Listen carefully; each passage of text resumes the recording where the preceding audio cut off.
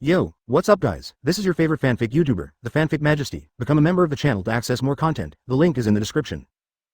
American Comics I Superman. My wife is Wanda 1WW. Chapter 1 My wife is Wanda, the United States, New York.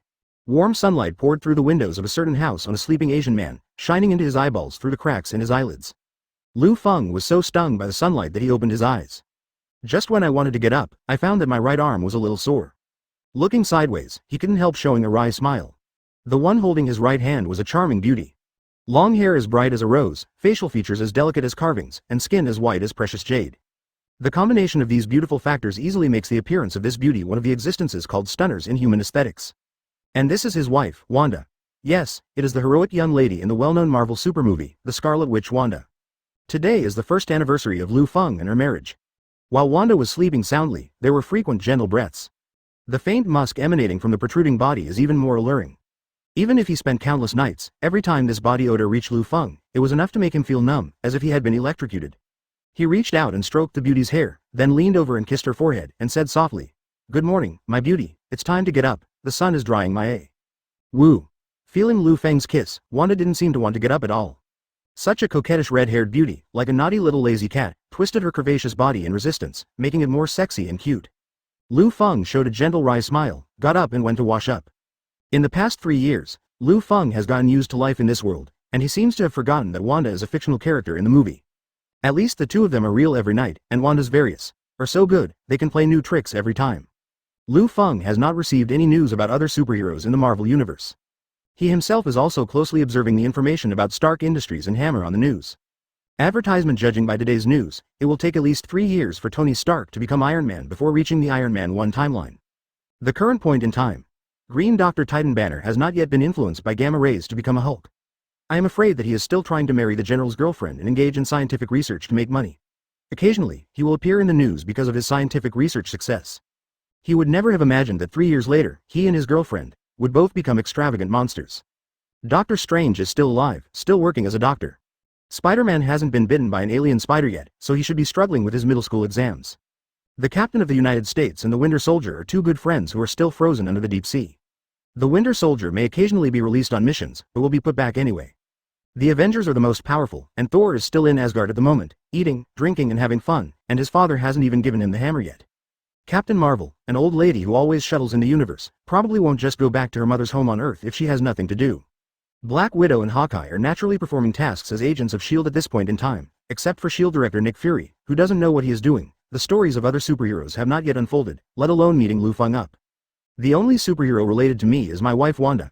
As for Wanda's original match, Vision, Jarvis has not yet been produced, and he has not yet been born. Since you weren't even born, then I'm not your wife. Liu Feng sighed in front of the TV. A beautiful voice came from the door.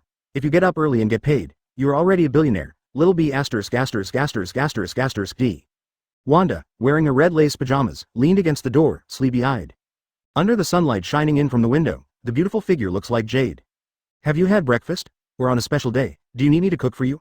Wanda asked with a half smile. Her appearance was so sweet. No need. Liu Feng trotted over. I want to eat delicious you more than breakfast.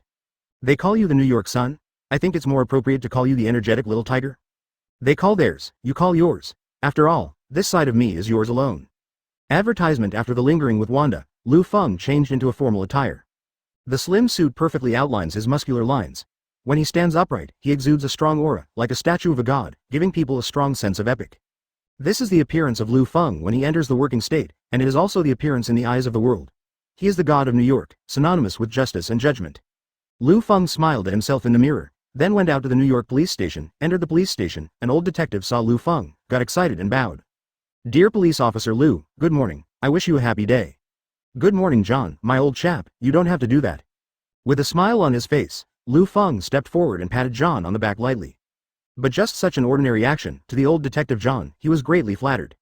No, you deserve this kind of treatment. If you are not willing to accept this, we really don't know how to repay you. We have nothing to repay you except respect, dear Officer Liu, John said sincerely. Liu Feng responded with a smile. It's all a little effort, nothing, and it's all what I should do. After all, the greater the ability, the greater the responsibility, right? The greater the ability, the greater the responsibility. What an admirable realm and philosophy. Officer Liu, we understand, and we will continue to work hard. Oh my god, is it really him? The legendary New York Light Liu Feng? The legendary police officer who reduced New York's crime rate by 50% within a year with a near-perfect ability to solve crimes. A black guy whispered praises to Liu Feng. The newcomers don't need to be so surprised. When you get along with police officer Liu slowly, you will find that his astonishment is not limited to this. He can bring us surprises every day, and we will definitely praise him to the point of exhaustion. Another Caucasian boy patted him on the shoulder. Sometimes, just looking at him, I can feel at ease. He is shining like the sun. He really deserves to be called the light of New York. Oh yes. Look at the handsome face and the strong body that can't be completely hidden under the suit. It's really charming. A female police officer couldn't help admiring. Officer Liu Feng's father is Huxia, right? If I remember correctly. No wonder there is a trace of Oriental temperament in the expression that the United States people will never have. Is the temperament of all Huxia men so admirable? Do you also want to try Officer Liu's Huxia Kung Fu? On the bed? Chapter 2: The Lights of New York, Superman Liu Feng. Liu Feng has a very strong hearing ability. These whispered compliments seem to be spoken in his own ears, and he can hear such compliments almost every day. Liu Feng entered the office. Police Chief Jack, who was reprimanding the new police officer with a serious face, immediately smiled when he saw Liu Feng coming. Oh, look who this is, my dear old buddy Liu Feng, our hero, the light of hope in New York. The police officers didn't know who the visitor was, so the director's face changed as quickly as a Sichuan opera from Eastern Huaxia. But as soon as he heard the name of the visitor, Liu Feng, he immediately understood. In the entire police department, no, in the entire New York City, who hasn't heard of this Superman-like existence? After all, the title of Light of New York is not something that can be bestowed on any cat or dog. After the chief of the police station paid attention to Liu Feng, he looked at the police again. If you don't remember what I just said, I promise, I will kick your ugly A** with my size 42 shoes. Get the hell out of here now. Yes, director. After the police officers left, Liu Feng sat on a chair. As soon as Liu Feng sat down, the chief stood up spontaneously. Liu Feng didn't speak, and the director just did it consciously, like a rule, and like a physiological reaction formed after being ingrained in his mind. It was a kind of silent respect. Liu Feng didn't beat around the bush, put his chin on his hands, and asked the director Jack with a serious face. Jack, tell me, why was the person I arrested yesterday released? Director Jack's eyes are very interesting. First he panicked, then he tried to dodge, and finally he expressed helplessness. And none of these subtle movements could escape Liu Feng's sharp eyes. Liu Feng, I know you will be upset if you do this, but I can't help it, because it's not my decision. Who is that? Liu Feng lowered his voice. This is an order from above, and I have to follow it. An order from above? What kind of bullshit did you issue? I don't care what idiot's order from above is. That woman killed someone in front of me and was arrested by me personally. I will never allow anyone to let her go without permission. Advertisement, are you listening? Anyone? Otherwise, I will sell accounts with you. No matter where you escape, I will find you. Believe me, I will definitely. Liu Feng had a tough attitude, and his powerful aura directly suppressed Chief Jack, who was still reprimanding the police just now, so he dared not say a word. Well, I respect you, and I promise you, I will settle this matter, and everything is up to you. Jack replied with a sigh. Very well, this is my old buddy. Liu Feng left his office. As a result, the moment Liu Feng stepped out with his front foot, Jack, the submissive director in front of Liu Feng, suddenly became dark. He reached into his pocket and took out his mobile phone, and dialed a number. He intervened in this matter. Yes, so we can't do anything now, we can only turn off X-23 first. Liu Feng returned to his office, and as soon as he sat down, a translucent text box suddenly appeared in his mind. Today's lottery chance has not been used. Do you want to start the lottery? Close black lens bracket. Super lottery system. This is the gold finger that Liu Feng got after traveling to this world. There are lottery draws every day, and the prizes range from real objects to abilities. Liu Feng's success in this world is due to the Superman blood he drew a year ago. Yes, that's right, everyone is familiar with it. The speed of light flight, hand-pulled trains, hard-resistant bullets, DC's strongest superhero Superman who won't die even if thrown into the sun. The potential of Superman's physique is endless, like a gold mine that will never be exhausted. As long as you are willing to dig, you will always be able to harvest, and the value is definitely high. And the Superman ability drawn by Liu Feng seems to be stronger than the performance in the comics of the Silver Age, but because it has only been obtained for a year, Liu Feng has not yet been able to exert its full strength. As long as I slowly gain the power of Superman, no one in the entire Marvel universe can be my opponent. But drawing this physique seems to have used up Liu Feng's luck for a whole year, causing him to draw some irrelevant, even weird things every day. For example, Green Titan's pants, Thor's wine jug, and so on. Today Liu Feng routinely drew a lottery, as expected. What is Black Widow's bath water? Boy, what's the use of this thing? Do you want to drink it? Liu Feng has become numb to this, and learning how to use Superman's strength is the most important thing. Advertisement. After finishing the lottery drawing, Liu Feng looked at the information in front of him on the table. On it was a woman with short brown hair. Laura Kinney, 21 years old, adult. Liu Feng narrowed his eyes, repeated the name constantly, and raised the corners of his mouth after saying it. If it were someone else, it would be easy to ignore you, right? At first glance, this name is indeed no problem, just like an ordinary woman. After all, There are many people with the same name in the United States, and the heroine of Tomb Raider is also called Laura, but this is for people in this Marvel world. But Liu Feng, who has watched all the Marvel movies including the X-Men series, definitely knows what kind of ruthless character this woman named Laura with her fierce eyes is. The terrifying weapon nicknamed X-23, I never thought I would meet you in this way. Wolverine Logan's daughter, Wolf Girl Laura Kinney. Liu Feng once knew that this woman cloned from Wolverine Logan's genes was no less capable than his father in terms of massacre ability. Not to mention that she has grown up now, and her mind is extremely mature. If she is allowed to wander into society without control, it will definitely set off a bloodbath. She can give people a very violent aura just from the photos, which can be perceived by everyone, and facing such a person, Jack wants to let her go. There must be something tricky. Liu Feng looked slightly at the chief's office. It seems that the police chief Jack is not a good person, and the goal is very clear. But Director Jack is not Liu Feng's target. Liu Feng looked at the information about the little wolf girl Laura in his hand again. After thinking about it, Liu Feng got up and went to the interrogation room. It seems that I have to talk to you. Boom. Liu Feng pushed open and closed the door, and entered the interrogation room where little wolf girl Laura was imprisoned. Laura didn't respond. She remained motionless, staring blankly at the table, not knowing what she was looking at. Liu Feng has long been accustomed to this. Because in Wolverine III's movie, the little wolf girl Laura behaves like this when she treats strangers. It would be better to say that Liu Feng will be surprised if she has a carefree, enthusiastic and cheerful personality when she meets her. Chapter 3 Little Wolf Girl Laura. Are you hungry? I brought you something to eat. Liu Feng put the hamburger on Laura's table, but the little wolf girl remained indifferent as if she was blind.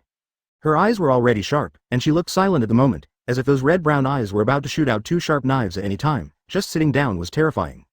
But this kind of eyesight is not born, but acquired by practice. It is not something that can be practiced by sitting at home every day, but while fleeing. Hey, you should understand English, right? Laura was still indifferent, as if she was deaf. If her eyes were not still struggling, Liu Feng would have thought she was asleep. It's really a troublesome child. Liu Feng pretended to be helpless. I can't help you like this.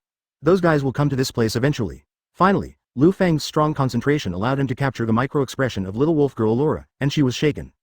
Yes, she is in urgent need of help, and Liu Feng knows this very well, which is one of the reasons why Liu Feng came to talk to her.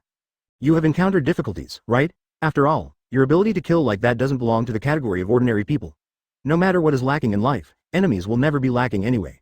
Liu Feng began to persuade Laura deeply. And you are in a very bad situation at the moment. Let's not talk about the original enemy, just talk about the present. What will happen if your secret is accidentally discovered? There will be countless people who want to send you to be studied and dissected all the time. Believe me, their enthusiasm will be higher than cooking food. After all, knives can be hidden in the knuckles and toes, and the super self-healing ability should be something that can make many people feel jealous. Including my chief of police, he's not a nice guy. Would you like to be someone else's guinea pig? Or choose to tell me everything and let me help you? Liu Feng successfully attracted Lil Wolf Girl's attention. Laura raised her head and looked into Liu Feng's eyes, as if she wanted to hear Liu Feng confirm and guarantee the authenticity of this sentence. Yes, you heard me right, I have ability to help you, provided you trust me. Laura glanced at the camera again. It means that what they are talking about now may be monitored by others, which is no different from being sent for research. Advertisement. Don't worry, I've turned off the camera. No one will be able to hear our conversation. Believe me, I have the ability to do it. The little wolf girl expressed doubts without saying a word, while Liu Feng shrugged. Otherwise, you can also pay attention. The red dot on the camera has disappeared. With your identity, you should often escape, so you should know better than me what the cameras in the police station are like. Now Liu Feng finally convinced the little wolf girl Laura. She sat in a more comfortable position and looked up at Liu Feng. How can I believe that you will really help me? Liu Feng waved his hand. You believe me, but you may be arrested. If you don't believe me, you will be arrested 100%. Do you think you still have a choice? Besides, if I really wanted to hurt you, you wouldn't have the chance to sit here and chat with me face to face. But I won't, do you know why? Because I am the light of New York. Liu Feng was smiling, very sunny. The word righteousness seemed to be born for Liu Feng. No decent person would reject such Liu Feng. I have indeed heard about your reputation, and I have also seen your ability. Little wolf girl finally let go of her guard. Perhaps, you can really help me. Liu Feng slightly listened to the little wolf girl's secret. Regarding these things, Laura really hid them very deeply, because it was related to her fate with mutant. Liu Feng also listened quietly without disturbing her. An hour later, Liu Feng finished talking with the little wolf girl Laura. He sat in the office, quietly thinking about what the little wolf girl said and everything about his first acquaintance with her, and began to dig deeper for other things hidden under it. It turned out that the little wolf girl Laura was hunted down by the military before. It is said to be chasing and killing, but in fact it is to capture her alive, but it may be captured and researched in an inhumane way. The reason for the hunt is simple, because Laura is a mutant. Such things also appear in the X-Men series of movies, and what they express is this kind of connotation. Human beings are afraid of creatures stronger than themselves, so they will start wars. Their rhetoric and purpose are all excuses. It's just that it has become more serious now. Liu Feng secretly thought. However, hypocritical human beings, while expelling super ability people, will rack their brains to obtain their abilities from super ability people. They are both cowardly and greedy. Before there were mutants such as the X-Men to maintain the order and balance between humans and mutants, but in this timeline, the X-Men have long since disappeared. People like the X-Men are dead. Even the well-known undead Wolverine died under the military when Laura was a child, and Phoenix ran to a certain place with the Phoenix Force without knowing it. Humans vented. Advertisement. As for the little wolf girl, as Wolverine's heir, she naturally became the target of the military just like other man-made mutants, and has been chasing and killing her for 10 years. As long as these little mutants are dead, then, mutant can truly disappear into the world. Definitely, the premise is that it will be used for research by them before death. Some died during the research, and Laura was the last of this group of little mutants. With the quickness and vigilance of a wolf, she escaped for many years and killed many people. Although most of them were enemies, some of them were ordinary people who were implicated by her and died. For her, the concept of good and evil is not so clear. This is what she said to Liu Feng herself, and Liu Feng also has reason to believe that it is true if she can say such a thing lightly. In short, Laura has been hunted down by the military until 2 days ago. The scale of the military was beyond her understanding, and it was the time she was most likely to be caught. Instead of being treated as a guinea pig, Laura chose to fight to the death, but she was no match for 4 hands. And at this moment, Liu Feng with a Superman physique as strong as a god appeared. Liu Feng recognized little wolf girl's adamantium claws, and knowing her identity, faced her being hunted down by the military, he naturally stood by her side without any hesitation and rescued her.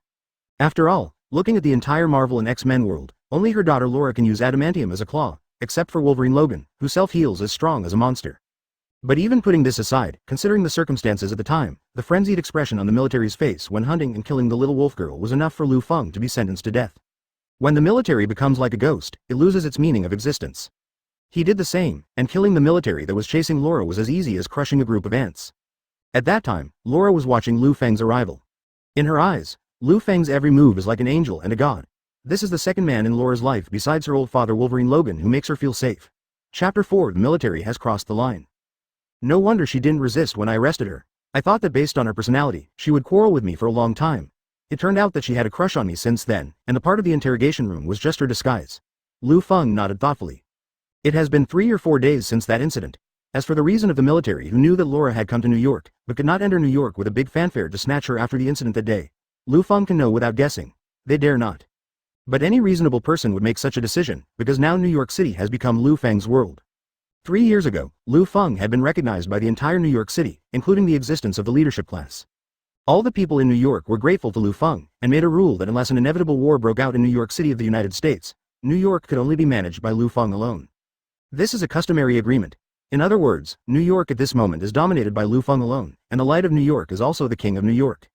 So no matter who it is, as long as they come to New York, and Liu Feng doesn't dislike him and doesn't mean to expel him from New York, it is equivalent to being awarded a gold medal to avoid death. Any force must not wantonly come here to make troubles and rob people, even murderers. This is the same thought of everyone. New York is Liu Feng's sanctuary. He lets in whoever he wants, and if he doesn't want to let in, no one dares to enter.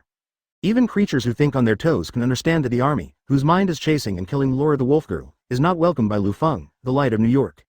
That's why Liu Feng brought the little wolf girl Laura back to the New York police station, firstly to inquire about the X-Men, and secondly to protect Laura's safety. And the military will never give up. After all, little wolf girl is too important to them. That's the bloodline cloned from Wolverine Logan's gene, who wouldn't be confused. The military will definitely try every means to kill Laura, or lure Laura out. If it's the latter, it will definitely need. Liu Feng looked in the direction of the director's office. It all makes sense now. Jack tried his best to let Laura go, the little wolf girl, because he had been bought by the military. As long as Laura is released and leaves New York City, the girl will lose the protection of Liu Feng, the King of New York. If the military succeeds, Laura will be tortured to death after being caught. Advertisement. My dear Director Jack, how much money was paid to you to betray me, so that you can even feel disgusted by the position of director? What Liu Feng hated most in his life was betrayal, but Director Jack is just a small person and he is not in a hurry to deal with it. What interests Liu Feng more is the military. Although in the final analysis, Laura, the little wolf girl, is not a good person despite the filter of the X-Men. This little girl is emotionally unstable and has a violent personality. When she gets into disputes with others, she will kill as soon as she wants. She is not ambiguous at all, and has completely lost the concept of good and evil.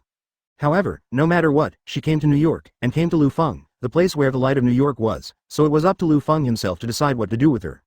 After hearing about my deeds, those reckless military dared extend their hands to New York, and they don't take me seriously at all. Liu Feng sneered. If you think about it at a deeper level, the military is just a flag, and it is commanded by others. So, to touch my domain so recklessly, someone must be playing tricks. Things are not that simple, but they are starting to get interesting. I really want to see what kind of monster is the guy hiding behind and leading everything. Liu Feng took out his mobile phone and made a call without haste. After connecting, before Liu Feng could speak, a very attentive voice came from the other end of the phone. It's me, Jack, Feng, what's wrong? Liu Feng raised his lips and responded, now, you can let Laura Kinney go. Oh, really? I mean, why did you suddenly make such a decision? I know I shouldn't ask, but more than an hour ago. It's nothing, I have a new idea, I think I should trust your judgment, after all, you are my most inseparable buddy, aren't you? Oh, yes, I swear to Jesus, I will be extremely loyal to you. I love you, my brother, as I love my parents. The other side of the phone responded. Okay, let's do this, let Laura Kinney go, not just let go of the police station, but get her out of New York, as far away as possible. Turning off the phone, Liu Feng rested his chin with both hands. No matter what guy is hiding behind, if you want to play, I will play with you. But, don't let me not have enough fun. Advertisement on the other side of the edge of New York, in a certain base. A group of people in black stood in the darkness, like the human bodies of lonely ghosts. Among them, a leader-like figure standing among the crowd reached into his clothes and took out a phone to answer it. Are you sure? After chatting for a few minutes, the leader hung up the phone, turned to look at the crowd behind him, and said loudly, the wolf has come out of its lair, everyone, gather your energy and prepare for action. This time, we must capture her, everyone must remember that it is alive. As night fell, Liu Feng left the office, it was his off-duty time. When he left the gate of the police station, he paused intentionally or unintentionally, did nothing, just stood with the corners of his mouth slightly raised, and then walked away from the New York police station as if nothing happened. At the same time, on a tall building 1 mile away, the sniper scope of a sniper rifle kept locking on Liu Feng's figure, but its purpose was not to shoot him, but just to use the effect of the telescope. No force shot and killed Liu Feng easily. After observing Liu Feng's every move, the high-rise black shadow dialed the phone. Director Jack is right, Liu Feng, the light of New York, is off work, what should we do now? According to the original plan, wait for X-23 to be released and capture her, the other end of the dialogue responded. But are we really going into New York to rob people? I'm afraid. Idiot, are you thinking of apple pie? The caller was scolded. The person on the other end of the phone has a tough attitude. Now is the most relaxing moment for New York light Liu Feng, and it is also our best opportunity. You don't have to wait for X-23 to leave New York City, as long as you leave the police station, it's time to act, as long as you act fast enough. Remember, everyone has to work hard. Even if there is no New York light, we must not underestimate X-23. Don't forget how the previous people died. There is no other way but to insist. Understood, this time we will definitely get rid of the shame. And all of this was captured by Liu Feng, who has super hearing. He didn't show any emotion on the surface, but continued to walk home. It's time to explain to you, what is in our Huxia proverb, the praying mantis catches the cicada, and the oriole is behind, you guys. Chapter 5 Luring the snake out of its hole the other side. Laura, a wolf girl in a gray hoodie, stepped through the gates of the NYPD. Just an hour after she talked with Liu Feng, Laura got the message that she could leave. The others were at a loss as to why Liu Feng refused to let the little wolf girl show up an hour ago, and then let her go inexplicably an hour later. But Laura has already learned about Liu Feng's thoughts. All of this was within Liu Feng's plan. What Liu Feng expressed was simply to put a long line to catch a big fish, and Laura at this moment was the bait. Thinking of this, she murmured to herself, it's dead anyway. I can only believe that guy really has the ability to help me. Anyway, I am still experiencing the same escape as before. The worst situation is to be arrested and studied. It doesn't make much difference whether Liu Feng helps or not. As Liu Feng said, Laura had no choice. The man known as the Light of New York may really be the only one who can help her. Who else but him? Even the X-Men are gone. Is there anyone in this world who can save people like themselves? Are there any superheroes? If there is, it is Liu Feng. He may be New York's last hero. Laura walks under the night of New York in the United States. To her, high-rise buildings are no different from jungles, except that they are made of reinforced concrete, and humans are more greedy than beast, and no one is more greedy than Laura. Understand this. She put on her hood and lowered her head as she walked through the crowd, quietly scanning passers-by with her sharp eyes. Ordinary people, otaku, office workers. This is not Laura's super ability, but a skill acquired in the day after tomorrow. She can know a person's occupation and personality by observing his appearance, especially those in the military. During the years of fleeing, Laura has known the behavior of the military that specializes in capturing the X-Men. Just by standing, just by passing a glance, Laura can detect the identity information of the other party, just like the ability like a scanner. Advertisement in previous escapes, she had successfully escaped by relying on such skills. Although most of the time, the head is cut off with one claw, but such a skill is still very useful, and it can prevent Laura from putting too much energy on it, such as now. 3 people, no, 5. Among the fingers of the right hand, only the index finger and the inner side of the thumb have calluses. The palms of the hands are rough, but the back of the hand is not. They can't help looking at me. Looking at the size, they are charging. Laura immediately got the information. On the other hand, the mercenary disguised as an ordinary person, X-23 is still under surveillance. This is the busiest sidewalk in New York. It will be difficult for us to attack unless. Wait. X-23 suddenly ran. She realized our existence already. The 5 soldiers received the order to pursue, and the 5 followed Laura one after another, but they felt more and more wrong during the pursuit. Because she didn't go to a crowded place, but chose a dark alley. This is simply not the best place for prey to choose. Could it be? As soon as the military came to a conclusion, his abdomen was penetrated by 2 steel claws in an instant, and Laura immediately pulled it violently, and his stomach ruptured by itself.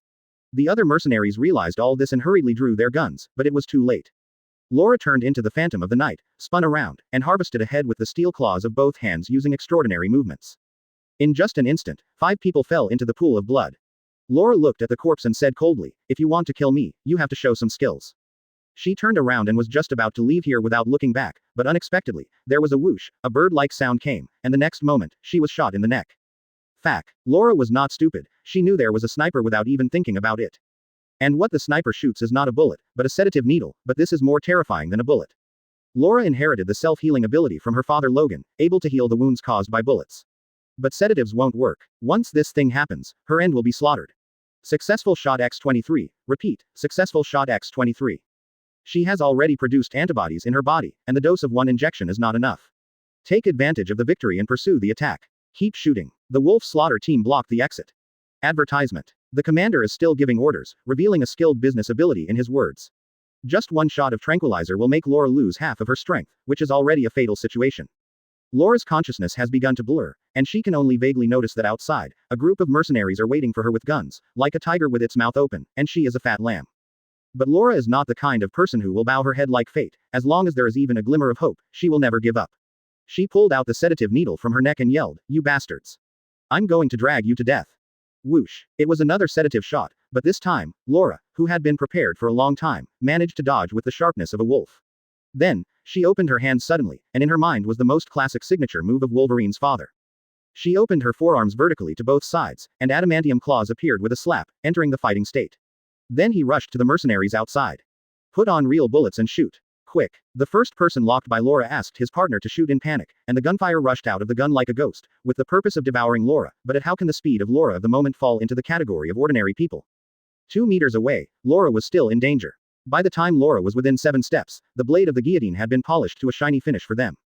Fact. Hurry up. Puff. The main artery on the neck was cut off directly, and the huge amount of blood donation was like a fountain, dyeing the red moonlight in Laura's face. The military in the mere human domain can't capture Laura's figure at all. At this moment, she is a god of death. The battle broke out, attracting countless people to watch, and the news was overwhelming. It's just that this group of people was well disguised, and the United States people didn't know their identities at all. On Laura's side, because only her claws are injected with adamantium, Laura's agility is faster than her father Wolverine Logan. She turned into a wolf that can only hunt, and used blood donations to nourish her adamantium claws. However, it is precisely because of the adamantium in her body that she has a fatal weakness, that is, she cannot be as indestructible as Wolverine. Wolverine's adamantium covers the whole body, bullets can't penetrate, but Laura can't. The military knows this well. So, seeing her go crazy, he had no choice but to put on real bullets to disable her on the premise of saving his life. The rate of fire of real ammunition is faster than that of the tranquilizer needle. As long as the barrage is large enough, no matter how fast Laura is, she will never be able to avoid such an attack. Chapter 6 Terrorist Marksmanship, Massacre. Countless gunshots rang out, bullets rained down, and Laura's right arm was pierced just like that. Although it can still self-healing, it will lose control in a short time. The military saw that it was useful, but another series of bullets pierced Laura's left arm. Now, Laura, who can no longer fight with her left and right hands, is reduced to a useless person in the eyes of the military. Quick, someone go up and maim him with an electric shock baton. One of the mercenaries approached Laura tremblingly. Suddenly, Laura hits a high kick. PFF'd. The adamantium claw growing from the toe pierced a mercenary's neck. Laura was laughing like crazy. Now she didn't care if she got away. Now she was thinking about killing a few more of these sons of B***** before she died. Quick, smash all limbs and capture her. Remember not to beat her to death.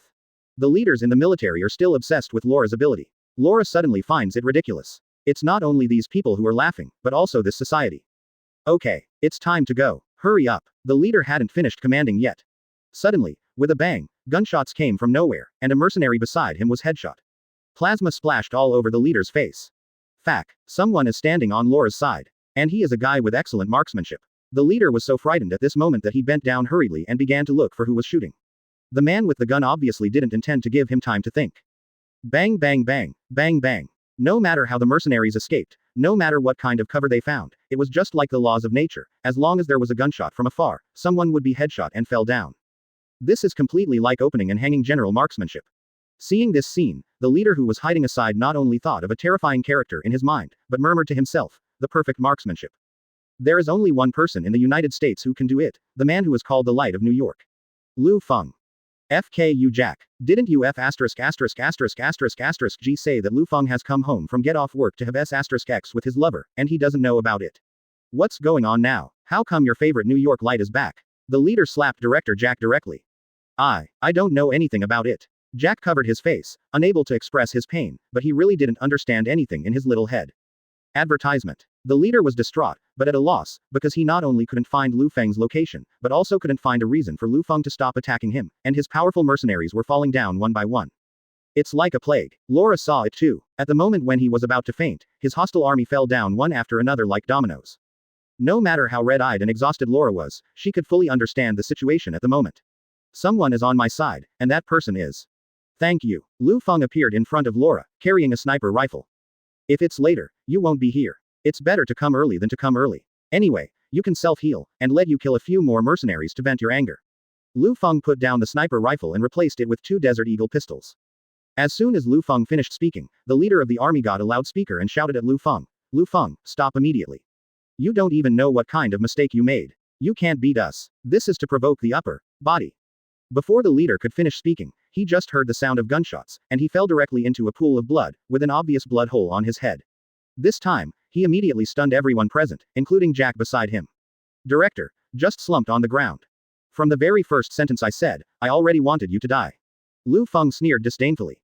It is absolutely impossible for the military of the United States to serve the people of the United States. The military of the United States only serves the capital. Liu Feng knows this very well. The remaining mercenaries still wanted to resist, but Liu Feng would not give them a chance. He raised his 2 guns and released the gunfire, still shooting one by one without any deviation.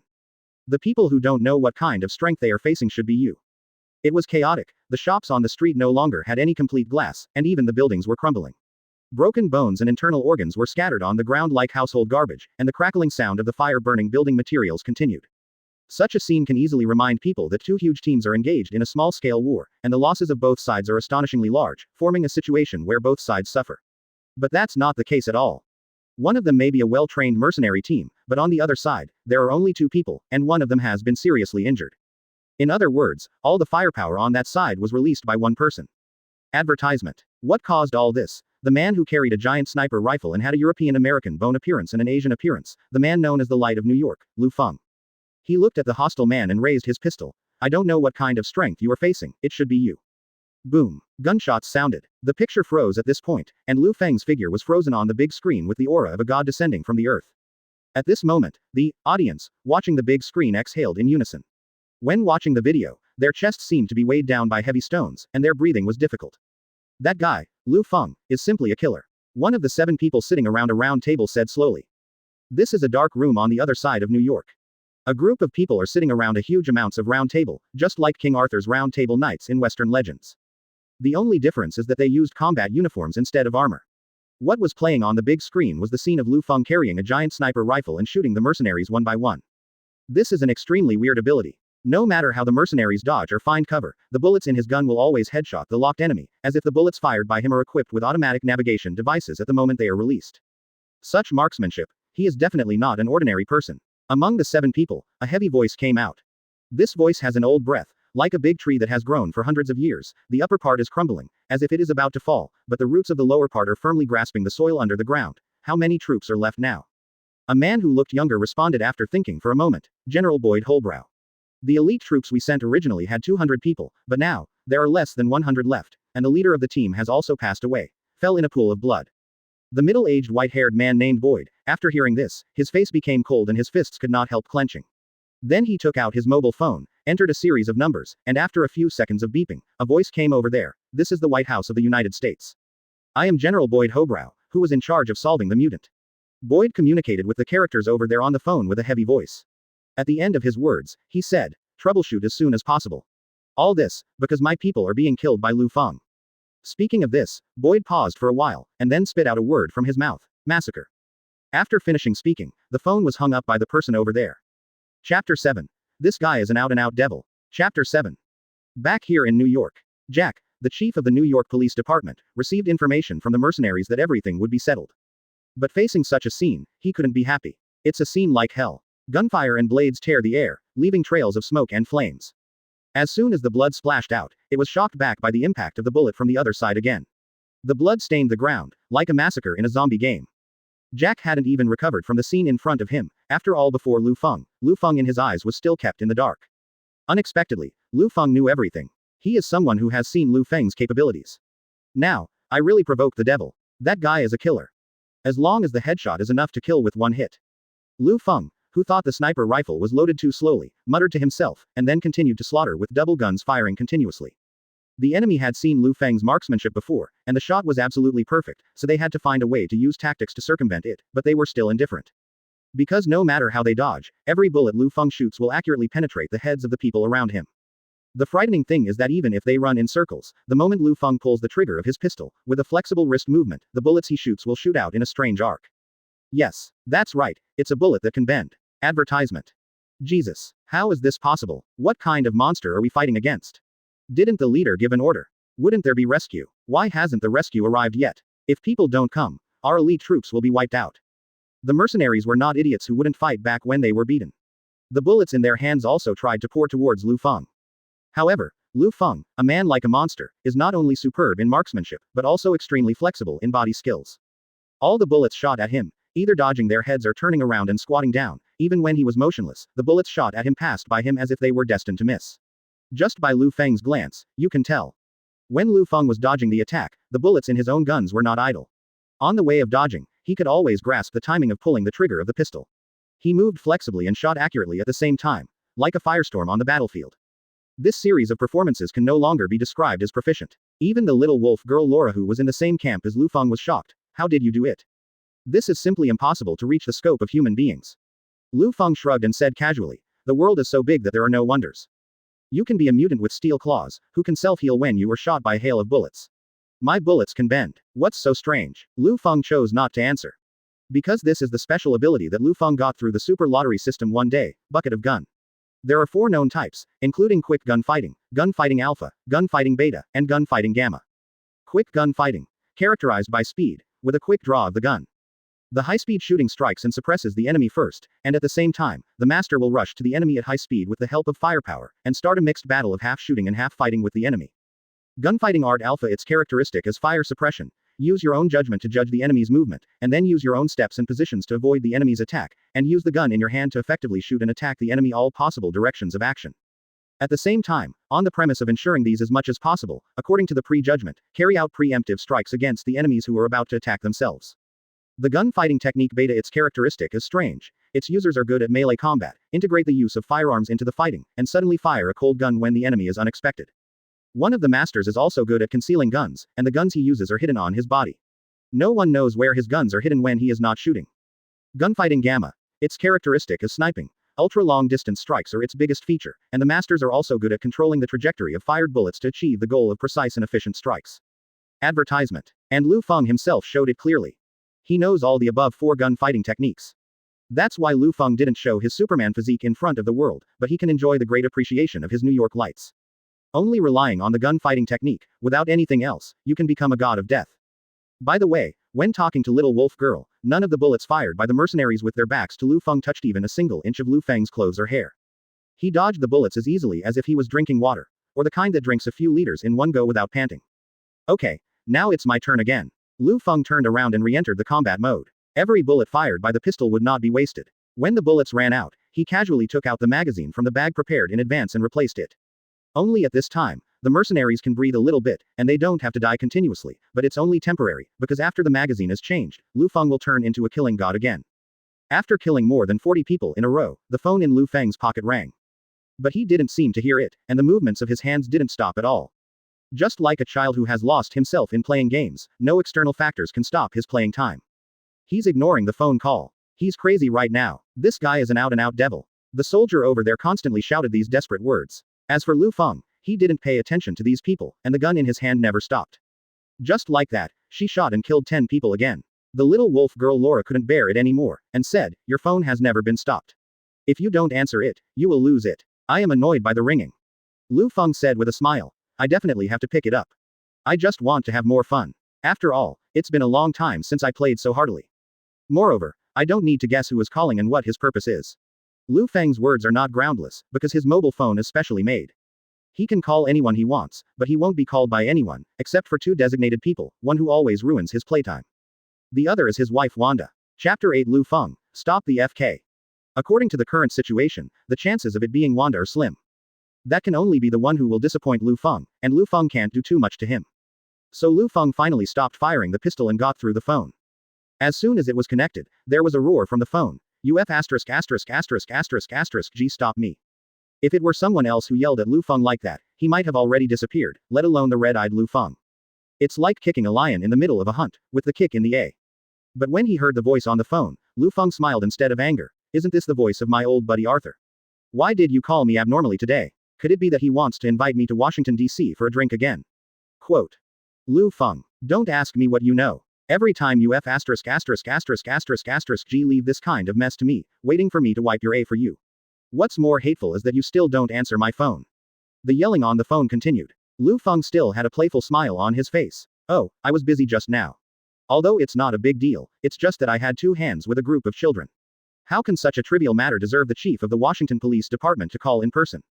Children. That's from the military. You wiped out their 200th elite troops by yourself. It's no wonder they don't settle accounts with me. But you're still glib. Are you my boss? If they don't look for you, who will they look for?" Lu Feng was still smiling. It really pd me off. The other party's anger was like a girlfriend acting like a baby to Lu Feng's ears. After all, this is not the first time Lu Feng has done this. What he has done, I am afraid the fingers of both hands cannot count. The man who called was Lu Feng's boss, Arthur. He is also the chief of the Washington Police Department. Apart from his status as a subordinate, he and Lu Feng also have a very good relationship with each other in private. Advertisement. That's why Arthur couldn't scold Lu Feng like an ordinary subordinate. As I said just now, this is not the first time Lu Feng has made trouble. So there was an agreement between the two that Lu Feng's number would only be called to Lu Feng under Arthur's enforceable order.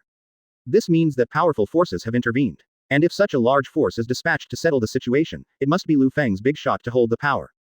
And when this happened, Lu Feng couldn't make it difficult for Arthur, so as long as the phone was connected, Lu Feng had to stop what he was doing. In the end, Arthur could only ask Lu Feng. In short, don't kill military personnel now. Get out of there immediately. Also, don't shoot at people when you leave. Okay, I got it, anyway. Lu Feng glanced at the dozen or so mercenaries who were still alive, and shrugged. They were also killed to the point that there are not many left.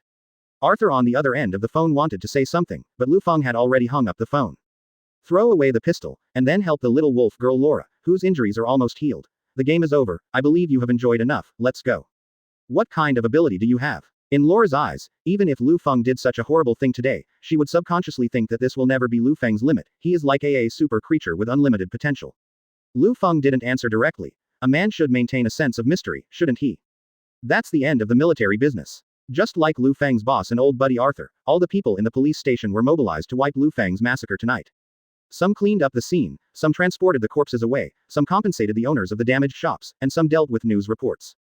Now is the information age. Lu Feng has done such a big thing. If he doesn't keep his mouth shut, its influence will expand even more. The police department is quite proficient in these businesses.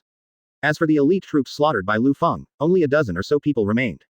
Maybe the boss took them away through Arthur's arrangement, but it didn't matter to Lu Feng. They are just flags, and they can't set off any stormy waves. And Lu Feng himself has already mastered gunfighting skills. Gunfighting skills may not be useful to superheroes like Avengers, but it is too easy to deal with mercenaries. Lu Feng crossed his arms and watched the police station clean up the mess. The cell phone in his pocket rang suddenly, and it was still Lu Feng's cell phone that only the two designated people could call. Advertisement. Arthur has called just now, so this time, even elementary school students can figure out the problem of subtracting 1 from 2. It's his wife Wanda's phone number.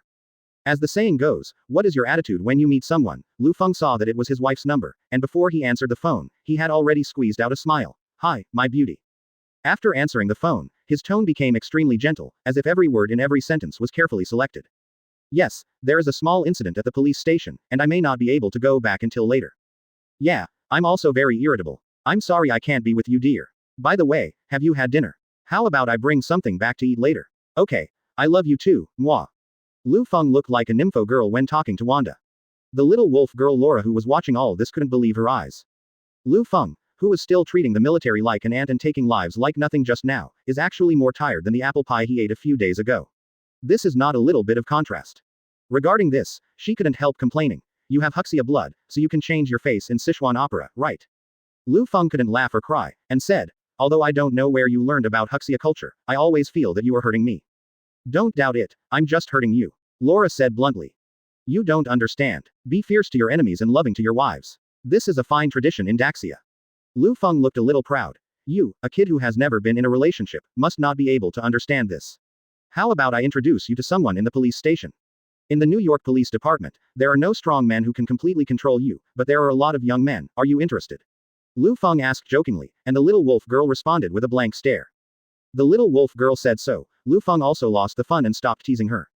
The two returned to Lu Feng's office together, and then two police officers escorted Jack, the NYPD chief, into the room. It is somewhat ironic that the chief of the police station, who at least had superficial power in the police station in the past, is now being detained by a police officer who is not sure how many levels lower. Not to mention that he betrayed Liu Feng, now he really has no face. If it wasn't for the shackles that locked his hands, Jack would have dug a hole with his bare hands, stuffed himself in and buried him. Chapter 9 Go to Jail, Little Wolf Girl. Liu Feng looked at him, unexpectedly not angry. Maybe it was just after chatting with his wife, he was in a happy mood, and Director Jack's betrayal was seen through by Liu Feng from the very beginning. Therefore, Liu Feng just looked at Jack meaningfully, and asked gently, then, my dear New York Commissioner, what happened to make you, who has always been jealous and unselfish in front of me, betray the whole of New York? Quote. Jack was silent for a while, and then slowly said, I thought of a lot of excuses to excuse myself, but after seeing you, I couldn't say anything. I'll tell you the truth, there's no particular reason, it's just that, they're paying a lot of money that I won't be able to earn in my many years as police chief. So, yes, as you said, I betrayed New York. I have no complaints about how I should be punished, and I will let you deal with it. I don't know if it was an acting explosion, but Director Jack had a correct attitude. After speaking, he looked at Liu Feng with extremely sincere eyes, as if he wanted Liu Feng to see his repentance. It's a pity that Liu Feng doesn't like this. He doesn't care whether it's true or not, because he has his own rules for doing things. So Liu Feng said slowly, traitors will not be forgiven by others. You betrayed New York. Although you haven't killed anyone, you still have to suffer. So go retire to the Mississippi Delta, there's no one there who can pay you to betray New York a second time, and it's fine to stay. Quote. Okay. Jack was taken out. At the last moment, Jack still had this attitude, which at least proved that he didn't act. But as I said just now, Liu Feng doesn't care if he's acting or not. After solving Jack's business, it's Laura the little wolf girl. Liu Feng turned to look at her, and said, you should also know your crime, right? Although you fled after being hunted down by the military, you have killed a lot of ordinary people along the way. There are too many people to count. You still have to accept the judgment of the law. Laura was the first to ask, so I'm going to stay in prison first, right? I didn't expect you to have a decent attitude. That's right, you have to go to prison to wait for the sentence. If I find out that you ran away after making a fuss, I will definitely catch you back with my own hands. Liu Feng said seriously. Little wolf girl Laura did not refute either. Advertisement. After all, where is staying for her? In the prison, at least someone will give him food, so he doesn't have to worry about not being able to see the sun tomorrow morning, or waking up to find that his body is full of scientific research pipelines. As long as there is this cheap-looking man who is called the Light of New York. The NYPD is probably the safest place in the world. As for the judgment or something, Laura, who has experienced the storm, will not have any fear. After the wolf girl left, Lu Feng's stomach suddenly gurgled. No matter how strong he was, he still needed to eat. Presumably he had been busy all day and didn't eat much. It seems that there is a new restaurant nearby, which is quite good. Just as he was about to go home, Liu Feng was going to a nearby restaurant to buy some pizzas for Wanda. In the evening, there were not many people in the pizzeria. Liu Feng went to the front desk to order 2 large portions of barbecue pizza, but when he spoke, the other party didn't respond. Liu Feng thought it was because the front desk's ears were not good, and repeated again, is it because my English is not up to standard? Dude, 2 large barbecue pizzas, put more cheese. You are. Instead of answering Liu Feng's question, the other party jumped up and down in excitement, covered his mouth with his hand, and faltered when he spoke. You are Liu Feng, the Light of New York, right? The boy who looked 15 or 16 years old asked excitedly. Liu Feng smiled wryly and nodded. It's really you. God, you actually come to this bad meal. Oh no, I shouldn't say that the restaurant I work in is a bad restaurant. Although it is really terrible, but it doesn't matter. The point is, I actually such a coincidence, so lucky to meet you. The boy's behavior completely made Liu Feng laugh. Yeah, it's really a coincidence. There was something in Liu Feng's words, because he had already recognized the boy. This kid is a good neighbor in New York who is full of praise from men, women and children. Nice to meet you, too, Peter. Oh, you, why, I don't seem to have said my name yet. In order to explain why he knew, Liu Feng pointed to Peter's clothes. It says on the work card, Peter Parker, right? If I didn't misspell it. So that's the case. Ha ha ha, let me just say, how could the famous New York light Liu Feng know such an unknown person like me? Advertisement. Hey, I don't allow you to look down on yourself. Children are always eager to be recognized, so Liu Feng patted Peter on the shoulder, giving encouragement as a senior. You are no different from me, Liu Feng said seriously. But you're a hero, and I'm just a nobody. You have to believe in yourself, one day you can become someone like me. Even a hero who is more famous and useful than me, superhero. Superhero. Me, really. Definitely true. Silly boy, you are Spider-Man. As the superhero in the history of American comics who can't compete with DC Batman on the popularity list, no one in the entire Marvel universe is more famous than you. Liu Feng said secretly. In fact, no matter how powerful a superhero is, it has human nature in the final analysis. While it has advantages, it also has disadvantages, and it is even weirder than ordinary people. For example, Iron Man Tony Stark, who was a playboy billionaire before becoming a superhero, naturally has a more paranoid and conceited personality. In particular, he is still a genius with attainments in the field of science and technology, and he tastes hurtful words, which is why the story of Iron Man 2 inches unfolds. Liu Feng also knew some other guys. For example, the 7 weird heroes in Black Robe Pickets, the fake Aquaman, Deep Sea Will M asterisk asterisk asterisk asterisk asterisk asterisk asterisk asterisk key to the new hero, the fake Superman. Homelander is a giant baby without weaning guy. Although this drama is not a superhero drama in the traditional sense, the heroes in it are more flesh and blood than superheroes in the traditional sense. Every hero has flaws. Liu Feng himself actually has some shortcomings, such as he's horny, and nipples and asses are more likely to make him succumb than anything in the world. As long as I let him bathe in the sea of women, I will forget about all righteousness and injustice, and saving New York is just a matter of interest. Chapter 10 Enlightenment Spider-Man. But he wouldn't say that to Peter, but try to encourage Peter. It is true that not everyone can be a good hero. Courage, kindness and justice are the most important. I believe you can do it, because I have seen such good qualities from you. But you have to discipline yourself with the highest standards. Because the greater the ability, the greater the responsibility. Peter Parker listened carefully, especially the last sentence. Finally, Liu Feng concluded. So, promise me that if you become a hero one day, you will be the greatest hero in the world, okay? Peter was very excited. I see, Mr. Liu Feng. Liu Feng became Peter Parker's superhero guide by accident. Even the most classic Spider-Man line, with greater ability, comes greater responsibility, was uttered by Liu Feng before Peter's undead Ben uncle. After picking up the pizza, Peter asked Liu Feng for his autograph before leaving. In order to be unique, Liu Feng wrote in Huxia, and when he handed it over to Peter, he could see the glitter of gold in his eyes. Maybe this will lead Peter Parker to arouse his interest in learning Huxia. Spider-Man who can speak Huxia, well, it's interesting to think about it. After a busy day, Liu Feng finally returned home. As soon as she sat on the sofa, her buttocks were still warm, Wanda jumped up and got into Liu Feng's arms. Liu Feng smiled and hugged her and kissed her passionately. Why is it so late tonight? You're not at home watching a movie with me, I'm bored. Wanda said in an arrogant tone, and nodded Liu Feng's nose. There are a lot of cases today. The police station can't do it without me, so I have to work overtime for a while. After all, I am the light of New York. Can't just take the title and not do business. I also brought you your favorite barbecue pizza. Today's barbecue is almost ready. I also specially reminded the clerk to add more cheese, which is your favorite flavor. Wanda smiled and picked up the pizza, jumping happily like a child. She is the most easily satisfied woman, and also the woman who loves Liu Feng deeply. HMPH, this is not too bad. I am hungry, let's go eat. Advertisement. Liu Feng nodded and held Wanda's hand for dinner. After eating, Liu Feng and Wanda went back to the sofa in front of the TV. Wanda was lying on Liu Feng's lap. The two watched the movie that Liu Feng owed Wanda. The two finished the movie in front of the TV. Wanda slowly said to Liu Feng, by the way, honey, I'm going on a business trip tomorrow. Business trip? Which job? Art director. Yes, you always can't remember my job. Wanda pretended to be angry, and Liu Feng responded with a wry smile. That's because you change jobs too often. If you do one job full-time and do it well, you might become a rich woman, and I'll be your little boy. I'm looking forward to this day. Slick tongue. Wanda said so, but her expression did not show any dissatisfaction. This business trip, I will be away for more than half a month, and I will not see me for a while. Half a month. Such a long time. Liu Feng half closed his eyes. Then I'm going to feed you tonight. The next day, in a military base far away from New York, there is still a dim room, and there are still 7 leaders sitting around a round table. Although there was no scene on the screen that resembled the arrival of the Lord of Hell, the heaviness on the faces of everyone present was no less than that of the previous incident. The reason is very simple. Last time we were only discussing how to prevent the devil from killing people, but now it is even more serious, discussing how to get rid of this devil. The latter is more than 1 or 2 times more difficult than the former. Just imagine, how to get rid of a guy who is difficult to stop. Use your own military power to encircle and suppress him again. But last time, even the elite troops that I spent a lot of time and energy on cultivating were wiped out, and then I spent a lot of troops to encircle and suppress this guy with one enemy and 100. The battle damage is absolutely astonishing. So forget it. Definitely not. Liu Feng alone can make the entire military restless and fearful. Ignoring this matter, how can we inspire the army in the future? And what if Liu Feng, the light of New York, appears halfway through other military operations? This guy is a killer. This time it is a sniper rifle, next time I don't know what kind of gun it is. Advertisement. Seeing everyone meditating in distress, no one made a suggestion. It's not that there is no way to deal with it, but I'm just thinking about how to deal with it to minimize the cost.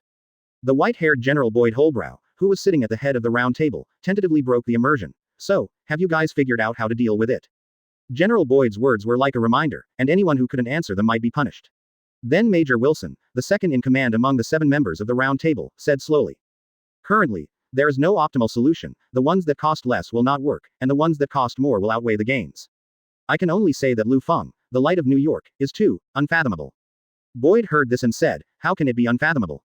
Isn't he just proficient in some firearms? No matter how many firearms a person knows, and no matter how superb his killing skills are, he can't escape the category of human beings. Humans will have shortcomings. He showed his ability in firearms, but this guy's real strength must be more than that. This is what his eyes told me. The second in command slowly analyzed. In the video last night, what I saw was a male lion molesting ants with its tail. He has unlimited potential, and we must not judge his own combat effectiveness based on the tip of the iceberg he has shown so far. Although the second in command, Major Wilson, was the enemy, he shouldn't praise the enemy in front of his own people. But regarding these, the people present did not have the slightest objection, because the people present were not blind, and all of these people were battle-tested fighters. After years of polishing, they have already learned that they can tell whether a soldier is a good candidate just by looking at the soldier's eyes. After witnessing the massacre of Lu Feng last time through video. Yes, they are not blind, everyone is like common sense, and they all gave this guy the recognition of the king of soldiers, even if he is an enemy. Such a guy, it's the best time to remove him before he grows up, otherwise we can only spend more energy on him. Wilson fell into silence, obviously not knowing how to answer. It's only for us, so the loss on our side will be too great. Chapter 11 Continental Hotel, Reward Mission. General Boyd nodded, indicating that Major Wilson did not need to continue talking, and then supported his chin with both hands, and said slowly. 3 years ago, I noticed this young man. He is brave and good at fighting, just like Lu Bu, the god of war in ancient Huxia books. But at that time, I put all my energy on mutant and ignored Liu Feng. In the face of the powerful mutant and the lack of manpower, I even arranged for someone to throw an olive branch to him and ask him to become one of us. Boyd recalled the situation back then, saying word by word. But this guy doesn't like the conditions we offer at all. Whether it's a 4-digit number or a 5-digit number, Lu Feng's response will always be only one word: no. We should have sent someone to kill him in the first place. If we could really kill him, it should have been our best chance 3 years ago. General Boyd regretted. But back then, I spent too much time, money, and energy on mutant. We watched Liu Feng step by step become the so-called light of New York. The third person in the round table said indignantly, we let him grow up, which is equivalent to watching him become the light of New York, but this guy doesn't want to give us any face. From his point of view, for a mutant X-23 whom he has never met, he alone added a few guns to give our elite troops. When he said this, he realized that he had said something wrong, and hurriedly changed his words. In short, no matter how difficult it is to remove him, we must deal with this unsightly guy in time. Otherwise, today he clashed with us because he got acquainted with X-23, what about next time? X-24, X-25, it's just because of his interest. Don't we want to play with her until we die? Boyd nodded, expressing approval. That's right. He must be killed, and arrangements must be made. If we spend too much money, let other forces do it. If you don't do it yourself and need someone else to do it, I think of a way. Major Wilson responded. Boyd said. Just say it, don't worry about it. After receiving permission, Major Wilson nodded and responded. Assassin's Guild, Continental Hotel. This is the largest assassin organization in the United States. Don't dare to say anything else. Killing people, they are professionals. Advertisement. We can put a reward on him and let all the killers in the world help us hunt him down. In this way, we can get rid of Liu Feng without wasting time and effort. The Continental Hotel. General Boyd nodded thoughtfully. It's not too bad. First of all, the Continental Hotel is not a simple hotel name. Behind it, there is a huge assassin guild operating. The hotel is responsible for issuing the reward order and the amount of the reward. In the Assassin's Guild, the assassins who accept the task can check in at the Continental Hotel. Moreover, everyone who stays must abide by the rules, that is, killing must not occur in the Continental Hotel, so the Continental Hotel is also a shelter for killers. In other words, this so-called New York Continental Hotel is an entire hotel where only killers stay. All the customers inside are slaughter kings with countless blood donations on their hands. They are well trained and don't talk about feelings, only money. Even if he is a veteran assassin who has worked in the Assassin's Guild for decades, even if he knows everyone in the entire guild. As long as he is sent a reward order by the Continental Hotel and the amount is high enough, then I'm sorry, no one in the Union will chase you down. The most frightening thing, there is a terrible power behind the Continental Hotel. It is connected to gangster forces in various countries around the world. It's like a network that connects gangsters around the world and becomes a gangster association named after the Continental Hotel. However, the Continental Hotel is, in the final analysis, an organization of illegal killers. Their power is relative to ordinary people. In this Marvel world, there are countless powerful organizations. As long as the time passes a few years later, from the birth of Iron Man Tony Stark, this kind of killer organization is useless, even less useful than Captain America's rival Hydra. Only now, the Continental Hotel is indeed the best choice for the military. Boyd immediately took the case and decided. Okay, call the Continental Hotel to offer a reward. Wilson, you can arrange it, and the amount of the reward is $500,000. Understood, General. Major Wilson saluted General Boyd and stopped the job. After the meeting, Wilson made a phone call. Before Wilson could speak, the other end of the phone said, "This is the Continental Hotel." Major Wilson got straight to the point. "I am Major Wilson, and I belong to the Mutant Research Unit. Today, I need to outsource someone to the Continental Hotel. Advertisement. Please provide your identity information and the amount of the reward." Major Wilson told the other party verbatim what they had learned about Liu Feng after hearing the other party's words. The other end of the phone was silent again, and after a few minutes, they responded. "The transaction is completed. Please confirm the order. Reward target. Liu Feng, current job. New York Police Department. Reward amount. $500,000. Effective time. Effective immediately." Confirmation is correct. After Major Wilson confirmed, before hanging up the phone, there was a last sentence. "The order is confirmed successfully, the bounty has started to be generated, and it will be released immediately. When the bounty task is accepted by the killer, the Union will call again notify you, please pay attention. This is the Continental Hotel." After receiving the order, a woman wearing a short white shirt, a black skirt, curly hair, glasses, and tattoos all over her body, including her fingers, ended the call. Then, stepping on her black high heels, she walked slowly into an archive room where countless folders were stored. He began to look for Liu Feng's archives from the file racks on the wall and in the rows of drawers with codes written on them. In the classification and screening, he was found in a short while. Opening Liu Feng's file, the records in the Continental Hotel were originally extremely detailed, so detailed that the target knew how many times he had been in love and what jobs he had done. But when it comes to Liu Feng, there are only a few pages in the file. Liu Feng, male, works in the police station, known as the Light of New York, a Huxia American mixed race, and raised a pastoral dog. Even the bounty handler who wrote down the poor people who were rewarded with his hands in countless suns and moons, like a judge who decides life and death, couldn't help but be surprised. This mixed race man named Liu Feng, how can he have so little background? But this is not what the handler cares about, all she has to do is put Liu Feng's name on the reward list. So, she skillfully turned on the computer, entered Liu Feng's identity information, and finally, pressed the enter key. The computer instantly displayed. The bounty has been issued and is being sent to. Send successfully. Chapter 12. The Wanted Liu Feng. For a split second, it was like a sudden solar eclipse. In the last second, people in the United States were still doing their own things, playing, working, and lingering with their partners. But just the second after the reward was successfully released. Dee, it seems that this text message rings all over the world at this moment. At least 1 out of 10 people in New York has received this message. They turned on their mobile phones at the same time, lowered their heads to check the information, and when they read the information, they all showed the same dignified expression as if they were carved out of a mold. Then I get back into life mode and get back into what I'm doing. A man in a black suit with a beard and a homeless hairstyle also received the message. He also agreed to show a dignified expression when reading the message. He looked at the man's message and read the last sentence. Dog lovers. John, what's wrong? His girlfriend appeared at the door. It's nothing. I received a message from my previous job. They may have forgotten that I'm retired. John Wick turned off his phone and straightened his tie. Having retired and still texting you habitually. It seems that you really did your job well before. The girlfriend hugged John's neck, leaned forward, and kissed his face. So, not very powerful. John Wick stroked his girlfriend's hair and replied casually, as if he was talking about a very ordinary thing. But how could his girlfriend know that the man in front of him who was all eyes on him was a man who was once a member of the Assassin's Guild, and he was frightened just by hearing his name? Daredevil John Wick, the targets he killed could form a small town. He is proficient in firearms, and can even turn everything around him into a weapon, as long as he has the idea of killing someone. The most terrifying record was killing 3 people with a pencil. If it's something you're not interested in, forget it. Hurry up, let's go. My friend Sarah's wedding is going to be late. The girlfriend took John Wick's hand and left the house. The bounty has been released successfully, because the amount of the bounty is not too high.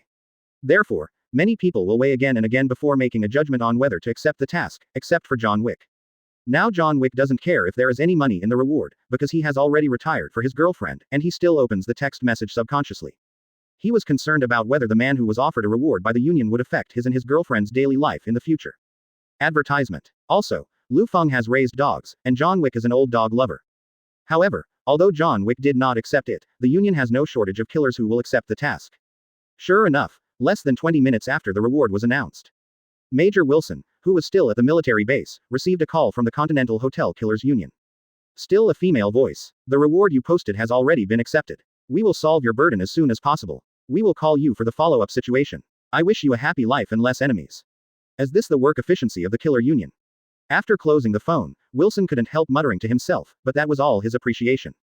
The United States, New York, Liu Feng's home. It's been 6 days since Wanda's business trip today. Lufang is alone in his home, and he still doesn't know about the bounty offered to him. He didn't wear any clothes, just wearing shorts, on his balcony, wearing earphones, listening to music, basking in the sun, living a very leisurely life.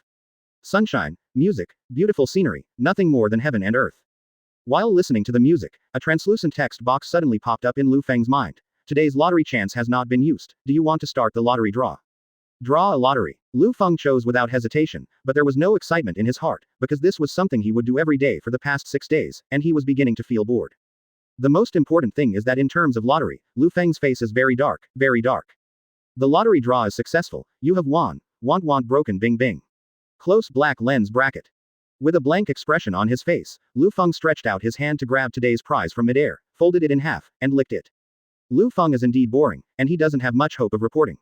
Checking in every day to draw a lottery, just like drinking water to go to the toilet, has become a routine for him. Although the act of drawing a lottery should give the person an extremely stimulating psychology, after all, he doesn't know what he will get. As I said before, the super lottery system bound by Liu Feng can draw lottery every day, and the prizes range from real objects to abilities. Maybe pull out a Thanos glove for yourself one day, and it's possible to kill half the world with a snap of your fingers. But Liu Feng is really a non-chief physique. The 6 days of smoking are all useless things. Advertisement. Prizes like his well-hidden Superman physique and the almighty gun-fighting technique that was brought to the extreme to win him the title of Light of New York. None at all. 365 days a year, 3 years in a row and 1,000 times in a row. The number of times of breaking the magic rank is very few, and the rest are all trash. Liu Feng has already become numb. It's like the Coca-Cola he got yesterday. At least it's not expired, and it can be used to drink. The day before yesterday, he got a toe cramp for 2 minutes, which completely stunned him. The Superman Constitution is probably the best reward in the system. Liu Feng sighed while sucking Wang Wang crushed ice. After all, he is DC's own son, the first superhero in the history of American comics, and the spiritual pillar of the United States. The upper limit of strength in the comics is also ridiculously high. It's just my Superman physique, and I still need to slowly improve my comprehensive ability by basking in the sun. This is why Liu Feng often comes to bask in the sun. After all, Superman's super ability is because the red sun in Superman's original planet exploded.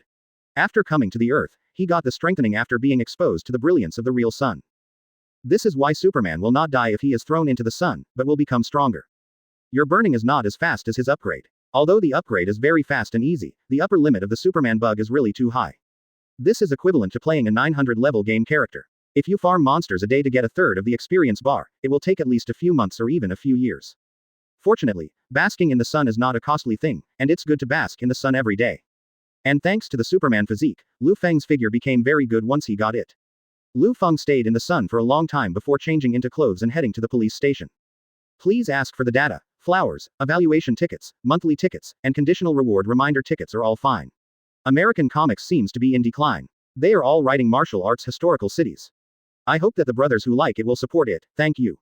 Close black lens bracket. Chapter 13. Something happened to little wolf girl. Good morning, Officer Liu. There are still all kinds of greetings along the way, and Liu Feng, who is the light of New York, naturally responded with a smile and said hello. By the way, since the last incident, nothing earth-shattering has happened in the police station, and even R and murder cases are decreasing. The only cases that the police station solves all day long are theft, family disputes, cats and dogs missing and other negligible small cases, which are really not even interesting.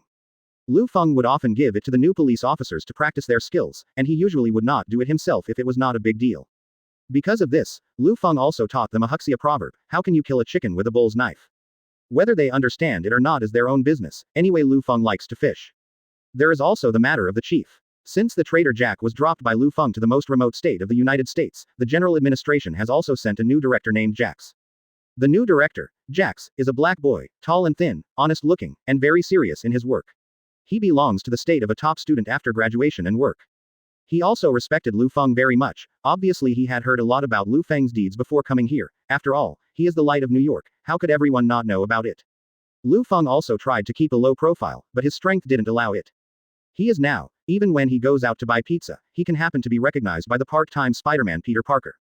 In the original world, the only ones who can enjoy these are the little fresh meat cuts who play embarrassingly on the screen. Fortunately, in the United States of this world, people admire more powerful people.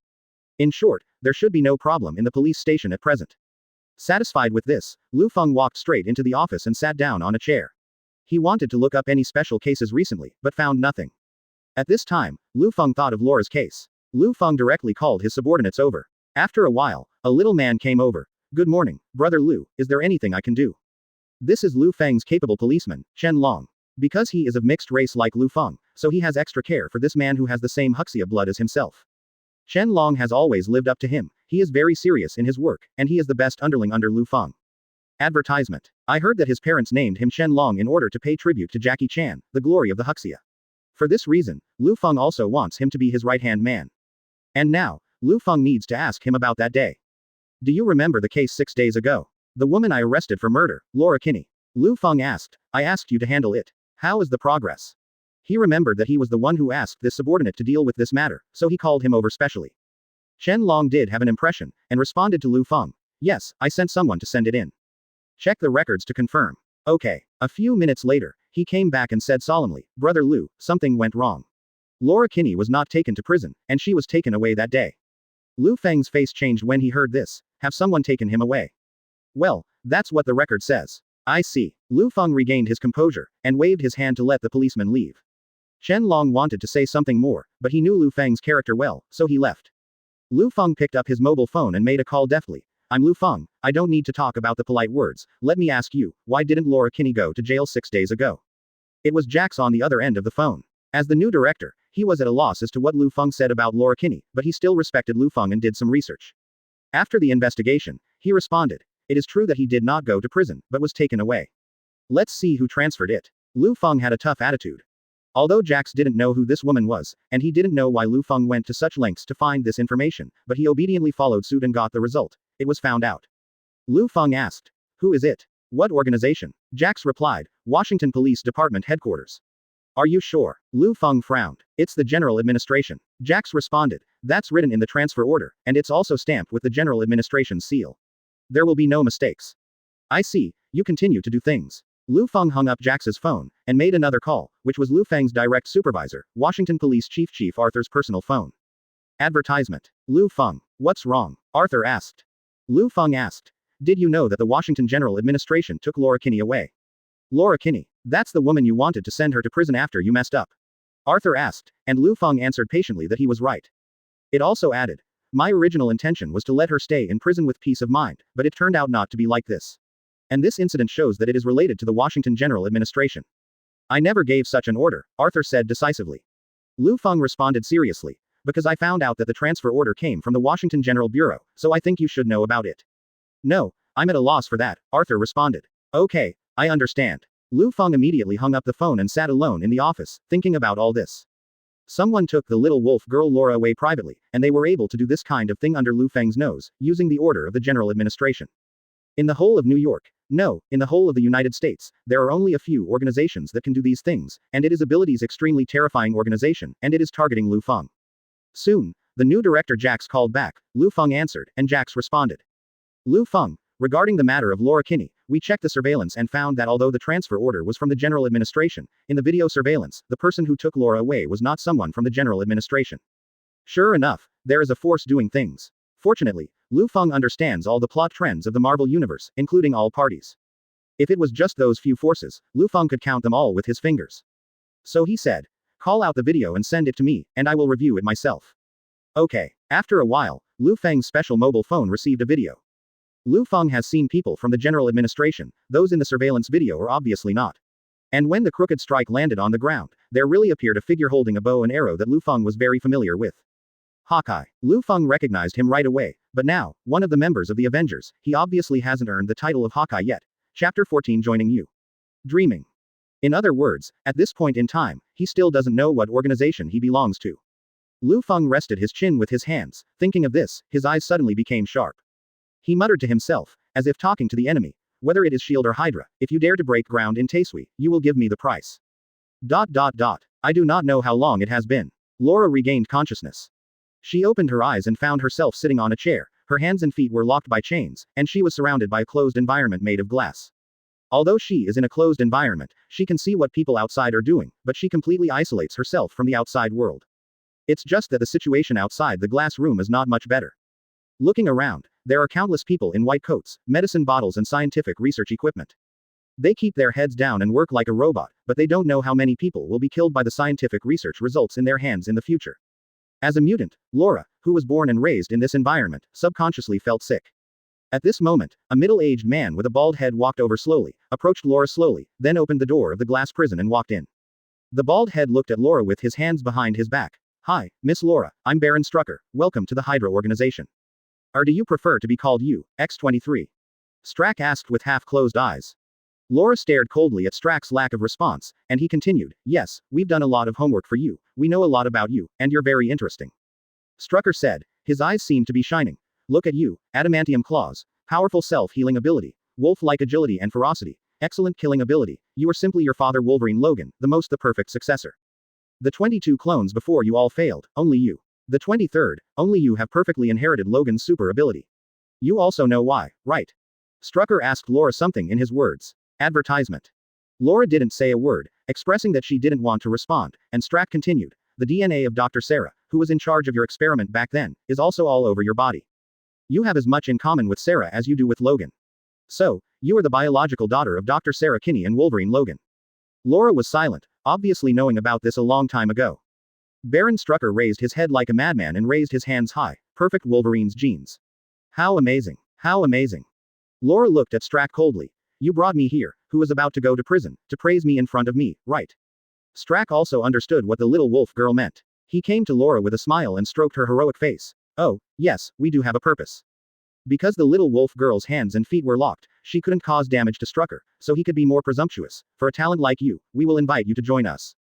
Join you, Laura said disdainfully. A theater actor leads a group of guys in white coats, living in a dark laboratory all day long. Sorry, I'm no longer a 10-year-old girl who loves to play house games. Laura directly rejected Baron Strucker. Do you think you have a choice? Baron Strucker's expression changed suddenly.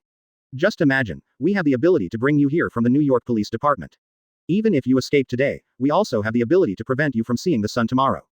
The so-called organization will only exaggerate. Even Liu Feng dare not confront him face to face. They will only make small moves behind the scenes. What's the point? Laura's attitude remained the same. Liu Feng, that policeman called the Light of New York. Do you think we Hydra are afraid of such a small person? Strack smiled exaggeratedly. Laura responded, a man who can carry a sniper rifle and beat the crap out of the military troops chasing me is at least more deterrent than your bald head. Laura Kinney, your vision is still too narrow. You don't understand current affairs, and you don't know how to choose stronger allies and forces. Strack still carried his hands on his back. Now, the opportunity is right in front of you. Forget about that brat Liu Feng. Compared to our Hydra organization, he is an ant. So, let me ask the last question, would you like to be one of us? Advertisement. Strucker's final thought worked to Laura. After pondering, Laura said, you guys really look like idiots. Strack's smile froze on his face, and then he withdrew his hands. Looking at Laura with cold eyes. Unfortunately, if you can't be friends, you can only be enemies. We have to let you taste the pain first. After saying this, Baron Strucker turned his head and waved his hands before leaving the glass cell. Afterwards, the entire translucent cell was filled with red light, and the sound of the machine running began to echo in the glass cell. Immediately afterwards, on the chair where Laura was sitting, a few pairs of tentacles like mechanical arms suddenly appeared, but the arms were not hands, but needles. Countless needles slammed into Laura's skin. The potion inside had been injected into Laura's body at a speed visible to the naked eye. Pain filled Laura's body, and her mind became confused. Immediately afterwards, the chair made a crackling electric current, and the next moment, the electric current suddenly entered Laura's body, and she wailed heart-piercingly. The United States, New York, inside the police station. The only useful clue in the whole video is Hawkeye. If you find him, you will find the little wolf girl. Now Liu Feng has to use his trump card, the Superman physique. As I said before, The upper limit of the Superman's physique that Lu Feng drew was ridiculously high, but he had to bask in the sun all day to upgrade and become stronger. And according to the growth of these years, Liu Feng's current level can already reach the level of Superman in the Bronze Age in DC Comics. Not to mention other things, just hearing and eyesight, now Liu Feng can center on the New York Police Department and perceive everything in New York that is almost 1/3 of the file size. Inside a small house in suburban New York, Clinton was awakened by the sun. He stretched his waist and habitually stretched out his arms to the left, but felt lonely. It seems that the wife has woken up. Clinton thought he was waking up late, but he glanced at the alarm clock next to the bed, but couldn't help but smile wryly. It seems that it's not me who is abnormal. Chapter 15 Hawkeye, you have committed a crime. After walking out the door, the first thing I heard was the sound of cartoons playing in the living room. My sharp eyes caught my daughter in front of the sofa, and then I heard the sound of frying meat coming from the kitchen. Clinton walked into the kitchen, wrapped his hands around the waist of his wife who was cooking, and couldn't help saying, Mrs. Barton, you don't have to get up early in the morning to cook, do you? This is the standard time for housewives to wake up. You always leave early and return late. How can you understand? His wife spoke without looking back, with a hint of complaint in her tone. I understand that I've been busy with work recently, and I don't have much time to spend with you, mother and daughter. Clinton put his hands on his wife's shoulders and turned her to face him. I promise you, I will be with you mother and daughter all the time in the past few days, and nothing about work will disturb the time of our family of 3. Okay, I believe you. The wife wrapped her arms around Clinton's neck, kissed his face, and then the two embraced. When Clinton was hugging his wife, his gaze happened to be looking at the lawn outside the window. His powerful eyesight instantly caught a figure. Wife, continue cooking. Clinton let go of his wife's hands, and instructed, no matter what happens later, don't leave this house. What's wrong? The wife was a little puzzled. Clinton responded. A guest came to visit. It should be for me. Clinton went to the living room and kissed his daughter's forehead, then put on his coat and walked out the door. Lufang had already been waiting outside the lawn for a long time. You are quite slow. You work in the New York Police Department, the beloved light of New York Lufang, right?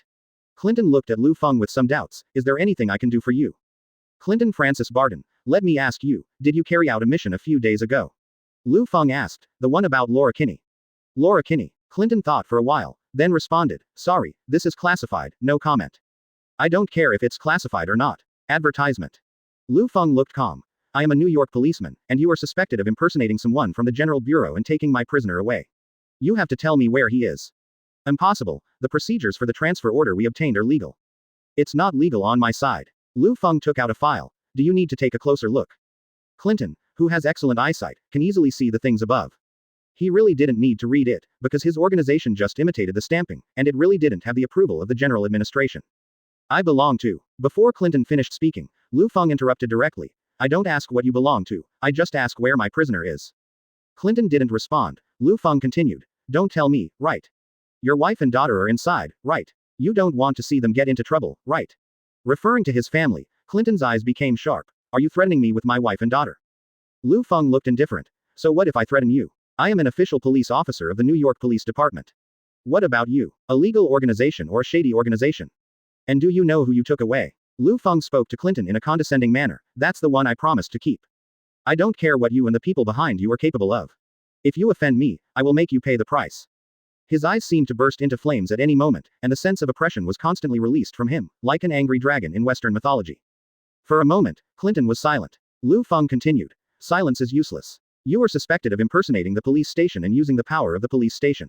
What you committed is a national security crime. As a policeman, I have the right to arrest you. Lufang clapped his hands and gave orders to the police officers who had been waiting for a long time. Shield base. Nick Fury is sitting in the office, with piles of documents on the table, and his hands never leave the computer mouse and keyboard. The things on the display are the files sent to him by agents below level 7 in SHIELD. Roughly, there are 2 to 3 digits, and they are also the daily affairs of SHIELD. Advertisement. Among them, each email records a different case. Although it is carefully written by the agent, the content in it is really complicated and needs to be screened in the vast text. Fortunately, Nick is used to this kind of work intensity. Even though he only has one eye, it does not prevent him from filtering unimportant information in the computer. At this time, there was a knock on the door. Director Nick, this is Natasha Romanoff. Nick stopped what he was doing, rubbed his only remaining eye, and said, come in. After obtaining permission, the door was opened, and a woman in a black combat uniform, with slender legs, a protruding figure, and curly red hair walked in with a document. You look serious, what happened? Nick Fury asked. Something happened to Clinton, and it's the NYPD. Natasha Romanoff stepped forward to place on the table the papers about Clinton being taken away by the NYPD. Natasha Romanoff and Clinton are very good friends. Nick knows this, and she will show such a dignified expression when something happened to Clinton. Seeing this, Nick Fury picked up the document brought by Natasha Romanoff from the table and read it. After learning the seriousness of the matter, he frowned instantly. It's because of something like this. Why are you acting so surprised? Natasha Romanoff pointed to a place on the document and asked. They said that Clinton was arrested because he pretended to be the headquarters and transferred the criminals from the New York Police Department. Wasn't it your order? I have not issued such an order. The events of the last few days have almost bored me to death. How can I have time to reach out to New York to catch a criminal? But the New York Police Department has evidence, showing that Clinton did transfer the prisoners of the New York Police Department with a transfer order that did not belong to the stamp stamped by the Washington General Bureau. I see. I didn't issue the order, but forging seals is indeed something S.H.I.E.L.D. can do. Nick responded unhurriedly. Natasha Romanoff then guessed. If the order was not from you, and it was from us, then there is an insider in S.H.I.E.L.D. Nick narrowed his eyes, then put his hands back in front of the computer, deciding to check Clinton's mission records for the past week. After checking, it was found that 6 days ago, Clinton did receive an order from S.H.I.E.L.D. The content is to transfer a woman named Laura Kinney to the New York Police Department with a transfer order from the Washington General Bureau. The so-called transfer order is indeed stamped with a fake S.H.I.E.L.D. seal. Chapter 16 Want to Silence. But the person who gave the order was indeed not Nick, it was an agent named Grand Ward with a level of 7. Nick Fury remembered this guy's appearance. He was a young man with a fairly sunny appearance, and Nick didn't expect that the problem would come from him. Seeing this, Nick frowned. It seems that there is really a ghost in S.H.I.E.L.D. Hastily said. Send someone to arrest this Grand Ward, and wait for me to interrogate him personally. There is no need to send anyone else. Clinton is my good friend, the guy who framed him. Let me capture him myself. Natasha Romanoff immediately said. He can't escape.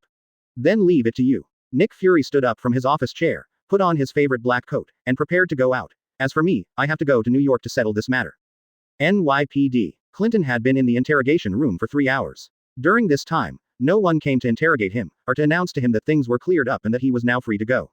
He felt a little impatient in his heart, but he couldn't help it. He could only stay like this until Liu Feng, the light of New York who brought him here, didn't give any orders. On the other hand, Liu Feng in the office, he seemed very calm, even making tea leisurely. Chen Long, who was more anxious than him beside him, had repeatedly boiled water and made tea for him for 3 hours, but Lufang never left the office except to go to the bathroom. Tigenian, a famous Huxia tea, is very good, try it. Lufang asked Chen Long lightly, then picked up the teacup, blowing the heat gently, and then slowly drank it in his mouth. Chen Long shook his head, expressing his refusal, and then asked curiously, Brother Liu, we have arrested that guy named Clinton pretending to be the general administration for so long, why didn't we go to interrogate him? No rush. Liu Feng put down the teacup, still in an unhurried state. The people behind him haven't moved yet, we just have to wait. The person behind. Liu Feng's answer made Chen Long even more confused. What kind of person is behind Clinton? Liu Feng sneered. A group of people who can't make waves. S.H.I.E.L.D. base, in an agent office. Grant Ward, who was in charge of giving Clinton the command of the general administration, was packing up his things at the moment, and by the way, copied some valuable secret information into a USB flash drive to take away. Advertisement. While Grant was packing up, his computer suddenly flickered as if it had been hacked, and then a video image appeared on the display.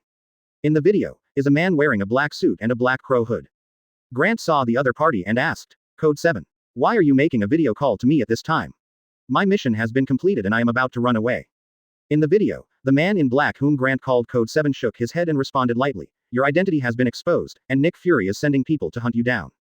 I know, so I'm getting ready to run. Everything is arranged, Grant said. Okay. The man in black nodded and continued to ask, Where is your destination? Florida. The plane in 3 hours, private jet, the flight can't be found out. Very well, then pack up your things and leave as soon as possible, so as not to get caught. The man in black reached out to turn off the video, but stopped at the last moment and said, Hydra hail. Hydra hail, Grant Ward echoed. The man in black turned off the video and took off his hood, revealing the curly brown hair anyone in S.H.I.E.L.D. would recognize. This man is Nick Fury's second in command, Alexander Pierce, who is Nick's most trusted. Then he made a call with his mobile phone, and after connecting, he said unhurriedly, his destination is Florida, and he will be killed when he lands. Got it. The person on the other end of the phone replied. After hanging up the phone, Pierce, the man in black who was troubled by these trifles, stretched out his hand to rub his temples, and couldn't help complaining. This guy, Strack, doesn't do things rigorously at all, he always makes me wipe his A. Quote. NYPD, Lufang is still drinking tea, he looks as leisurely as if he is on vacation, not a police officer who has just arrested a suspect. At this time, police officer Chen Long came in, and the door was still closed, and said, Brother Liu, there is someone looking for you outside the door. It is a black man with a blindfold. Liu Feng seemed to know who it was, and nodded without looking back, let him in. Chen Long spread the word, and Nick Fury just stepped into Liu Feng's office. It wasn't until Nick entered the office that Liu Feng turned the office chair to face Director Nick. Advertisement. Nick Fury found that Liu Feng didn't feel any disturbance after seeing him. Not to mention anything else, just his own blindfold, the first thing others see should be surprise or curiosity. But Liu Feng didn't, as if he knew all about his background. Nick half closed his eyes, walked forward, sat opposite Liu Feng, and said, "Hello, Liu Feng." Liu Feng nodded, and also poured a cup of tea for Nick. "Just tell me, you want to take Clinton away?" "That's right, everything was a misunderstanding." Liu Feng raised his hand and interrupted him. "There is nothing to say, Clinton Barton. It has been confirmed on our side that he was transferred away with a forged General Administration stamp. Although he didn't know, maybe he was framed or something, but this is indeed a crime. As a people's policeman, it's not too much for him to sit in prison, right? I think we still have room for negotiation." Nick's expression remained unchanged. The corner of Lufang's mouth slightly raised. "Okay, what do you want to talk about? You get the information you want, and I'll take him away." "You're dreaming." Liu Feng leaned forward slightly, staring at Nick Fury sharply. "First, he did break the law." Liu Feng looked at Nick and raised a finger. Liu Feng's eyes were as sharp as a sword, and then he raised his second finger, saying, "Second, he broke my promise.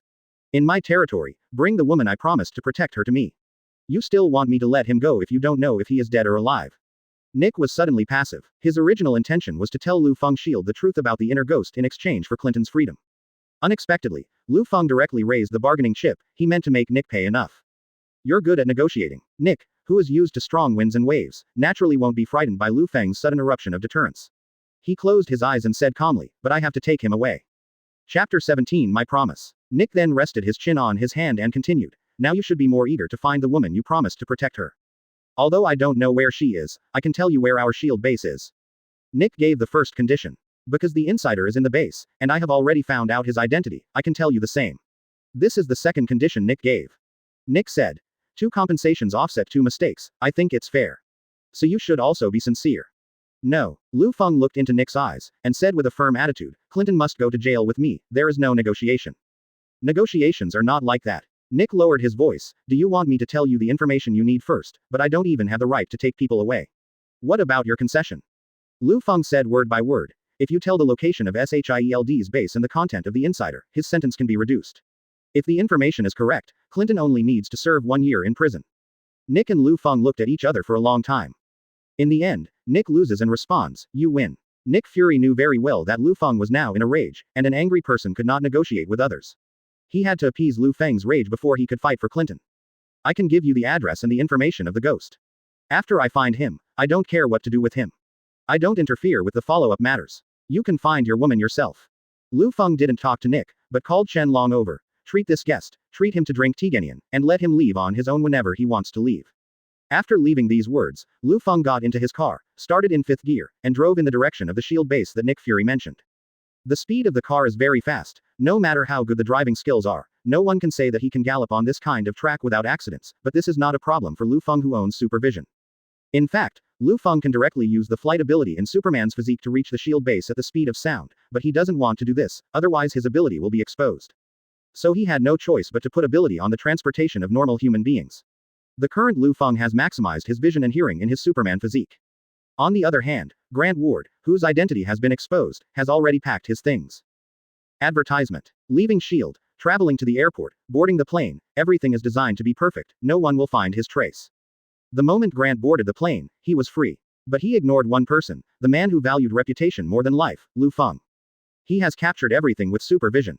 His eyes turned cold in an instant, and he muttered to himself, "No one can escape unscathed after offending me, even if you run to Tianya Cape, you can't escape." Liu Feng controlled the steering wheel with his left hand, and took out his special mobile phone made for him from the mobile phone with his right hand. Select the authority, turn to the bottom, and open the highest authority. Select the satellite mode, skillfully input the 9-digit number in the pop-up password lock, and then a text is displayed on the phone. "The ultimate satellite God's Eye, at your service." Liu Feng first extended his vision to the information on the screen in the cockpit of Ward's private jet. Knowing the flight track and longitude and latitude coordinates of the private jet, he quickly operated the phone with his fingers and entered all the information he got. The next moment, there was a beep from Liu Feng's mobile phone, and a real-time surveillance video was sent to Liu Feng's mobile phone, just like a camera outside a private jet. The real-time coordinates of the plane are displayed on the mobile phone, and based on the flight trajectory, he has 3 possible destinations. The probability of Florida reached 97%. Liu Feng did not hesitate to use this authority. The principle is that Liu Feng directly mobilized a huge amounts of satellites to follow up on this private jet in real time. Yes, use satellites to keep an eye on it. Suddenly, Liu Feng's cell phone rang, and Lu Feng answered the phone while getting in the car. As I said before, this is a special cell phone, and there are only 2 people who can make this call.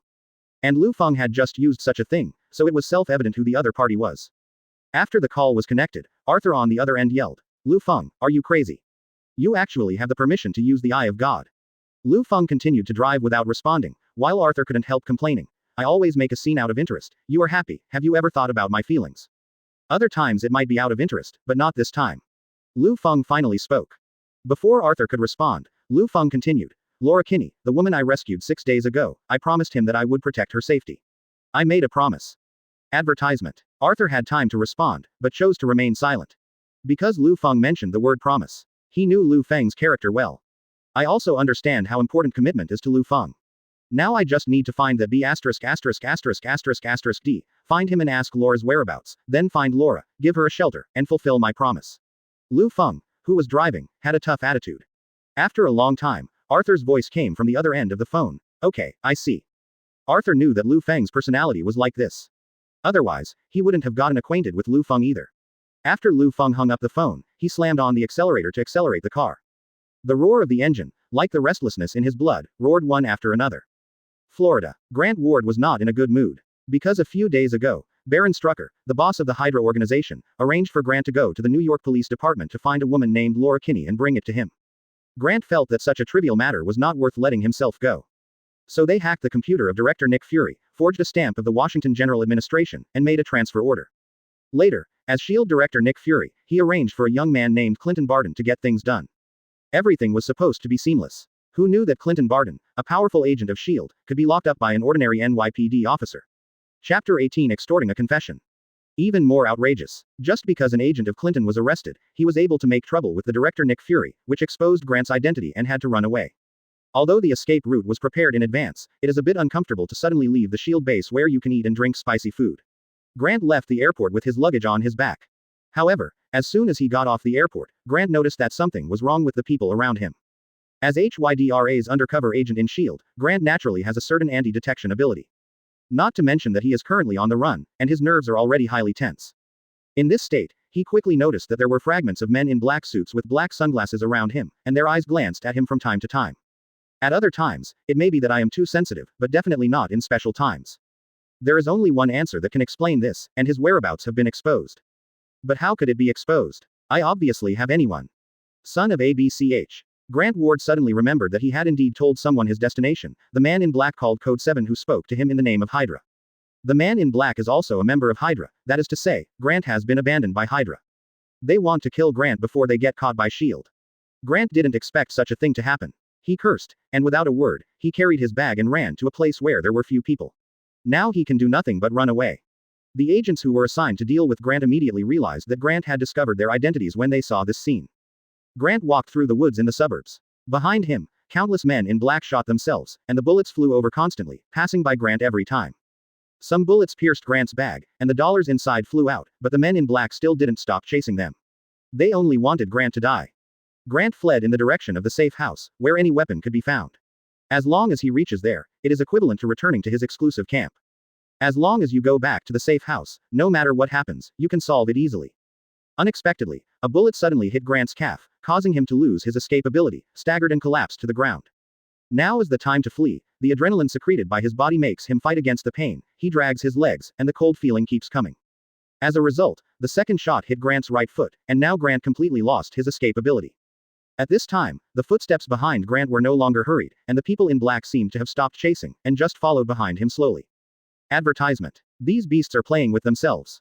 One of the men in black walked up to him, holding a silencer gun to his forehead, and looked at Grant with dilated pupils with a stern expression. Hydra hail. Son of ABCH. With a bang, the gunshot rang out.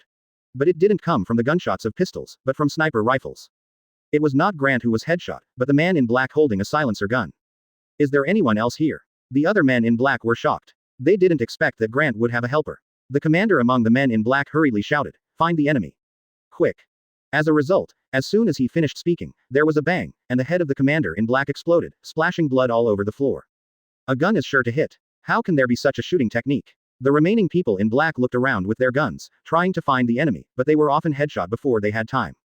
The last man in black finally saw the direction of the enemy, a man of some Asian descent carrying a sniper rifle. If the man in black pays attention to current affairs, he will know that he is known as the sharpshooter, the light of New York, Liu Feng. Immediately afterwards, the bullets from the sniper rifle took away his last light. Grant witnessed all of this, and he couldn't be happy at all after being rescued, because he knew that a character with such marksmanship was not here to save him. Grant Ward. Liu Feng carried a sniper rifle and walked step by step in front of Grant, who was injured in his calf. I'm here to make you pay the price. 2 hours ago, at the SHIELD base, Natasha Romanoff, who was about to capture Grant Ward, looked at the empty office with a blank face and clenched her fists. Immediately, she turned on her cell phone and called Nick Fury. I'm late, Grant has left SHIELD, and I don't have any way to find out his escape path. Nick Fury's voice slowly came from the phone. It doesn't matter, let him go. Why? Natasha Romanoff was very puzzled. After all, Nick was also a person who refused to admit defeat, and said, if we don't find this ghost, we won't be able to find out the ghost of SHIELD. This matter is no longer under our control. It can't be the case. Grant is the one who put Clinton in jail, and we should make him pay the price. Natasha Romanoff still couldn't swallow this breath after all. Advertisement. Nick Fury said slowly. Don't get me wrong. Although I said that this matter is out of our control, the man who chased Grant was no less angry than us. The man after Grant, Natasha Romanoff repeated. Nick said. That man who is as angry as a volcano will make him suffer. Now, what? A miserable scream echoed through the woods in the suburbs of Florida. This was the scream from Grant Ward, and it was naturally Liu Feng who caused all this. Although he saved Grant Ward's life, it was not out of kindness, but to let the beast obediently tell Liu Feng what he wanted to know. So after Liu Feng killed the men in black who were chasing Grant, he shot Grant in the leg with a pistol, and began to question him. Laura Kinney, where is it? Grant Ward wailed a few times, resisting the pain and said, I don't know what you are talking about. Bang bang bang. 3 more shots hit the other leg, and Grant wailed, but still refused to speak.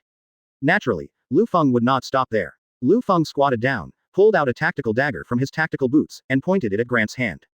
Before Grant could react, Liu Feng directly stabbed him down. This time, Grant's palm was pierced and his hand was useless. A piercing pain ran through Grant's brain. Where is the woman who was taken 6 days ago, Laura Kinney? Liu Feng pressed Grant's palm with one hand, grabbed the dagger with the other hand, and pulled it towards his wrist constantly. Grant's palm was directly pulled by Liu Feng and divided into 2 bloody halves with the middle finger as the middle boundary. I said, stop. Stop. Finally, the pain overcame the reason, and Grant gave up. Chapter 19. Hello, Pierce. Liu Feng's hand came off the handle, and he didn't help him pull out the dagger. He said coldly, say. Enduring the pain, Grant Ward said, I don't know where Laura Kinney was imprisoned by our people, but I still remember where they asked me to send him. They took me to the Anew chemical plant. It's an old abandoned factory in the upstate of New York. I swear in the name of God, I'm not lying. His oath was useless to Liu Feng. Liu Feng looked at him expressionlessly. But when Grant was speaking just now, Liu Feng activated the supervision brought by the Superman physique reward obtained in the lottery, and one of the skills is clairvoyance. The clairvoyance allows Liu Feng to see Grant's heartbeat. When a person lies on the verge of death in order to survive, the heartbeat will beat faster than normal. But there was no change in Grant Ward's heartbeat just now, which proves that he did not lie and the information was absolutely true. Grant hurriedly begged. I told you everything.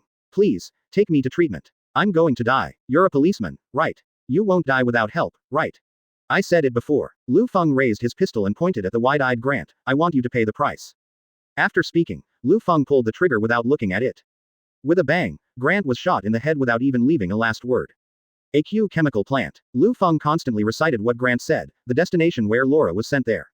Then he left the woods, got in the car, ignited the ignition, started in 5th gear, and sped again at the limit of the vehicle. No human being dares to drive like this, but the supervision brought by Superman is different from the hearing Liu Feng. Just like a professional in a racing rally, because the human brain cannot divide the work, a driver is needed to control the car, and a navigator is needed to control the distance between the car and the track, which is equivalent to one limb and one it is the brain, the combination of the two. Liu Feng, on the other hand, combines the two into one, both the brain and the limbs, with a Superman physique. But no matter how strong the ability is, the ability possessed by Liu Feng at this moment still cannot surpass the perverted level of Superman in the Silver Age who was racing against time. He still has limitations, he can only play to the best state that human beings can achieve, and he cannot do things that will change his fate. So, when Liu Feng came to the Anew chemical plant that Grant mentioned before his death, he scanned it with supervision and found that the building was empty. Nobody but Grant wasn't lying. In other words, it wasn't that he wasn't here, but that he had escaped. Always one step slow at the critical moment, Liu Feng was really angry this time. He has had countless battles in his life. Advertisement. The enemy is also strong and weak, but Liu Feng can always beat the crap out of the opponent. Unexpectedly, the opponent this time is a waste who can only run away. Don't dare to confront them head on, they are often the guys who get the information in advance and run away. Liu Feng clenched his fists tightly, and with Superman's heat vision, he seemed to burst out lasers from his eyes at any time. Hydra, you guys really PD me off this time. Yes, Liu Feng, who knows everything about the Marvel Universe, definitely knows that the enemy is the Hydra organization. He also knows that most of Hydra is undercover in S.H.I.E.L.D., and that they are the evil villains, the enemies of the superhero, who have known it all along. But for a long time, what they did had nothing to do with Liu Feng, and they were all in a state of not violating the river. Liu Feng himself definitely didn't bother to eradicate such an organization. But this time, the group of Hydra challenged Liu Feng's bottom line again and again. They play their game has nothing to do with Liu Feng. Can he run on Liu Feng's head and act like a demon? Arresting people in front of Liu Feng, and always hoodwinking Liu Feng before getting close to the target. You like to strategize, don't you? Good at giving orders one step at a time, right? I will let you know who is offending. Liu Feng was already furious. This was the most terrifying state in his life. The Hydra organization, everyone, will have to pay. Liu Feng took out his mobile phone and entered Director Arthur's number. After a few seconds, Arthur answered the phone and asked, Liu Feng. You're calling at this time. Could it be that your matter hasn't been resolved yet? What do you need me to do for you? Equipment or manpower? No need. Liu Feng lowered his voice. I just need to talk to one person. Arthur asked. The person who needs me to transfer. What is the identity and what is the name? Former director of S.H.I.E.L.D., Alexander Pierce. S.H.I.E.L.D. base, in Pierce's office. Pierce, who had just called Strack an hour ago to move base immediately, was rubbing his temples and thinking about wiping that idiot Strack's A. At this time, the phone in the office rang. Pierce glanced at the number, but it turned out to be an unfamiliar number. He subconsciously thought it was someone from Hydra, so he answered it. Who? Pierce asked tentatively. Advertisement. Hydra hail, Chief Pierce. Who would have thought that the joking tone on the other end of the phone gave Pierce a big blow? Pierce's face darkened, and he lowered his voice and asked, Who are you? You know who I am. Don't you think you have me in the palm of your hand? Liu Feng on the other end of the phone had a disdainful tone, as if condescending. Pierce understood in an instant that the caller was the guy known as the Light of New York, Liu Feng. But he still pretended to be stupid. I don't know what you are talking about, you may have made a wrong call, or misunderstood something. I don't have time to play dumb with you. I just want to ask, where is my man, Laura Kinney? You only have 2 minutes to answer me. Liu Feng asked. Sorry, I'm not an organization here to find someone. If you want to find someone, I suggest you call 119 for help. Pierce still pretended to be stupid. Don't tell. Nick Fury is still worrying about finding the ghost right now, right? Do you believe that I can expose you and the other snakeheads? Liu Feng said coldly. Pierce fell silent on the other end of the line. 1 minute left. Liu Feng started the timer. Quote. Pierce remained silent. 40 seconds. Liu Feng reminded. The technology is so advanced now, the speed of sending text messages should be faster than the speed of you escaping S.H.I.E.L.D. 20 seconds. Liu Feng's tone changed, tinged with ferocity. 10, 9, 8. Stop. A deep voice came from the other end of the phone. Although I really don't know what you're talking about. But I heard you just said that it was Laura Kinney, and I just checked the records and found that Laura Kinney was transferred from the AQ chemical plant to an abandoned building outside New York. Chapter 20. Are you kidding, Superman? Address. Liu Feng asked. Southern Texas. Hearing the name, Liu Feng immediately drove to the destination. Before hanging up the phone, he left a sentence. If I arrive and disappear, you will see what an angry monster is. Texas. Before Liu Feng found the AQ chemical plant in upstate New York, the little wolf girl Laura was bound to the new base by Baron Strucker, who received the news. Originally, Strack didn't take that guy Liu Feng seriously, but no matter how confident he was, he couldn't stand up to his boss, Pierce. Pierce warns Strack, you must never take risks with Laura Kinney, a precious experimental subject. If you don't have a direct conflict with Liu Feng, you won't have a conflict. So Strack had to follow suit and transfer X-23, who was Laura Kinney, but in essence he still looked down on the little guy like Liu Feng. The base is not in New York this time, but in Texas. It is very easy for Strack to transfer. Their bases are all over the United States, even in countries other than the United States. HYDRA's people are very organized, so it is easy to transfer. The choice here was also strongly demanded by Pierce, asking him to move to the safest base. On the surface, this is an ordinary abandoned building. In fact, it is a fully armed ultimate barrier. Speaking of attack, rockets, armor-piercing shells, and automatic machine guns mounted on the walls are waiting. As far as guarding, the gate is made of titanium alloy, and landmines are regularly buried around the base. The only tunnel that can enter the inside of the base is also equipped with deadly laser infrared rays. Not to mention people, even if a bird enters by mistake, it is impossible to survive. Even if Liu Feng could find it here, he would never even be able to get in through the door. Not to mention trying to break out from HYDRA's top agents and rescue him. In the eyes of Baron Strucker, this is the most perfect barrier in the world. Liu Feng is an ordinary police officer, at most he has a little bit of marksmanship. A guy who has been overly deified, even if he finds this place, it is definitely wishful thinking to break through this absolute barrier. The weapon has been upgraded successfully, and it can be used at any time. As if adding wings to a tiger, an agent told Strack the good news that the equipment upgrade was successful. Advertisement. Strack nodded. All put into use. As the Hydra members hustle and bustle, Baron Strucker watches as Laura Kinney, who has been tortured and passed out, is put into a new cage box. This is a closed space specially made by Strack's men. It is also made of titanium alloy and equipped with a gravity system. People imprisoned in it, no matter how good their physical fitness is, will become exhausted and unable to use their strength. But that guy named Lufang was able to chase us into our base for this X-23. It seems that you have great value. Standing outside the box, Strack looked at Laura and muttered to himself. Although it's a pity to lose the base, fortunately, with the new Wolverine, Laura Kinney, I can get more research results. Rumble rumble. Suddenly, the entire base shook violently. Then there was a burst of huge amounts of sound from outside the base, like a sonic boom. Everyone in the base panicked. The panic is not loud. It's that they can't tell what kind of sound it is. It is neither a missile nor a tank, but it brings a strong shock. Strack felt a little moved. If something goes wrong at this time, could it be Liu Feng? Whether it's him or not, I will make the intruder come and go. Strack grabbed a heavily armed member and said in a deep voice, take a few people to see what's going on, and kill all the intruders. Yes, Baron Strucker. The agent nodded, and then summoned several other people to go outside the base with him. There are more than a dozen agents in the team. The entrance to the base is a dark tunnel, and the agents are constantly walking forward with submachine guns and night vision goggles. Originally, the tunnel was pitch black, but the agents have night vision glasses, so it should be that they are in the light and the enemy is in the dark. However, in the process of moving forward, all the agents felt the same fear. Like moths that keep approaching the flame. Obviously thinking about something that is beneficial to him, but when he gets closer to the goal, he feels the burning of the goal. This is a powerful biological force field, also known as the absolute field, enough to make the agent's bodies issue a strong warning. Advertisement. Don't go any further, otherwise, life will be over. But it was too late when they realized all this. Boom. The tunnel next to the agent burst open. Gravel splashed, and a tall and mighty figure appeared in the dark tunnel hole. The agents looked together. In night vision mode, you can see that person clearly. Superman. This is the confusion of the agents after seeing the figure, but what they see is not some superhero role-playing. Because the man is floating in the air, and he has a strong figure outlined by tights, like a real Superman, like a god. Shoot. Shoot. Shoot. One of the agents was the first to realize the seriousness of the matter and hurriedly directed everyone to pour fire, but obviously, he hadn't fully realized the seriousness. Bang bang bang. Countless bullets were fired at the god floating in midair, but what was frightening was that all the bullets were clearly crushed the moment they touched the surface of his body, including the red and blue uniform. Flatten and fall to the ground. Bullets can't go through him. Really? Really the indestructible Superman? How the hell is that possible? The agents obviously couldn't accept the fact in front of them. Because this is completely beyond their worldview. The superhero in the comics is floating in front of my eyes at this moment. No one can accept the impact of this scene. The agents' brains froze in an instant, and the only thing they could do was to constantly pour the bullets in their hands at that person, as if this would expand their chances of survival. But it was still indifferent. As long as Liu Feng uses this ace ability, puts on the Superman uniform, and activates the Superman mode, it goes without saying, he is a god.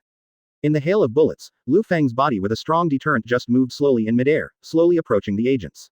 He let the agents use all their strengths and remained indifferent, but slowly approached them, feeling the extreme fear of the enemy in front of the real him. It's like a hungry lion slowly approaching the sheep. The sheep try to resist, but what are the horns to the lion? Chapter 21 Rampage. One of the agents had a nervous breakdown as Liu Feng expected, and fled without looking back after throwing away the gun. This was indeed the smartest decision he had ever made in his life. The other slow-moving agents also followed suit after seeing it. As long as they are individuals, they can understand all this. Do you want to try to attack the shield that cannot be broken no matter what? Liu Feng watched them run away with their heads in their arms, the corners of their mouths raised. His body leaned forward slightly, and then, floating in midair, he produced an acceleration, and the flight speed exceeded the speed of sound in an instant, and suddenly sprinted towards the fleeing soldiers. Its sense of oppression is like a humanoid missile falling from the sky. It was a sonic boom again, one loud bang after another. Liu Feng directly collided with his body, and the agents were all bloody and turned into fleshy residue. It turned out that the loud noise just now was the sonic boom produced by Liu Feng flight speed exceeding the speed of sound. Teslac also felt it. This is AF *******G attack. But what kind of weapon can make such a sound? Soon, Teslac got the answer. The big screen in the middle of the base is the monitoring at the entrance of the base. In the dark tunnel, a figure flashed out like a screen flashing. It was a perfect figure in a red and blue tights with huge amounts of S on its chest, but its head was an ordinary human with eyes. The FK is this, Superman from Hero Comics. Strack wondered. Yes, Strack didn't recognize this person as Liu Feng at all.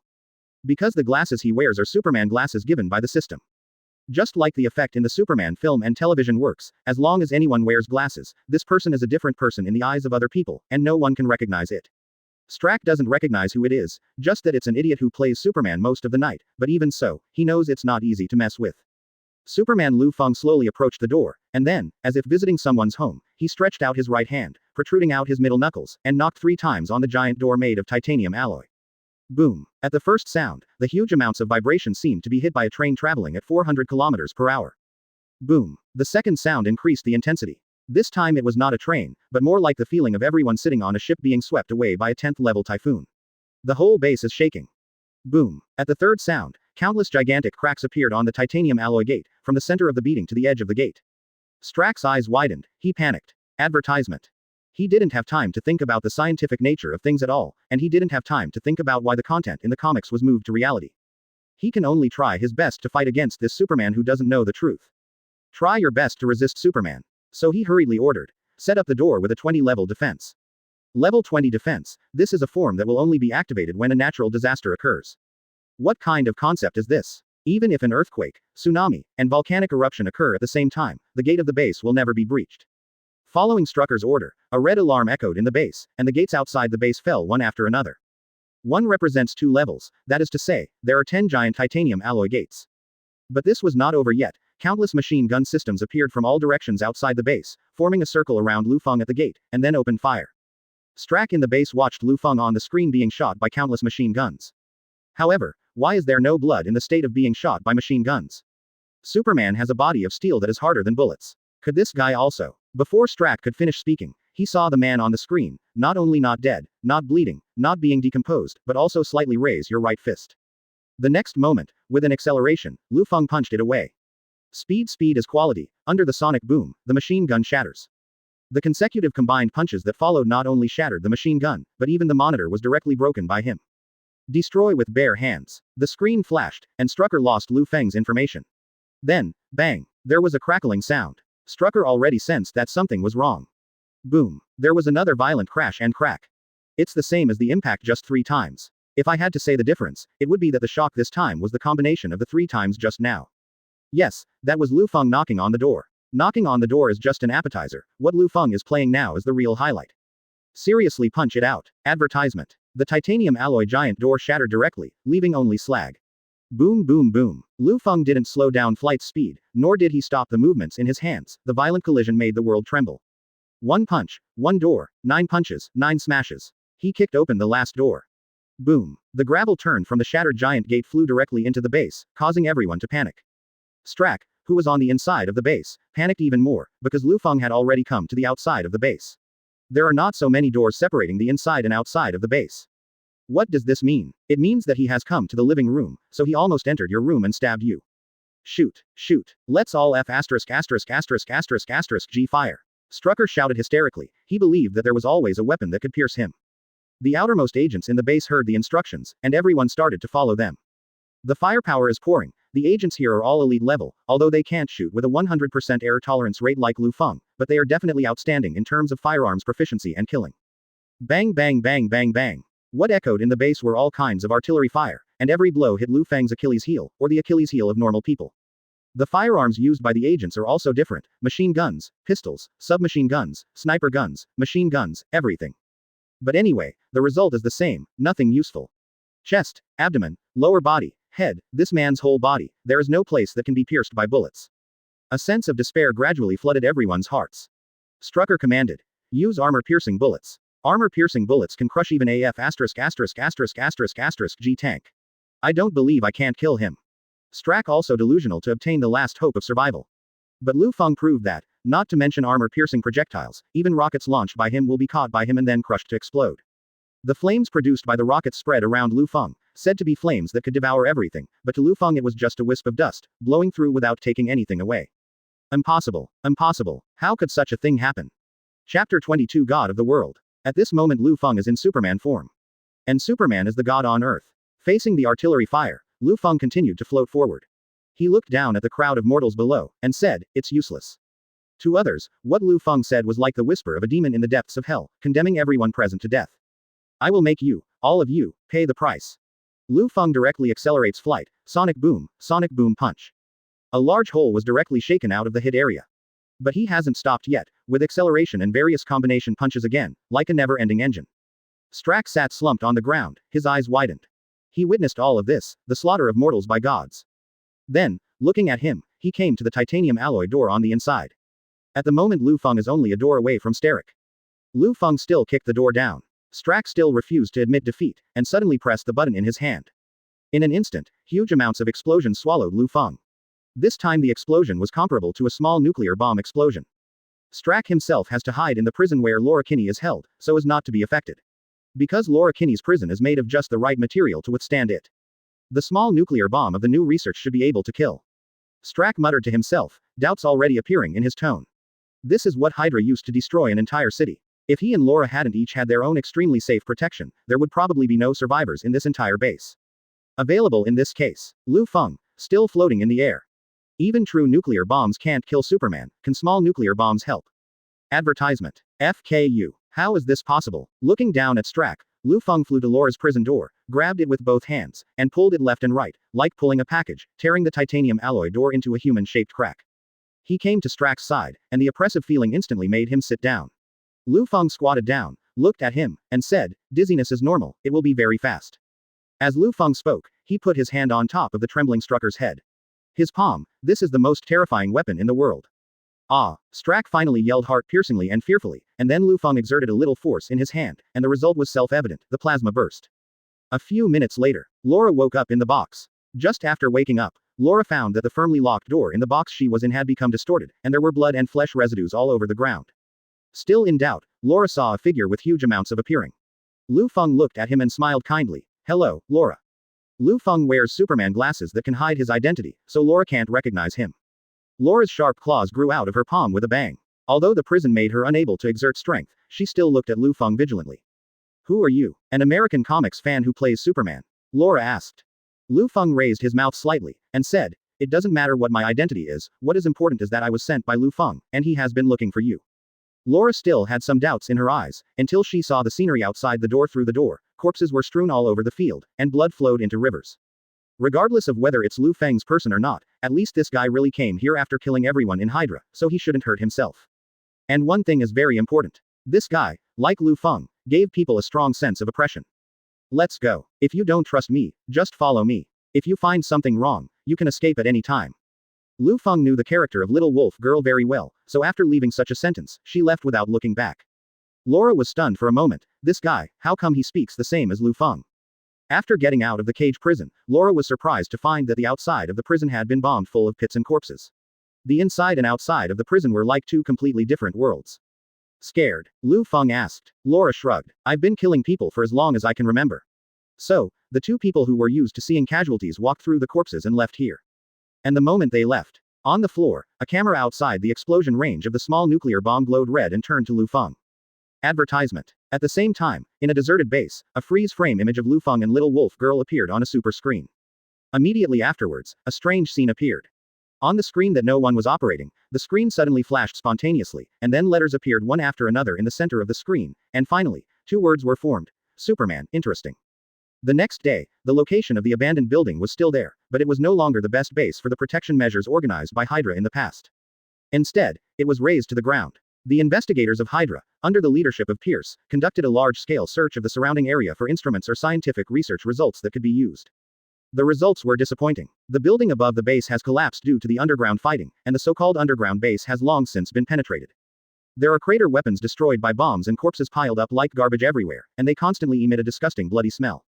Looking at the pile of corpses, none of them are intact, and it is not bad if there are those who can retain their complete appearance. Don't even think about the limbs being intact. In some corpses, the upper body was still lying on the ground, but the lower body appeared in the pit 2 meters away. Everything cannot help but make people think, what kind of weapon can cause such casualties? It's not like nothing has survived here either. For example, the cage that was designed to hold Little Wolf Girl X-23 is still standing there unmoved. It was on the cage that even a small nuclear bomb could not destroy it. There appeared 2 human-shaped cracks that were torn apart by unknown weapons, which was a bit of a drama. Lu Feng, did the ability really cause all this? Pierce couldn't help but mutter to himself. To be honest, when the Hydra agent who was chasing and killing Grant Ward was destroyed, Pierce knew that Grant had been found by Lu Feng first. And according to Grant's character, as long as Lu Feng tortured him a little, that guy would tell everything. So he called ahead of time to inform Strack, that sloppy idiot, to move the base and not risk the little wolf girl Laura Kinney. As a result, as soon as he finished playing with his front foot, he received a call from Liu Feng on his back foot. Ability contacted Pierce, and knew Pierce's identity as the leader of Hydra. He even threatened to undercover other members of the Hydra organization in S.H.I.E.L.D. At this time, Pierce had already begun to have a little wariness about him. Chapter 23 Is this the G Superman? Chapter 23 Is this the G Superman? After Liu Feng began to press for the address of the new base, Pierce weighed it over and over again and said, because the new base is equipped with the best defense measures and weapons in the entire United States. Not to mention Liu Feng alone, even if he called all the people from the New York Police Department, there would be no return. But after telling Liu Feng the address, Pierce could no longer contact Strack. That's why Pierce called someone over to check the situation here. Boss. An agent came to Pierce holding a tablet and a pair of Bluetooth headsets with a microphone, and said, it's Drive Zola. Pierce took the computer and Bluetooth headset. The screen is weird, like a black screen. But the moment Pierce put on the earphones and got the computer, the screen suddenly typed one letter after another to form a sentence. The content is, Superman, Liu Feng's ally. You mean, apart from Liu Feng, the one who destroyed our base was a Superman from Hero Comic. Pierce felt like an idiot when he said that. Pierce knew that Zola wouldn't joke with himself at this moment, but he couldn't help but wonder after hearing this about the comic book character. Sure enough, after Pierce asked a question, the tablet in his hand flickered, and then a video appeared. The content of the video records that a man is wearing a cape, a red and blue uniform, and a huge amounts of S is depicted on his chest. Floating in midair with glasses, he looks like a Superman guy. Facing all kinds of artillery fire, it hit the inside of the base. This, Superman, went through all the trials and tribulations, reaping lives like cutting straw. Then he came to Strack, put his hand on Strack's head, and finally squeezed it hard. A character and ability that only exist in comics, how could it be? It wasn't just Superman from the comics that Pierce was horrified about. More importantly, this Superman is quite different from the setting of Guangming Huayan in the comics. This is a Superman who can kill people, and this is the scariest thing. In the comics, aliens with moral constraints become the superhero that everyone loves, but what if such a setting is removed and then put into reality? Just thinking about it makes me creepy. Advertisement. After the video finished playing, a sentence appeared on the tablet. We have provoked an enemy that cannot be provoked. I am not talking about Superman, but the police officer named Liu Feng.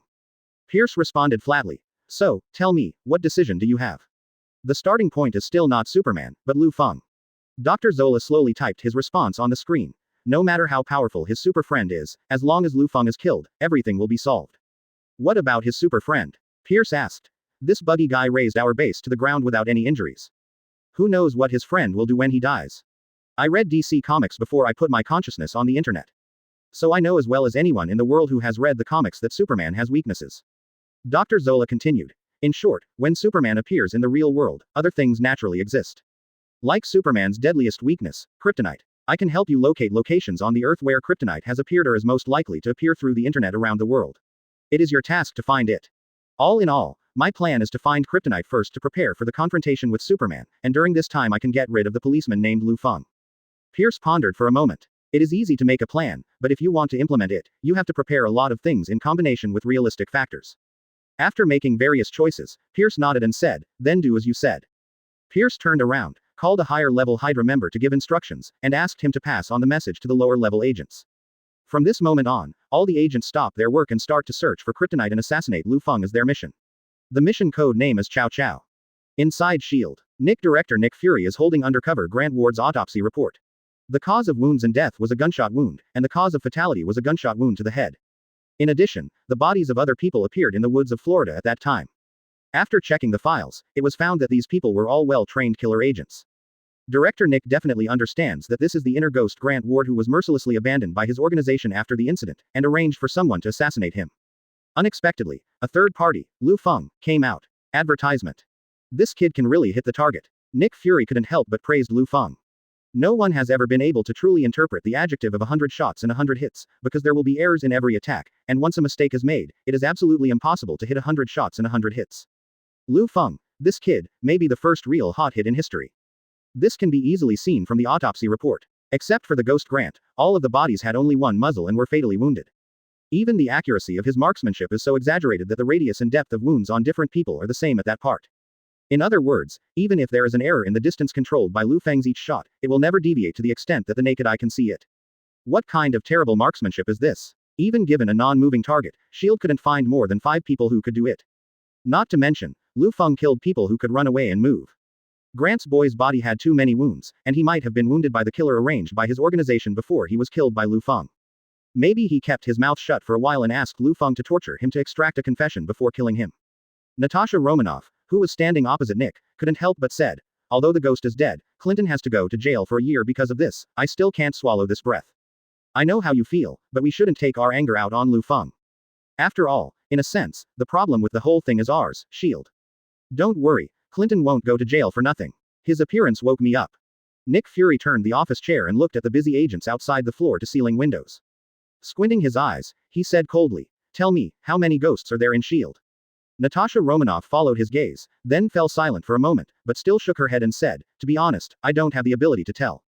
Nick Fury put his hands on his chin, and said slowly, only you and Clinton are the people I trust the most. Now that Clinton is in prison, you are the only one I trust the most.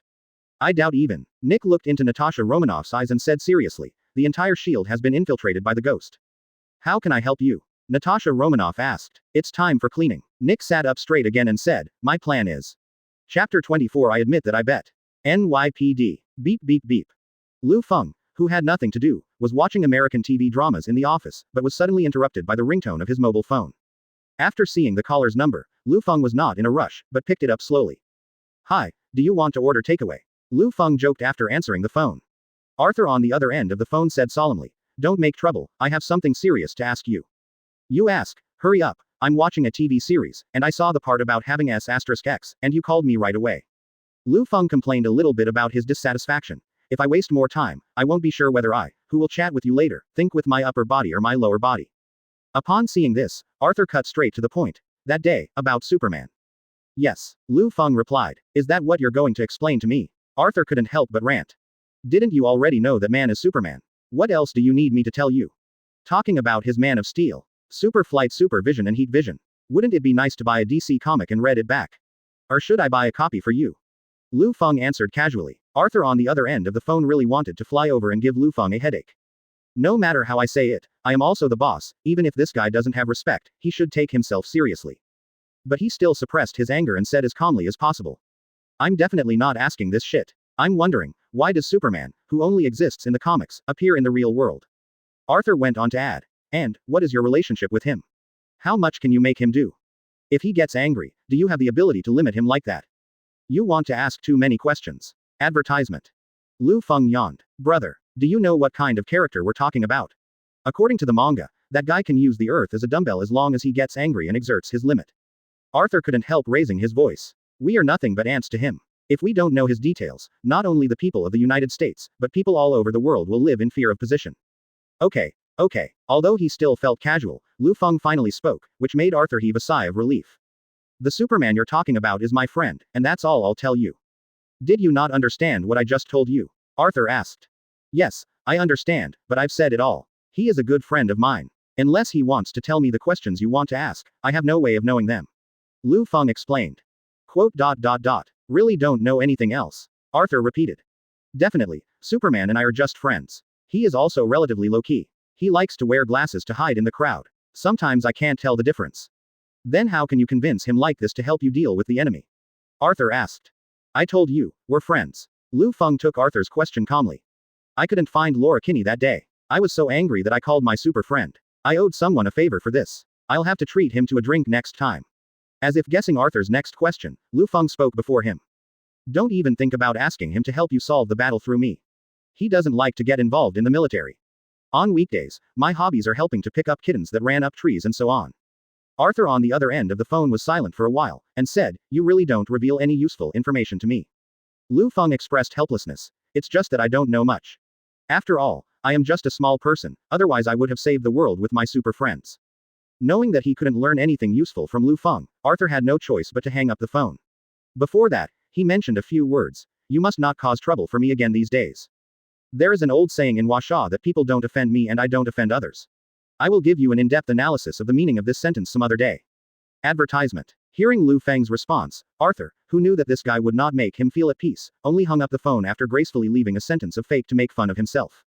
Liu Feng ended the call and didn't continue to watch the American TV series, because the little wolf girl Laura had already come to his office. This little girl always had a stern face. She couldn't tell whether she was happy or sad, but Liu Feng asked with a smile, how is your body recovering? The little wolf girl just looked very cold, and she didn't have a low EQ in the face of Liu Feng's concern. She just shrugged and responded, I didn't suffer much injury at first. But I'm still quite curious. You said before that they arrested you to recruit you into their Hydra organization. Then why didn't you join? Liu Feng asked. Laura was stunned for a while, and then replied, I don't want to go in, what reason do you want? The Hydra organization has great influence and good treatment. If you join them, you don't have to suffer from the military's pursuit, and you don't have to lose anything. Liu Feng continued to ask. I don't like staying in such a classy place. I love freedom more, Laura replied lukewarmly. So you are willing to be tortured by them rather than join their organization? That's not enough reason. Liu Feng looked at her with interest. You and I are in the same camp, so after joining Hydra, you must be killed if you know it. I can't do this kind of thing, Laura said. Little wolf girl, don't you fall in love with me. Let me explain first, I already have a wife, and your immature figure is no match for my wife Wanda. Liu Feng joked. The Hydra organization is interested in my killing ability. Laura ignored Liu Feng's slick tongue and said, I didn't choose to betray you because I, like you, take commitment very seriously. Before we were arrested, we made a promise. I won't kill people. You promised me safety. This is a customary agreement between us. I am not a person who breaks promises, so I ignored them. Liu Feng raised his eyebrows. What if I can't save you from Hydra, and can't fulfill our promise? I'm sure you'll do it. Laura shrugged, and responded. I admit that I was a gambler, but I won completely, because the goddess of fate will always favor my side. Liu Feng was silent for a while, and said, I did not meet your expectations, because I failed to stop the Hydra people from taking you away. This may be the first time in my life, Liu Feng, that I have broken my promise. Chapter 25 The Assassin. Without waiting for Laura to respond, Liu Feng continued. So, from now on, I will give you your freedom, and you don't have to go to prison anymore. Laura repeatedly confirmed what Liu Feng said. Are you willing to give me back my freedom? That means you are willing to let me, a killing machine, wander around in society. Are you sure? I have nothing to worry about. Giving you freedom is not a matter of 1 or 2 sentences. But I don't mean to let you kill Aang. In New York, you still have to abide by the law. Liu Feng responded. As long as you don't break the law, I will not interfere in your life anymore. Laura was silent for a while, and asked, do you have such great rights? Definitely, I know a lot of people, so it's okay to let someone go. Liu Feng smiled slightly and said, isn't the super friend who rescued you my good brother? It happened that Liu Feng mentioned about Superman, and Laura originally wanted to ask him some questions, so she asked directly, that guy, is he really Superman from the comics? I can't tell you where he came from. Liu Feng said. What you can know is that he is not the Superman you remember, but the degree of fatality is the same. If I don't want to say, I won't ask too much. Laura stopped the topic in a timely manner. However, there are so many shining points on you that it is hard to describe. I really can't guess you. You may be the most mysterious person I have ever seen in my life. I'm tired of hearing compliments. People in the police station praise me all the time, and I'm not missing you, so there's no need to join in. Liu Feng waved his hand and said, now you are free. Laura ended the conversation with Liu Feng and left Liu Feng's office. Liu Feng was also afraid that it would be difficult for her to live without USD in New York, and she might start doing illegal activities after a long time without money, so she arranged for a friend to find him a job. After all, Liu Feng is the light of New York, loved by everyone in New York. Isn't it as simple as asking someone to do something like drinking water and eating? I just don't know how this poor little boy who grew up in the laboratory will start his new life after returning to normal human society. Liu Feng Nanan said. That's the end of Liu Feng's concern for Laura. As I said before, Liu Feng is not a person with a full sense of justice, and everything he did for Laura was due to the promise he made. The difference between the two is that his starting point is not others, but himself. If he wants to, he can re-enter the Superman form and slaughter New York City, and no one will be able to stop him, just like Homelander in the Black Robe picket team. The difference from Homelander is that Liu Feng hangs more than Homelander. But he didn't want to massacre New York City, because Liu Feng wouldn't find it fun, and the people of New York living in dire straits should be thankful for this. Advertisement. When it's time to get off work, Liu Feng, who has been busy all day, can go home. Welcome home, honey. As soon as she opened the door, Wanda, who had been on a business trip for several days, suddenly jumped out from behind the door, wrapped her arms around Liu Feng's neck, and gave Liu Feng a scent on his face. Liu Feng subconsciously wanted to capture the opponent, but after seeing Wanda's appearance, he hurriedly withdrew his strength and hugged her in the way of a princess. It turned out to be my little beauty. Hey, take it easy, little tiger. Wanda, who was held in Liu Feng's arms, nodded Liu Feng's nose with a smirk, and said, I haven't eaten yet, so you're so energetic. I've been busy all day, and I'm exhausted. But just seeing you, my energy becomes full, and...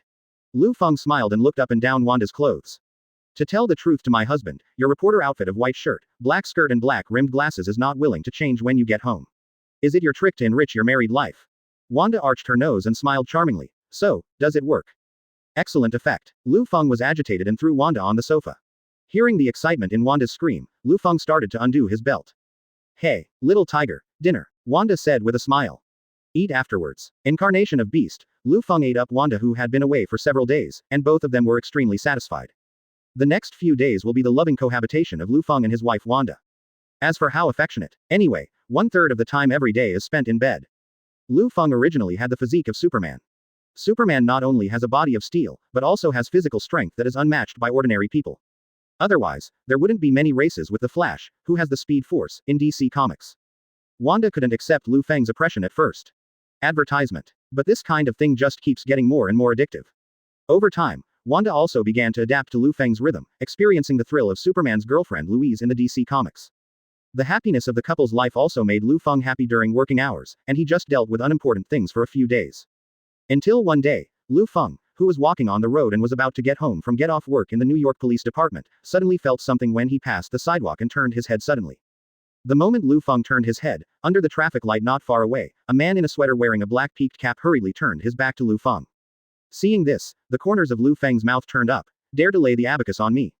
Lu Feng is a policeman who has spent many years in the troubled city of New York, and his anti-detection ability can be said to be the best among police officers. A small stalker, Lu Feng could detect his direction even with his eyes closed. On the side of the stalker, because Lu Feng suspected him once, he had to hide for a while. Unexpectedly, when he turned his head again, Lu Fengren had disappeared. See me. The stalker couldn't help but doubt. Lu Feng is a guy who was offered a reward of $500,000 by the Continental Hotel, he must not let this fat piece of his mouth disappear. The assassin looked around, trying to find Lu Feng's figure in the crowd with his excellent eyesight. But what he didn't know was that he had entered Lu Feng's quasi-heart. The next second, bang! The gunshot rang out, and the assassin was shot in the head and fell down. Killed. Passers-by panicked when they saw this scene. Lu Feng slowly blew away the mist from the muzzle, and emerged from the crowd. Then he used the pager to call Chen Long, his underling, to appease the frightened melon eaters. Don't worry, everyone, this is the police doing business.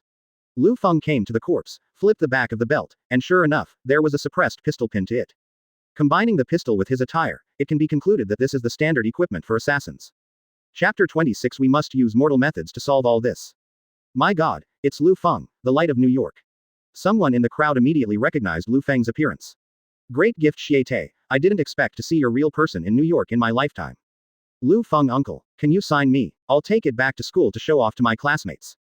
Mr. Lu Feng, my son was rescued by you, please accept my humble thanks. The scene became even more chaotic. But that's exactly what Lu Feng wanted. Lu Feng is like a star, as long as he can do it live, he will satisfy all fans one by one. When the younger brother Chen Long sent a group of police officers to the scene to deal with the corpse and the crime scene, everyone was surprised to find that Lu Feng himself had disappeared at some point. Lu Feng was walking on a remote path, thinking to himself, if someone dares to assassinate me, then there must be more than one, and I can't stay in public places. If there was more than one assassin, and they were going to let a few of them die first, and then reap the benefits, then Lu Feng would become a living target for them if he stayed there. In fact, Lu Feng already has Superman's body of steel, even if he directly catches the opponent's bullet. The damage caused may not be as painful as being bitten by mosquitoes in my previous life. But Lu Feng didn't want to expose his Superman ability to everyone's eyes. That's why he didn't tell Arthur and Little Wolf Girl that he was Superman.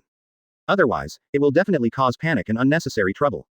I have to use ordinary methods to solve all this. Lu Feng thought to himself. As he was walking, someone bumped Lu Feng's shoulder suddenly. He is a body of steel that can't even be penetrated by bullets, and he is absolutely motionless when he is hit by someone. Instead, the other party fell backwards under the influence of Lu Feng's counterforce. Lu Feng subconsciously stretched out his hand and embraced the person who bumped into him. It was a tall beauty with a graceful figure in black tights. Hugged by Lu Feng, who has a face carved out by a knife like a Barbie doll. Obviously a little embarrassed, but he still joked with Lu Feng with a smile on his face. Oh, thank you, sir, otherwise I would have almost met my dead husband. You're welcome, a gentleman like you will feel bad when a beauty like you falls to the ground. Lu Feng lifted the corner of his mouth and straightened her up. When she was straightened, the woman's protruding figure was clearly visible, she seemed to be about the same height as Lu Feng. Western women are naturally towering and scary. Thank you, no one has praised me for a long time, at least you are the first in the past 6 months, ha ha ha, my name is Victoria, how about you? The woman stretched out her hand to Lu Feng. Advertisement. Lu Feng felt the other party's charming eyes, and the purpose was self-evident. Lu Feng also smiled back and stretched out his hand. My name is Lu Feng.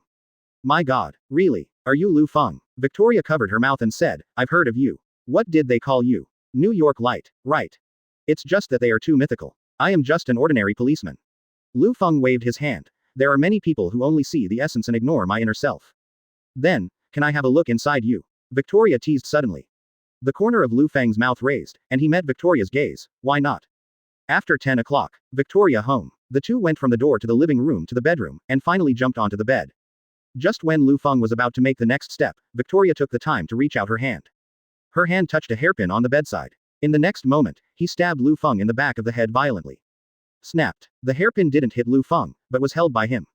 Liu Feng looked at Victoria with a wicked smile. Victoria obviously didn't come back to her senses. She was being pinned on the bed by Liu Feng. Unable to move, she couldn't help but ask, "You, why?" Liu Feng shrugged and said, "Your purpose is too strong, and anyone with a little better judgment can guess it. If there is another time, please pay attention to this point." "You knew my purpose from the beginning?" Victoria asked. "That's right." Liu Feng nodded indifferently. Victoria continued to ask, "But since you know that my purpose is to kill you, why do you still come here with me? You have been acting with me." Liu Feng put his head close to Victoria's face. The distance between the two was no more than 5 centimeters. Liu Feng said, "Because I want to have some fun." Victoria's eyes showed horror. This guy, could it be that he wants to make a fake show for real? "Don't bluff me. You are a wife. You won't do something like this." "Don't get me wrong." Advertisement. Before Victoria finished speaking, she was interrupted by Liu Feng, who continued, "You don't think I'm a very infatuated person, do you? I've got a showdown. You just look so appetizing to me." Victoria thought to herself, "That's right." After one night. After getting dressed, he pulled out his pistol and aimed it at Victoria's head. All movements were smooth and smooth. Victoria, who was still in a state of collapse, was immediately taken aback when she saw this scene. "Wait a minute, I can still." Boom. Liu Feng didn't wait for the silly woman to finish her sentence, and pulled the trigger without even looking at it, and the flying bullet just shot Victoria's head. Liu Feng skillfully wrapped the sheet around Victoria's body, then sat on the bed and sighed. "Woman, it will only affect the speed at which I shoot." A few minutes later, Liu Feng changed into his own clothes and left Victoria's house. Then he called his boss Arthur, and after a few beeps, a voice came from the other end of the phone. "You guy, I really want to answer your call." "How can you say that? I'm also your subordinate after all." Liu Feng laughed. "It's not a good thing if you call. I'm on vacation in Hawaii now. If you have anything to do, ask your super friend to solve it." Arthur said on the other end of the phone. "Although Superman is my good friend, I can't always ask him to help me because of these trivial things. Can you use a kitchen knife to do your nails?" "What kind of weird metaphor are you talking about?" Arthur was defeated, and said, "Forget it. Just think I owe you, kid. Tell me, what trouble is this time?" "I suspect that I'm wanted." Liu Feng said. "What did you say? Wanted?" Arthur raised his voice when he heard the sensitive words. "Definitely not wanted at the national level, but the private kind, like killers." Liu Feng calmly said. "At least, there are 2 killers that I have solved today." Chapter 27 Killer Guild. Hearing Liu Feng's description, Arthur also put away his joke, and asked, "So you need me to help you find out what force wanted you?" "That's right. I just don't know if you're free while you're still on vacation." Liu Feng joked. "If you don't have time, you will be forced to be free." "Wait, I'll send someone to investigate, and I'll tell you the answer later." Arthur hangs up just like that. Liu Feng set off for the police station. After sitting in the office for a while, he received a text message from Arthur, and Liu Feng clicked on the text message. The content of the text message is, "Your guess is correct, you are wanted, and I have faxed you the other party's power and arrest warrant." Liu Feng walked to the fax machine and took out 2 A4 papers that were ejected from the fax machine. One of them is a description of an organization, and the other is a wanted warrant full of words in Liu Feng's face. Liu Feng read both of them. "I actually got a wanted warrant for me." Liu Feng looked at the scant description of himself on the wanted notice, and a photo taken 3 years ago. As for why Liu Feng's description is so scarce, naturally, it was because Liu Feng had asked Arthur to modify his personal files so that they presented irrelevant information. That's why those killers have very little information about themselves. It turned out that the problem was not with them, but that their organization didn't give much information at all. Liu Feng then turned his attention to another piece of paper, which was the information of the forces. Advertisement. The words, "huge amounts of," appear first. The Continental Hotel, and the photos and background of their building came later. Liu Feng didn't even bother to read those descriptions, and he didn't need to read them at all. Continental Hotel. Liu Feng said the name silently, with the corners of his mouth raised. As an action movie lover in his previous life, he definitely knew that he had seen all of them. The name comes from the name of the killer guild in the movie series, Need to Kill. In the movie, they are really like the High Court of God. The killers under it are omnipotent, their business ability is amazingly proficient, and they feel full of oppression.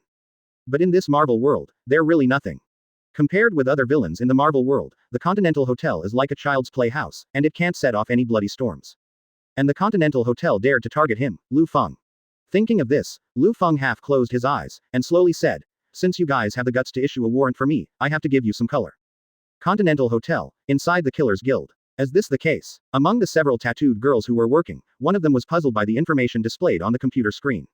What's wrong? Another girl came over and read the red letters that appeared on her screen. Rewarded person, New York policeman, Liu Feng, received the reward twice or more. It's hard to kill, isn't this a normal thing? Otherwise, no one would invite the Continental Hotel to offer a reward for him. The blonde shrugged.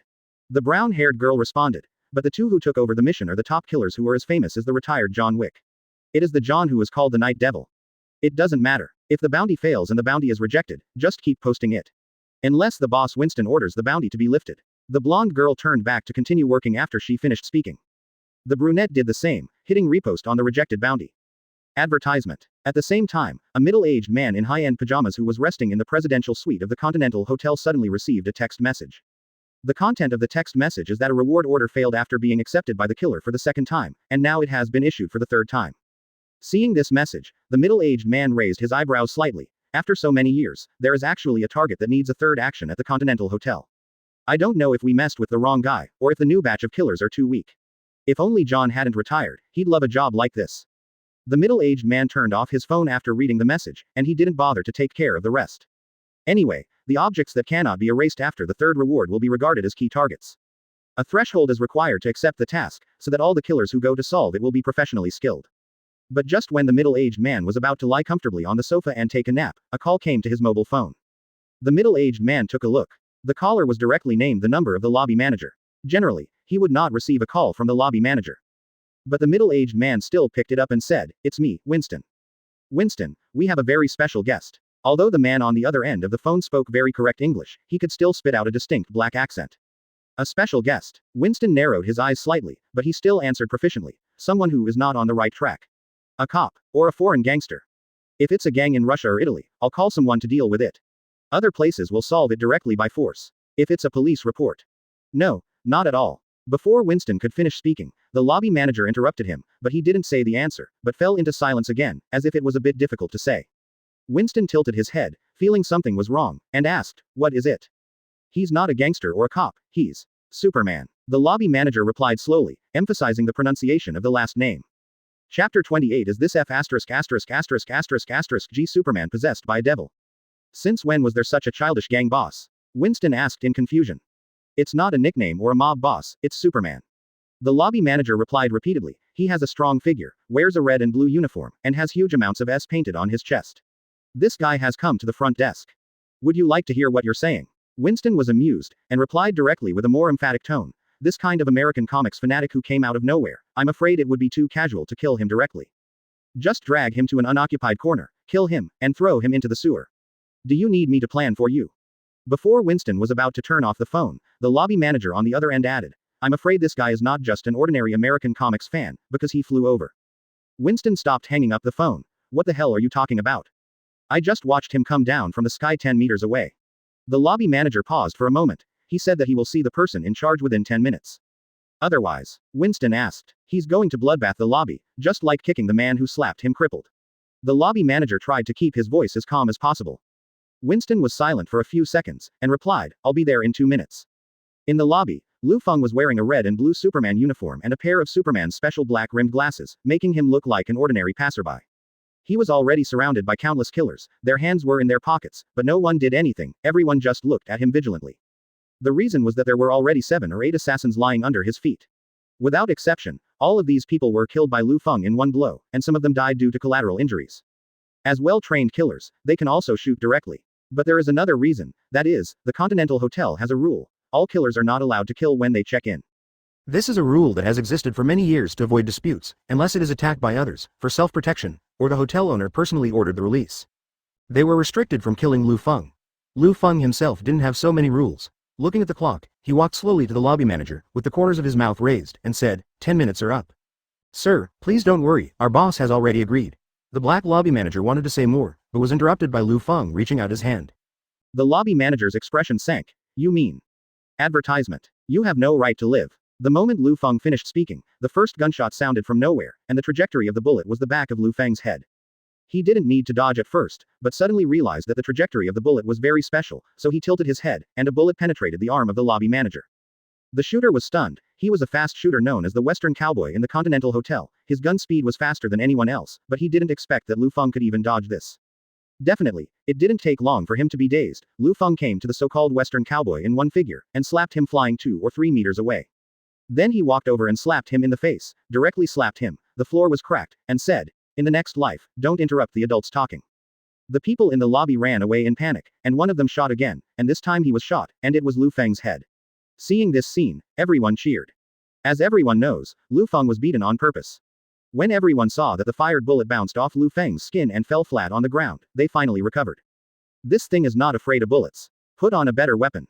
Lu Feng looked around and said, "Otherwise, I will beat them all to death." As soon as the voice fell, the sonic boom started again. Lu Feng's figure flashed suddenly and then disappeared in place. When he reappeared with a strong wind, he kicked and broke 3 unlucky people. Who in the lobby could accept this scene? The brave ones put on powerful equipment and shot at Lu Feng, while the timid killers who wanted to take over the mission fled everywhere. But it's useless. Regarding this point, the Hydra organization showed them with their lives a few days ago. Countless bullets hit Lu Feng's body and were either crushed or rebounded. For Lu Feng, the armor-piercing bullets couldn't even pierce his skin, and the grenades couldn't even curl his hair. All the things that burst out were like fireworks in the night sky. The bullets can't even pierce it. How is it possible? The killer couldn't believe it. This guy is a real Superman. Countless bullets were shot at Lu Feng's fatal part, but it was useless. On the contrary, whoever shot Lu Feng first was found out, and that person's death was absolutely tragic. Advertisement. Is it okay if you don't hit Lu Feng? No, Lu Feng who wanted to escape would not let him go. Just smash a wall and throw it at the door, and block the door with a bang, no one can get out. I'm sorry, I said it. You all have to die, there's no need to discuss it. Lu Feng floated in the air and looked down on all living beings. This guy, this is trying to kill them all. Even if you think about it, you can't guess that Lu Feng, who is wearing a Superman uniform, will do such a thing. This approach is very different from the bright and stalwart superhero in their impression. Blocking the gate is only Lu Feng's first step, the next step is the moment of mass killing. As I said before, Lu Feng has no sense of justice at all, and the distinction between good and evil depends entirely on his thoughts. In addition, the people who can stay in this hotel have more or less blood on their hands, and they are all desperados with dozens of lives on their backs. No matter how glamorous the outside looks, it is just a bunch of scum that is useless to the world. Lu Feng just wiped the blood away. It can also be regarded as a curve to save the country. This is how Lu Feng started his own killing moment.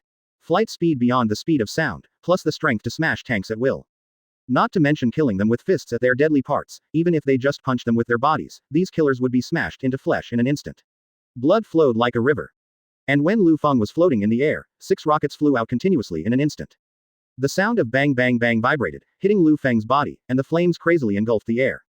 The lobby was completely engulfed in flames, and the air suddenly became quiet. Looking at this scene, everyone breathed a sigh of relief. Okay, that guy should have no hair left. After Winston on the second floor noticed that Superman Lu Feng hadn't moved, he stretched out his hand to signal his subordinates to put down the bazooka in their hands. As the boss, Winston stepped forward. Seeing this horrific scene, he couldn't help feeling terrified. Is this G Superman possessed by a demon? Chapter 29. After waiting for so long, kill all the unsatisfactory ones before making a decision. It's a good thing he's dead, otherwise, the moment Winston had this thought, there was a sound of freezing in the air. Immediately afterwards, it became cold all around. How the hell is it so cold? One of the killers couldn't help shivering. Wait, the place where the heat is absorbed seems, in that flame.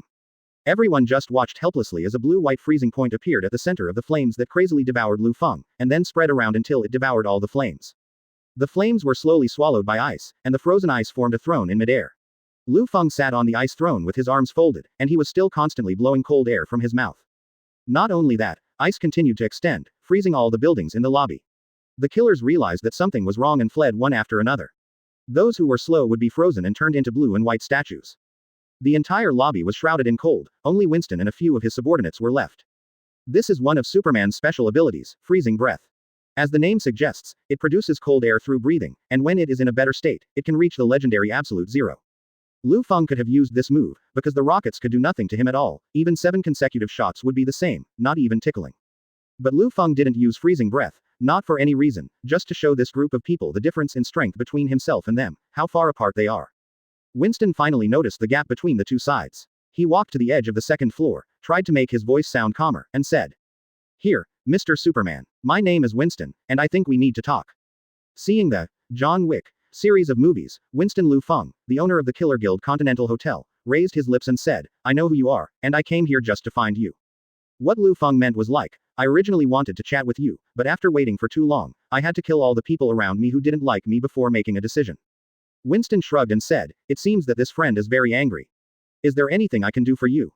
Winston came to signal for the waiter to bring over 2 glasses of tequila, and he took 1 cup himself, while on the other side he even directed the waiter to climb up the ice stand to give it to Liu Feng.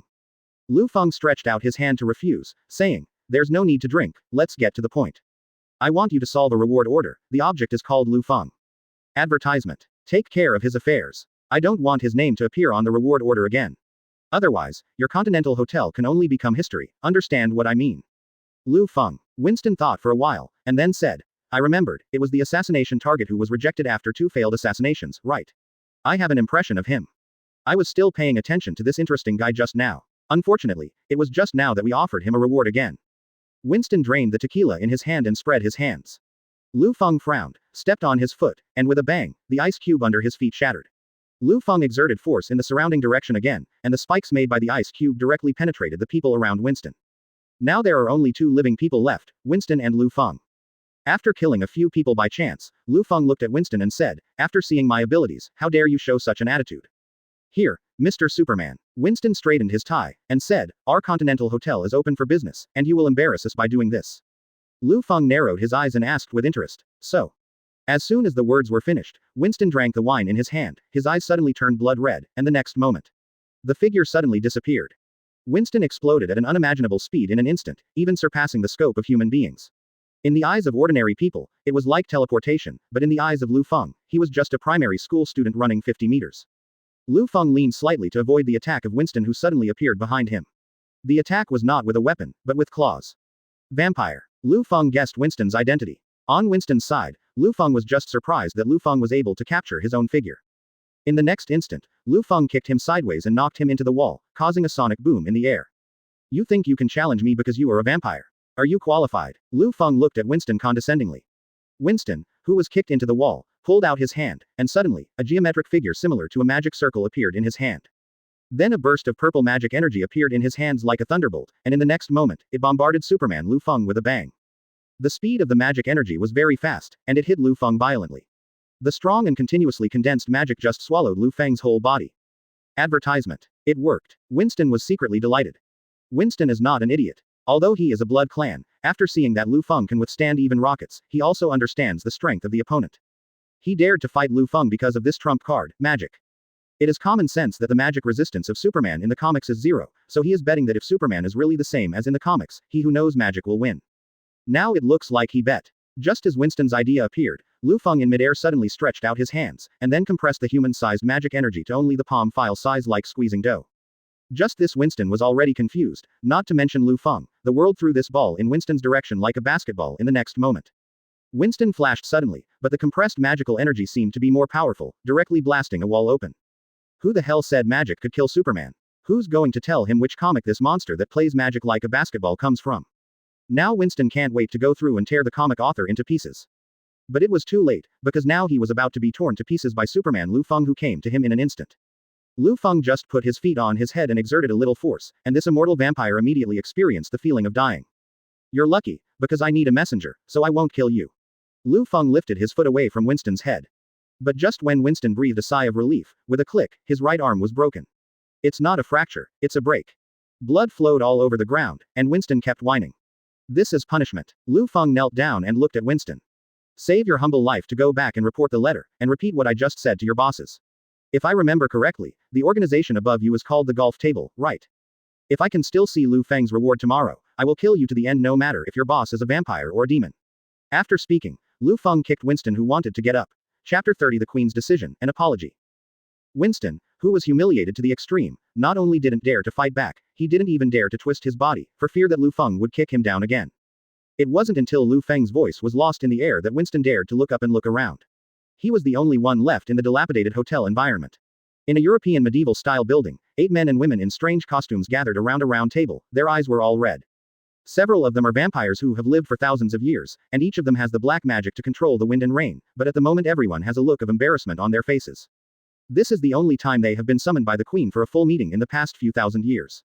The Golf Table controls the killers and gangsters all over the world, relying on their subordinates to continue killing and making money, and establish the Continental Hotel, the greatest killer union in the history of the United States.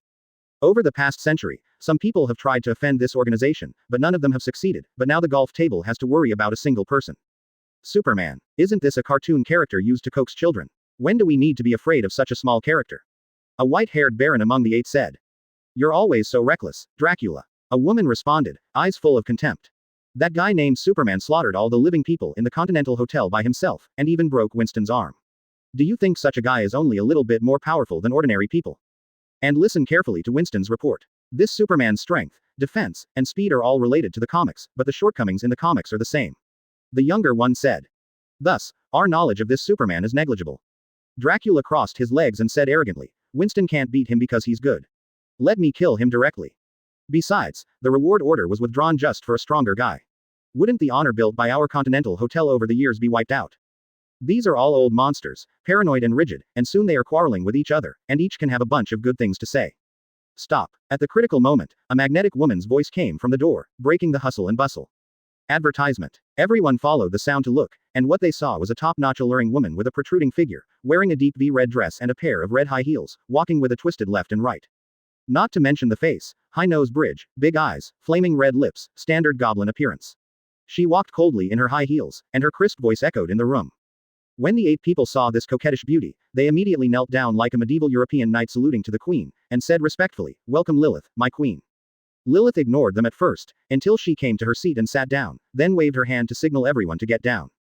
After everyone leveled off, Lilith took a look at Dracula first, and said, It's not your turn to be the boss when I'm not around, do you understand? Definitely understand, my queen, you will always have the final say here.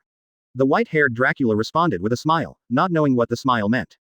Lilith looked at the crowd again and said, I've heard all your suggestions just now, but no matter how much you say, it's just a suggestion. I'm Lilith, the person in charge of the golf table, and the Queen of Blood clan. I'm in charge of everything related to the Continental Hotel and the associated gang forces. I have the final say. Has the Queen made a decision? Winston asked. When this Mr. Superman started to kill, I had already seen it through magic and started to analyze it. I summoned you just for an opinion. So what is the Queen's decision? Baron Dracula asked. Dracula is actually the person who knows Lilith best. He knows that the Queen's personality is more aggressive than his. This Superman must be killed by Lilith's order, and he is already secretly delighted. But Lilith backed down abnormally for the first time in her life. I don't intend to take the risk of confronting him, so I agree to his request to solve the matter of his friend Liu Feng, and give another $50 million. Dracula nodded pretending to understand, and asked casually, then he killed these people. It doesn't matter if there are fewer human deaths, regardless of this. Doesn't the Queen think we can't kill that guy? Dracula asked. It's possible to fight, but it's not necessary. Lilith's face suddenly darkened, because this is the most powerful guy we've seen in millennia. Advertisement. The Continental Hotel has finally come to this day. It can't be used to take risks with this oppressive monster. It's best to solve it with money and other things. Lilith looked at the crowd. Only killing can make us live forever. Everything other than immortality is trivial. Ensuring the killing between people is the most important thing. In the end, Lilith had to vote. Everyone looked at me and looked at you, and they agreed unanimously. As for the warlike Dracula, that's another story. Lilith arranged for people to clean up the corpses and blood in the hotel, and then covered up the incident of Superman's disturbance through contacts. In this way, the Continental Hotel was restored to its original state.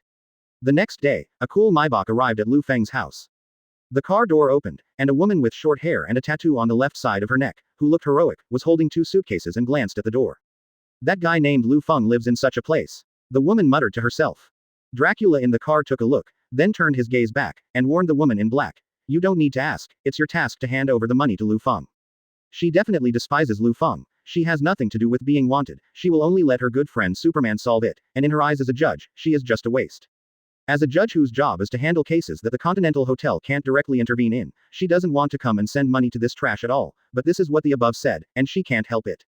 Remember, have a good attitude, try to meet his needs, and we will reimburse you. After speaking, Dracula let the driver drive and left here. Without saying a word, the judge tidied up his collar, walked forward, and rang the doorbell when he arrived at the door of Liu Feng's house. The door is unlocked. Liu Feng's voice came from inside. The judge squinted, turned the doorknob with his elbow, opened the door, and saw Liu Feng watching a movie on the sofa in the living room. This was the first time the judge had seen the real Liu Feng, a macho man with a very heroic appearance. His eyes showed a bit of Asian temperament, which was more pleasing to the eye than the information. Chapter 31. Half and half odds of winning or losing. But what Liu Feng is watching at the moment makes the judge who was disgusted with the love between men and women frown. Yes, Liu Feng is watching a love action movie, and he is enjoying it. Liu Feng turned to look at the judge, looked her up and down with the corners of his mouth raised, and saw that the judge was uncomfortable, like a prey locked by a hunter. The judge had no choice but to take the lead and said, Mr. Liu Feng, I am a subordinate of the golf table of the Continental Hotel. I am here to apologize to you on behalf of the Continental Hotel. It is 50 million. I hope you accept it. Turn around, Liu Feng said suddenly. The judge was stunned, looked at Liu Feng in disbelief and asked, what did you say? Liu Feng repeated impatiently, turn around in place and show me. The inexplicable reason made the judge puzzled, but he still walked around obediently. Although he didn't know the reason, he felt vaguely ashamed. Later, Liu Feng nodded with the corner of his mouth raised, and said, you have a good figure. The judge blushed and hurriedly said, Mr. Liu Feng, I hope we can. Before she could finish her sentence, Liu Feng suddenly left her seat and came to the judge in 2 or 3 steps. The judge subconsciously pushed back and hit the door panel with a bang. Liu Feng slowly approached the judge's face, and said, I almost died at the hands of the killers sent by your Continental Hotel. 50 million yuan is not enough to make an apology. The judge constantly leaned his head back and responded, I don't care about the amount of compensation, but I can apply for you and my superior. No need. Liu Feng's hand touched the judge's waist and abdomen. The woman's abdomen was as slender as a willow branch, making one feel the desire to unleash brute force on her. $50 million, plus you, it's just right. 2 hours later, the judge didn't know when she started looking at the ceiling and rolling her eyes. It wasn't until Liu Feng patted her face to indicate that it was over, that she came back to her senses and hugged her clothes. Liu Feng was sitting like Yasuo in the League of Legends at the moment, lit an afterthought cigarette, and turned to look at the interrogator. What? Not enough. Stay and finish dinner before continuing. The judge didn't return to Liu Feng. He simply put on his clothes, crumpled them into a ball and put them inside the coat, then left here without looking back. Advertisement. After leaving the door, the judge found that there were many missed calls from the same person displayed on her mobile phone, so she called back. It was Dracula on the phone, and he asked, how did it take so long? How did it turn out? Liu Feng accepted the compensation, and by the way, I took some time to help him do things. The judge replied, and she naturally would not mention her having S**X with Liu Feng to Winston. Dracula only told her to come back quickly without saying anything. The judge scratched his body, obviously a little bit more to say. She fell into a daze for no reason, and she came back to her senses after a while, and then left Liu Feng's house in a hurry. Maybe she, led by Liu Feng, will open the door to a new world in the future. After the judge left, Liu Feng, who took a few puffs of the cigarette after the incident, stuffed the cigarette butt into the ashtray to extinguish it, and then muttered to himself, Boyd Hublu, the military that specializes in hunting down mutant. Liu Feng has long understood who offered a reward to the Continental Hotel, and his principle of dealing with affairs is to retaliate with revenge and resentment. Since you dare to offer me a reward, you have to give it to me and pay the price. Inside the Hydra organization base, a scene like a sci-fi movie was playing on a big screen. A man wearing blue intersecting clothes with a huge S painted on his chest in the shape of a Superman was killing all directions. Countless bullets were shot at him. Without exception, the bullets were all crushed and fell to the ground, while Superman smashed the enemy into flesh with sonic flight and punches. It's not over yet. Some of the enemies wanted to escape, but Superman still didn't let them go. He directly tore down a wall to block the gate, and then stepped forward one by one to penetrate the enemy's flesh with his fist. Seeing this scene, the high-level executives present couldn't help but gasp. It's not like they haven't seen bloody scenes before, but what this Superman did was really in contrast to the comics. The footage continues until it shows Superman being bombarded by 6 of Winston's rockets, which the Hydra members present definitely know is of no use to the Superman. But they didn't expect that Superman, who was engulfed by flames, didn't continue to kill the enemy with his fists, but started to use freezing breath, freezing the entire lobby and all the people inside into ice sculptures. The video freezes at this scene, and there is a sound like typing on the big screen, each word forming a sentence. The cold air will monitor the erosion, and I will not be able to know the information after that. After watching the video, Pierce put his hands on his chin and was silent for a while. One of the senior executives of the Hydra organization next to him said, Look, this Superman's ability is really exactly the same as in the comics, and he is not someone we can provoke. Another executive said with a look of disdain, What comic Superman? We are not children anymore, and still believe in the stuff in the comics. Let me say, this is a mutant. Advertisement. It's better to believe what you have than to believe what you don't have.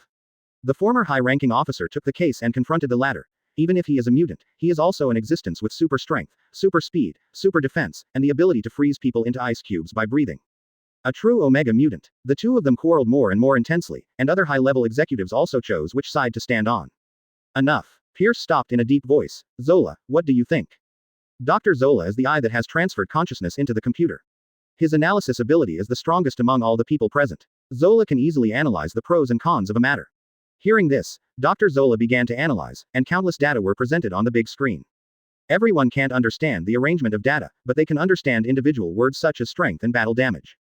Finally, a sentence appeared on the screen. The odds of winning and losing are half and half, but the loss is too great. After Dr. Zola's analysis, everyone wanted to argue again, but Pierce scolded them to be quiet. In the end, Pierce stood up as the leader and made the final decision. Since we will never have any intersection with this guy again, let's not provoke him again. But the leader, one of the executives, wanted to say something more, but Pierce extended his hand and refused to say that the meeting was over. Before the meeting ended, Pierce had to add another sentence. Not just this Superman, that Lufang and the New York Police Department, none of you are allowed to provoke, otherwise, you will bear the consequences, and the Hydra organization will not help you. Inside a military base outside of New York, General Boyd is reading the latest news from the United States, which can help him understand current events. He has not had free time to read newspapers for a long time, so he has been quiet for a few days. 10 days ago, there was a guy named Liu Feng, who came out when they were about to get the new mutant X-23, and killed his elite troops to the bottom. Chapter 32. Our relatives alone are enough for them to bear. Now, not only is General Boyd's elite troops gone, but Liu Feng has rescued X-23, who had been arresting him for many days, and he slapped Boyd resoundingly. Fortunately, I arranged for Major Wells to send Liu Feng's name to the Continental Hotel's reward order, and let the professional killer help him solve this trouble. Now it seems that this guy Liu Feng may have died on the street, but he is still quite puzzled why the newspaper didn't report the news that he, the light of New York, was killed. It stands to reason that Liu Feng's reputation is so resounding, his death should cause disturbances.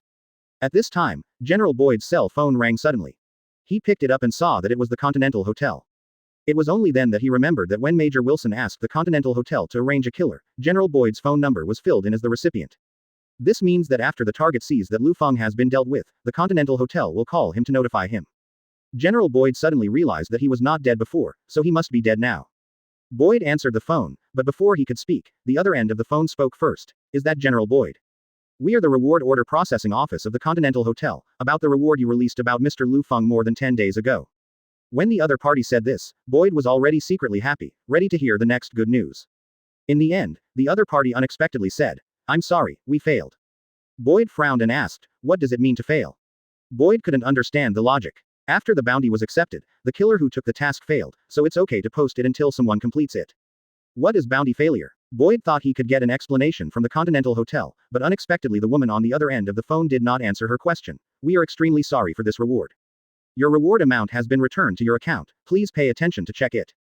In the future, please reduce your cooperation with our mainland hotel to avoid dissatisfaction. Thank you for your understanding, goodbye. You don't think you should explain to me? Before Boyd finished speaking, the phone was hung up. Advertisement. Just when he was in a daze and wanted to call Major Wilson, who was in charge of the matter, over to inquire about something, his room was suddenly pushed away with a bang. A group of soldiers in camouflage uniforms rushed in with guns in hand. Seeing this, Boyd raised his hand, but was tied up by the soldiers. He struggled and asked, who are you? General Boyd Hobrew, you have been found guilty of endangering national security, and we are ordered to arrest you. One of the soldiers with a relatively high rank stepped forward to answer General Boyd's question. Arrest me. Boyd's eyes widened, obviously unable to accept this fact. Let me go. You have no right to arrest me. Where is your boss? Call out. The leader of the other army shrugged and said, take it away. Boyd still wanted to fight back, but was unmoved because the entire base was taken away. A month later, the NYPD. Liu Feng was sitting in the office with a smug face, listening to his boss Arthur conveying to him the information that the military had been dealt with. Liu Feng said that to make them pay the price, naturally they must use all their strength. So, after getting out of the Continental Hotel, Liu Feng, who learned the identity of the reward offerer of the Continental Hotel, didn't stop. He directly made a phone call to report, and cooperated with his boss Arthur's authority to get rid of the other party. As for Arthur, originally he didn't want Liu Feng to conflict with the military, because he was worried that the military would punish Liu Feng first. But he didn't expect that now Liu Feng had mastered the military's black material, so he could use the conviction as an excuse to take them away. In fact, besides Arthur, Liu Feng also used another layer of his own relationship to suppress the military. We should have arrested about 1/3 of the people by now, and we will get rid of all those people in a short time, Arthur said. But I really didn't expect you kid to get their handle. There is an old saying in Daxia that says to plan for a rainy day, and I can teach you someday. Liu Feng responded with a smile. At this time, Chen Long, Liu Feng's exclusive cow and horse brother, came to the door. Advertisement. He held a phone in one hand, knocked on the door panel with the other hand to get Liu Feng's attention, handed it to him, and said, Brother Feng, someone is looking for you. Liu Feng narrowed his eyes slightly, and after saying goodbye to Arthur on the other end of the phone, he took the phone from Chen Long. Holding the phone and before speaking, Liu Feng glanced at it, and saw that the number displayed on the phone was very familiar to Liu Feng, so he also remembered these numbers. Liu Feng's vigilant expression suddenly softened, and he answered, My naturally beautiful and charming mother, why did you suddenly call your precious son?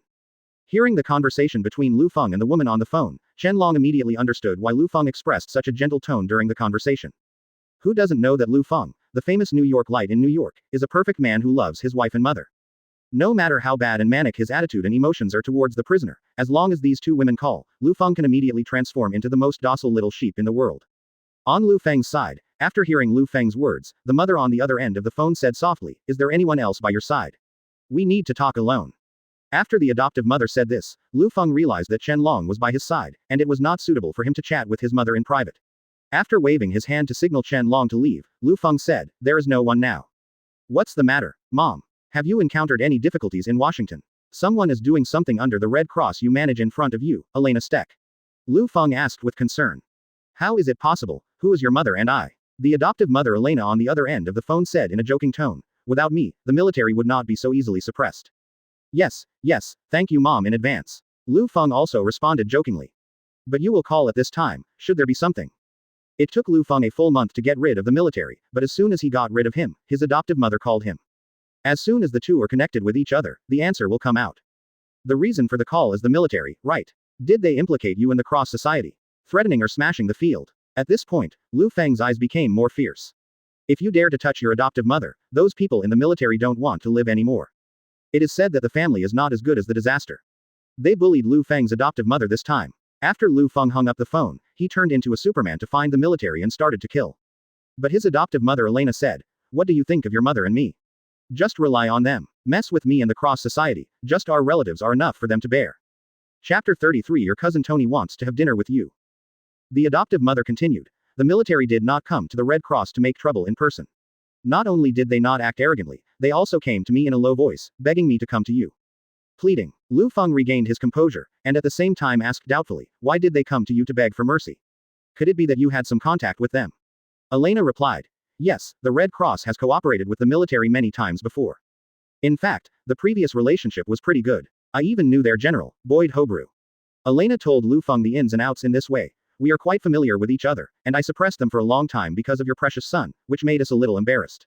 Hearing this, Lu Feng also understood the cause and effect of the matter, but couldn't help scolding. "Those guys don't dare to confront me, but they really know how to solve the problem in this way." Those guys were really smart, knowing that they couldn't beat Lu Feng in a face-to-face confrontation, so they used their relationship with Lu Feng's adoptive mother to play emotional cards with Lu Feng. Although Lu Feng has only been in this world for 3 years, and this adoptive mother has no blood relationship with him, Lu Feng sees her kindness to him. Over time, Lu Feng regarded Elena Stark as his own mother, and cared for her meticulously. If a dragon has a Nilina, he will die if he touches it, and Irene is Lu Feng's Nilina. It's just that Elena's ability doesn't need to worry Lu Feng. After all, her surname is Stark. That's right, it's Iron Man Stark. And Lu Feng's adoptive mother Elena happened to be Howard Stark's younger sister and Iron Man Tony's aunt. Now she is also the president of the Washington Cross, and her power and status are also very high. Few people in the United States dare to touch her. Mom knows your style of doing things, and understands that you have your own reasons for doing things. Elena said. But this matter, my mother thinks it's better for you to keep it private, so you don't need to make everyone secretly hate. It's all about the world, you should understand. After Elena finished speaking, Lu Feng thought for a few seconds, and then said to Elena in a gentle tone, "Okay, you are my mother. I have listened to you the most since I was a child. Even if I destroy the world it's not a problem, let alone this trivial matter." But, Lu Feng changed his pen again, with a strong tone, and said, "I can let this matter go for your sake, Mom, but they really PD me off before. Advertisement. Since they don't want to be retaliated by me, they have to make compensation to me." "I knew you were going to say that." The adoptive mother Elena on the other end of the phone agreed. "Okay, I understand, I will ask them to give you corresponding compensation." Before Lu Feng was about to hang up the phone, his adoptive mother Elena suddenly added, "By the way, Feng, when are you free? Your cousin Tony wants to have dinner with you." Cousin. That playboy Tony Stark who was indulging in wine, money and women all day long. Forget it, I don't like dealing with this kind of person. Lu Feng refused. What he said is also true. Lu Feng is not like other time travelers. After time traveling, all he thinks about is how to meet the protagonists of the series in the original world. Lu Feng, as the adopted son of Iron Man Tony Stark's sister-in-law Elena Stark, felt that the future superhero Iron Man was nothing awesome from the very beginning. Not to mention that before he became Iron Man, Tony was an out-and-out paranoid and arrogant playboy, which can be said to be as annoying as he wants. Hearing Lu Feng comment on her big brother's son, Elena was a little embarrassed. After all, he is also his nephew, so he wanted to restore Tony's image. Tony's parents died since he was a child, and his character does have some minor flaws. However, he is also a high-achieving student who graduated from MIT. His mind is completely inherited from my brother. There are still many advantages, but his emotional intelligence is a bit low. Okay, Mom, if I say I don't want to see you, I won't see you. And Tony is so scheming, he won't suddenly want to eat with me.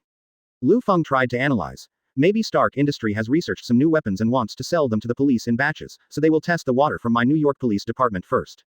Elena was well aware of her adopted son's personality, so she didn't say anything more, and replied, "You don't want to see him, forget it, and just settle the matter with the military." After the matter about the military came to an end, Liu Feng hung up his mother's phone and muttered, "Military, you're smart. But at least Liu Feng will receive compensation." Advertisement. Although his mother only said that he would fight for him, Liu Feng understood, what is a compensation to the military? It is already a great gift for me to let go of the past, how could I fall short because of this small request, so they will definitely agree to my request. Sure enough, the compensation really agreed, not only agreed, but also beyond Liu Feng's expectation. Just as Liu Feng came home early before Wanda got off work, and was about to take a comfortable hot bath, when he opened the door, his eyes widened. Because the one has long brown hair, is slender, has healthy wheat-colored skin, and most importantly, is lying on his bed. This woman is not someone else, but Liu Feng is familiar with the shape-shifting King Kong series of movies, just relying on the action of lifting the car hood, she has captured the hearts of all otaku. The heroine's name, Liu Feng, is forgotten, but she vaguely remembers the name of the Spice Girl heroine, Megan Fox. But at this moment, this woman who had haunted countless homeboys was lying on Liu Feng's bed, even a man couldn't stand it. Definitely the point is, what about your clothes? Seeing Liu Feng's line of sight, she wanted to subconsciously block it, but after thinking about her purpose of coming here, she moved her hands away and said, "You can watch it if you want.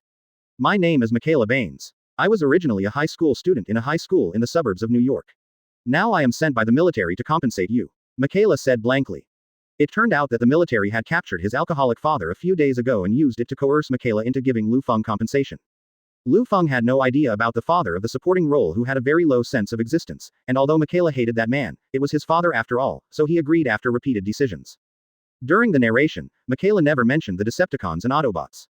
Chapter 34 135 Wanda, 246 Michaela. It seems that at this point in time, she has not met the hero in shapeshifting King Kong, and the plot has not yet unfolded, so now he is equivalent to taking down the heroine before the hero. The naked Michaela looked up at Liu Feng. "Now I am your item." Those idiots in the military. Liu Feng couldn't help cursing inwardly. He didn't expect that the compensation he said casually was actually like this in the eyes of their military. Liu Feng really likes women very much, and they guessed it right, but when it comes to women, it depends on the occasion.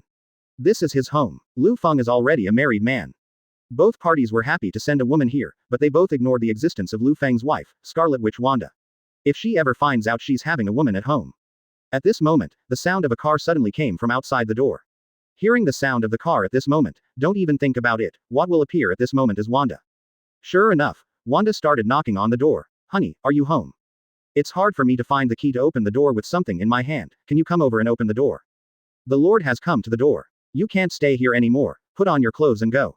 Liu Feng hurriedly stepped forward to give the clothes on the floor to Michaela and let her put them on. This little girl's hot pants shirt is even more sexy. Michaela was taken aback for a moment. "I can't leave, I have to stay and serve you, otherwise the military won't let my dad go." "Honey, not there." Wanda's voice continued. In a hurry, Liu Feng persuaded Michaela first. "I will let you complete the task, but not at this time, take the money to open a hotel nearby, and I will go find you later." Liu Feng took out money from his pocket and gave it to Michaela to help her escape through the window. Fortunately, Liu Feng's house was on the first floor, so she could leave easily. It was the sound of a key being turned to open the door suddenly from outside the door. Liu Feng tidied up the room a little and was about to leave the room, but Wanda opened the door first. "Aren't you here, dear? Why didn't you answer me just now?" Wanda asked suspiciously. Liu Feng rubbed his head and said, "I'm too tired today. I took a nap after I came back from get off work. I didn't hear your voice until just now. You opened the door before I had time to answer, haha." Advertisement. "But why is there sweat on your head?" Wanda asked again. "Because I was too tired and fell asleep. I forgot to turn on the air conditioner, so it was very hot." Liu Feng said perfunctorily, It's really hot, I'm going to take a shower first." Wanda squinted her eyes at Liu Feng, but shrugged her shoulders and turned around to do things in the next second. The next day, in a certain hotel, the mobile phone on the bedside table rang. Liu Feng stretched out his hand to touch it and found the mobile phone. Before he could speak again, a voice came from the other party. "Mr. Liu Feng, you must have received our compensation. Are you satisfied with our compensation?" Hearing this sentence, Liu Feng lowered his head slightly, looked at the woman who was serving him, and responded with the corner of his mouth raised, "It's not bad." The military matter came to an end, and the Hydra organization didn't bother Liu Feng anymore. There is a beautiful wife at home, a golden concubine outside. 135 Wanda, 246 Michaela, rest on Sunday alone, Lufang has just passed a few days of calm. After going on for almost half a month, Liu Feng woke up from the bed, and subconsciously looked at the woman next to him. It was Wanda. Fortunately, there was no need to run home first. Wanda, who was kept in the dark, didn't know what sweet dream he was having. The corners of his mouth were still raised. Liu Feng kissed Wanda on the head, and then started to change clothes and go out.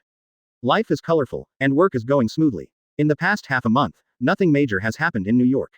This is exactly what Liu Feng has been doing since he came to the police station. New York, once known as a city of crime, directly suppressed the criminals like sheep after Liu Feng intervened, and the whole city exuded a simple and honest atmosphere. But today, the manpower of the New York Police Department has suddenly become busy. It is not uncommon for the entire police department to be alarmed. At least in Liu Feng's impression, it was already a year ago. Liu Feng stood up for a while and took a look, and found that corpses were being sent in one after another, and the surface of the body was covered with wounds, broken arms, broken legs, and disemboweled. Murder. Liu Feng frowned. There is no one in New York who doesn't know that Liu Feng has clearly prohibited murders. Minor disturbances are fine, robbery is fine, murder is not allowed. The method of prohibition is also very simple. When the captured murderer is sentenced, he will be sentenced to death. He can be sentenced to as much crime as he can. Advertisement. This is directly in sharp contrast to the Batman in the DC next door, who always imprisoned murderers in the Arkham Asylum without execution, and then ran out the next day. Under such coercive means, there will not be any homicide cases in New York City under the jurisdiction of Liu Feng. But today there are people who don't know how to live or die. Liu Feng stopped Chen Long and asked, "What's the situation?" "A serial murder case. It's not a simple homicide." Chen Long slowly reported to Liu Feng. "It's a fight between gangs. It's quite big. While disrupting the social order, many people died." "Gangster." Liu Feng half closed his eyes, and murmured, "Didn't those guys get along quite well before? What's wrong with you recently?" Liu Feng kept the crime rate to a minimum, but he allowed gangsters to appear in New York. Because criminal incidents cannot completely disappear, and the existence of gangs can make the punks organized and disciplined, which is equivalent to setting a good sense for the punks. When the scale and power of the gangsters are formed, without Liu Feng's intervention, the gangsters themselves can control the punks under them submissively. As for Liu Feng, he only needs to establish a good relationship with the leader of the gang, turn a blind eye and close one eye, and allow the gang to do shady business, which can reduce the crime rate in New York. There have been no problems all the time, only today, a murder case occurred, and it was not a small fight between gangsters, but a fight between gangsters. It's like the subordinates didn't do anything, and the management started to fight. Things between gangs and gangs are the most difficult to deal with, and this kind of case will never happen only once. If it is not resolved properly, more and more people will die. Brother Feng, do I need to lead a team to do this matter? I'm confident that it will be resolved. Niu Ma's younger brother Chen Long asked Liu Feng, obviously wanting to show off in front of Liu Feng. Chapter 35 Jin Bing, hello. Liu Feng shook his head and said, "You can't handle it, I will investigate this case myself." Looking at the information about gangsters in his hand, he suddenly found that among these gangsters, there was a gangster under Jin Bing's command that he was familiar with. Jin Bing, formerly known as Wilson Grant Faith, is the largest underworld leader in New York and even the United States, and is the #1 mortal enemy of superhero Daredevil. In addition to the Daredevil movie, he also appeared in the Spider-Man Parallel Universe animated movie, and Liu Feng did not have much dealings with him after time travel. Because in New York City, Liu Feng is the biggest white gang, and Jin Bing is the biggest gangster, so Jin Bing also gave Liu Feng a lot of face and helped Liu Feng maintain the order of the gang. Since this matter was done by people under Jin Bing's command, it would be easy to handle. Liu Feng narrowed his eyes and focused on one of the surviving gangsters, Jay. Little punk Jay is bad. Originally, he didn't belong to any gang. He was just a little guy who spotted rich people on the streets of New York and went up to rob them. But this kind of method cannot become a livelihood for him to live on. One day before he was robbed, Jay was RD by a gang, saying that he was not qualified to rob on the street. Later, Jay learned to be smart and joined a gang, thinking that he would be able to live a life of the underworld without worrying about food and clothing. But the damn thing is, not long after he joined the gang he belonged to was suddenly involved, and he got involved with another gang out of nowhere. He was timid, and he didn't do much work on the front line, so he stayed until the end. He also used this to see a strangely dressed person in the opponent's gang, telling dirty jokes while killing people. Jay escaped by pretending to be dead, muttering that he was too weak, and it would be better to return to his old profession, so he squatted on the street early in the morning to find his target. "It's you, a rich family of 3. Jay locked on the target. The family of 3 had just finished watching a movie and were on their way home. When passing through a small alley, Jay jumped out with a knife and interrupted the laughter of the family. Jay waved the definitely knife in his hand and said, obviously, robbery. The father among them hurriedly protected his wife and daughter. "It's okay, as long as you don't hurt them. I can give you whatever money you want, and I can give you all the money on my body." Jay couldn't help laughing. He didn't expect to be so lucky today to meet such a rich man, and now he can be happy for several weeks. Advertisement. Just as Jay was about to take the money, a voice suddenly came find a corner and squat down with your head in your arms. I only give you 2 minutes. Jay turned his head to look, and found that it was a guy in a leather jacket, with a strong figure and a somewhat Asian look. He seemed to have seen it somewhere, but he just couldn't remember it. Presumably he was a guy who watched too many superhero movies and came to help others. Jay would definitely not be frightened by Liu Feng's warning, so he waved his dagger and said, "Hurry up, kid, do you really think you can be the superhero in the movie?" Liu Feng said coldly, 2 minutes, otherwise you would have fallen to the ground. You are lucky. I need a dog to lead the way, and I will spare your life. Jay noticed that this man was a bit stubborn, and just wanted to show him some color, but unexpectedly, the other party pulled out his gun, and sooner or later, with a bang, Jay's hand holding the knife was directly pierced. With extremely precise marksmanship, without even looking at it, Jay suddenly remembered that the other party's identity was Liu Feng, the sharpshooter known as the Light of New York in the New York Police Department. Liu Feng let the family of 3 go, and walked slowly towards Jay by himself. Jay is very aware of current affairs, and hastily squatted down with his head in his arms. Definitely, he can only hug with one hand. Liu Feng also squatted down and looked at him, and said coldly, "Take me to your boss Jin Bing, otherwise you won't even want another hand." The guy known as the Light of New York has already made a name for himself. How could Jay himself have anything to say, so he had no choice but to lead the way obediently after nodding his head.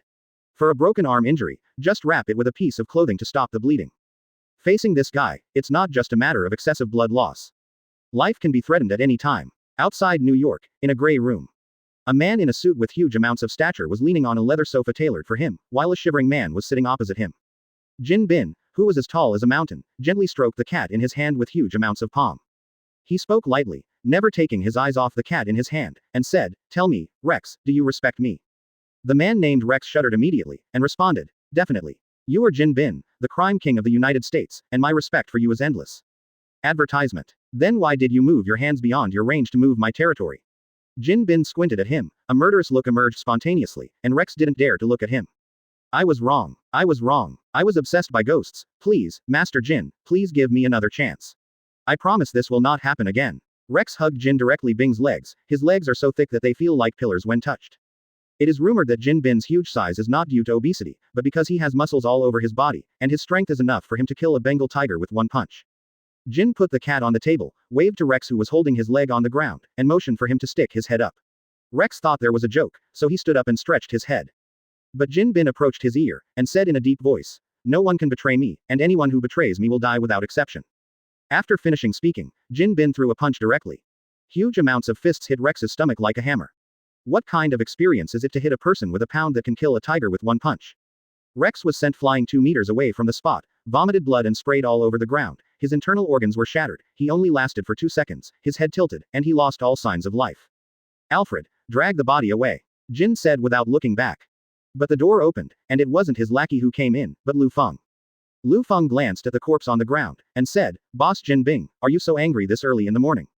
Jin Bing turned around, his serious expression disappeared instantly, looked at Liu Feng, and said in a low voice, "Mr. Liu Feng, we haven't contacted for a long time, what's the matter for coming to see me suddenly? You have to give me an explanation." Liu Feng was too lazy to be courteous with Jin, and went straight to the point. "The gang under your command caused trouble in New York City and killed many people. Don't you think you should explain it to me?" "In New York?" Jin Bing paused for a moment. "I'm generally not in charge of the affairs of the New York branch. Although I'm not in New York, I should strictly prohibit them from doing things in New York." Chapter 36. Sitting opposite him, Liu Feng crossed his arms and said, "I don't care what you teach your subordinates, there are indeed dead people on my side and they are related to your people, so you have to settle this matter. This is our agreement, remember?" Liu Feng said. "I definitely remember our pact." Jin Bing lit a cigar, nodded, and responded, "I will solve it. After today, there will be no more killings in New York. You can rest assured." Seeing Jin and agreeing so readily, Liu Feng didn't say anything else, nodded, and left here. Thinking that the matter had been resolved, Liu Feng returned to the police station and started busy with his own affairs. But almost a week later, another person died, and it was another member of the gang. Liu Feng just wanted to find Jin and question him, but the other party sent his men over first. Seeing Liu Feng, the subordinates sent respectfully bowed to Liu Feng first, and said, "Mr. Liu Feng, our boss invites you to drink tea with us." Liu Feng got into his limousine, left New York again, went to a Japanese-style bathhouse in Texas, and came to the place where Jin Bing was staying at the moment. Liu Feng took off his clothes and went in. Jin Bing was the only one in New Oda's bathhouse. Liu Feng half closed his eyes, and walked towards Jin Bing, while shortening the distance with him, said in a calm voice, "This is the second time I ask you to explain to me, Jin Bing. There is an old saying in Daxia that things don't last until 3, do you want me to teach you a lesson?" Liu Feng said. With his back to Liu Feng, Jin Bing said slowly. I tried my best, but I can't do this, because what happened in New York recently is not a simple battle between gangsters. Jin Bing, whose upper body was exposed out of the water, picked up a printed document from Yandian and held it up to Liu Feng. This matter involves a mutant. Liu Feng picked up the file and took a look. It was a familiar face. The red guy looked cheaply at the camera and compared this love heart to the camera. Anyone who saw this thing would not be confused. Deadpool, the cheapest and most talkative guy in the Marvel Universe, formerly known as Wade Wilson. One of the most violent characters in X-Men, he has become a household name in recent years. Originally a Canadian mercenary, in order to treat cancer, he accepted the Weapon X experiment in the early stage. Advertisement. After the beginning of the experiment, there was no significant effect, and it was listed as a failure by Weapon X, but it was later discovered that Deadpool has the ability to quickly regenerate. Even if the body is torn apart, it can be restored to its original state, but because the test was successful, it was burned by fire, and the regenerative ability and cancer cells repel each other, resulting in scars all over the body. So Deadpool, whose whole body including his face was burned, can only wear a mask and tights all the time, and because of the excessive growth of brain cells, others also become crazy. After possessing the super ability and not belonging to any organization, he became a mercenary who took money to kill people. Because of the super ability of its bug, he has also become the best object to use. Jin explained word by word. This guy is now hired by the Russian gang to help the group of Russians and want to suppress my power. So I plan to start troubles from my influence in New York. But I didn't know that New York is now your world. Jin Bing looked at Liu Feng and said, Deadpool is too strong a mutant. He can single out me and help him alone. I can't solve it. I can only rely on you. By the way, let me help you deal with him. Liu Feng looked at Jin Bing coldly. Jin Bing sighed, and said, when I owe you a favor, I can promise you anything within the range of my ability, is that okay? Liu Feng shrugged and said, it's not too bad. If you're looking for him, my boy has probably locked the area where he is. Jin Bing was about to tell Liu Feng where Deadpool was.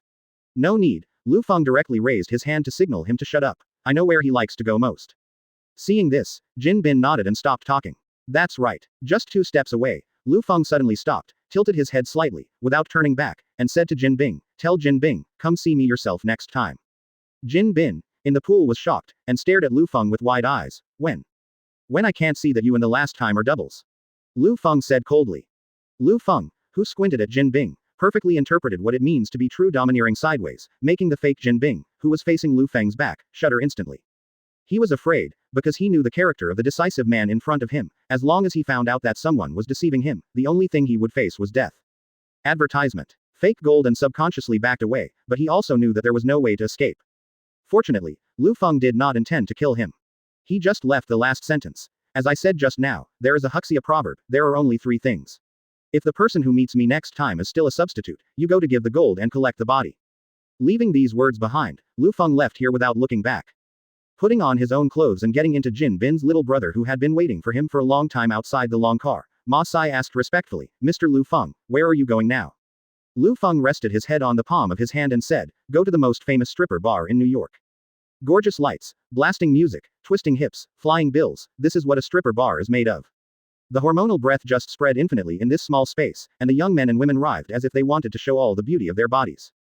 The strippers, who master the psychology of men to death, unleash their charm without reservation. The men holding banknotes in the audience cheered for themselves, and stuffed the banknotes into their work clothes that saved a lot of fabric. It's just that one of the customers was so weird that even the veteran stripper who had served men from 18 to 80 years old couldn't help being surprised. That Tuo, wearing a red combat uniform, has 2 handfuls of something hanging on his back. Wearing an absurd hood on the face, twisted more charming than strippers, what is it? 1 or 2 days is okay, but he has been here for a full week. Don't be shy, little girl, twist it up, master, there are plenty of banknotes here. Deadpool, the cheap guy, twisted his A while waving the dollars in his hand. Although the stripper was surprised, no one would be troubled by money, squinting their eyes, twisting their buttocks, and rolling in money. There is nothing easier in the world than this. Just the next second, the stripper was suddenly embraced by Deadpool who stepped onto the stage, and the sudden move made her want to resist. Everyone knows that there is a rule for strippers, that is, they can only look but not touch. This strange guest actually came to the stage and hugged her. Chapter 37 Mr. Deadpool, how are you thinking? The stripper was in a hurry and wanted to call the security guard over to deal with it. At this moment, Deadpool suddenly stretched out his finger and put it in front of his mask, making a shish gesture. He looked at the stripper, and because he was wearing a mask, he didn't know what the expression in her eyes meant. I only heard him say, from the moment I saw you, I was sure that you will be my life partner, so don't be shy, let's collide with the spark of love. This, sir, the stripper looked a little embarrassed.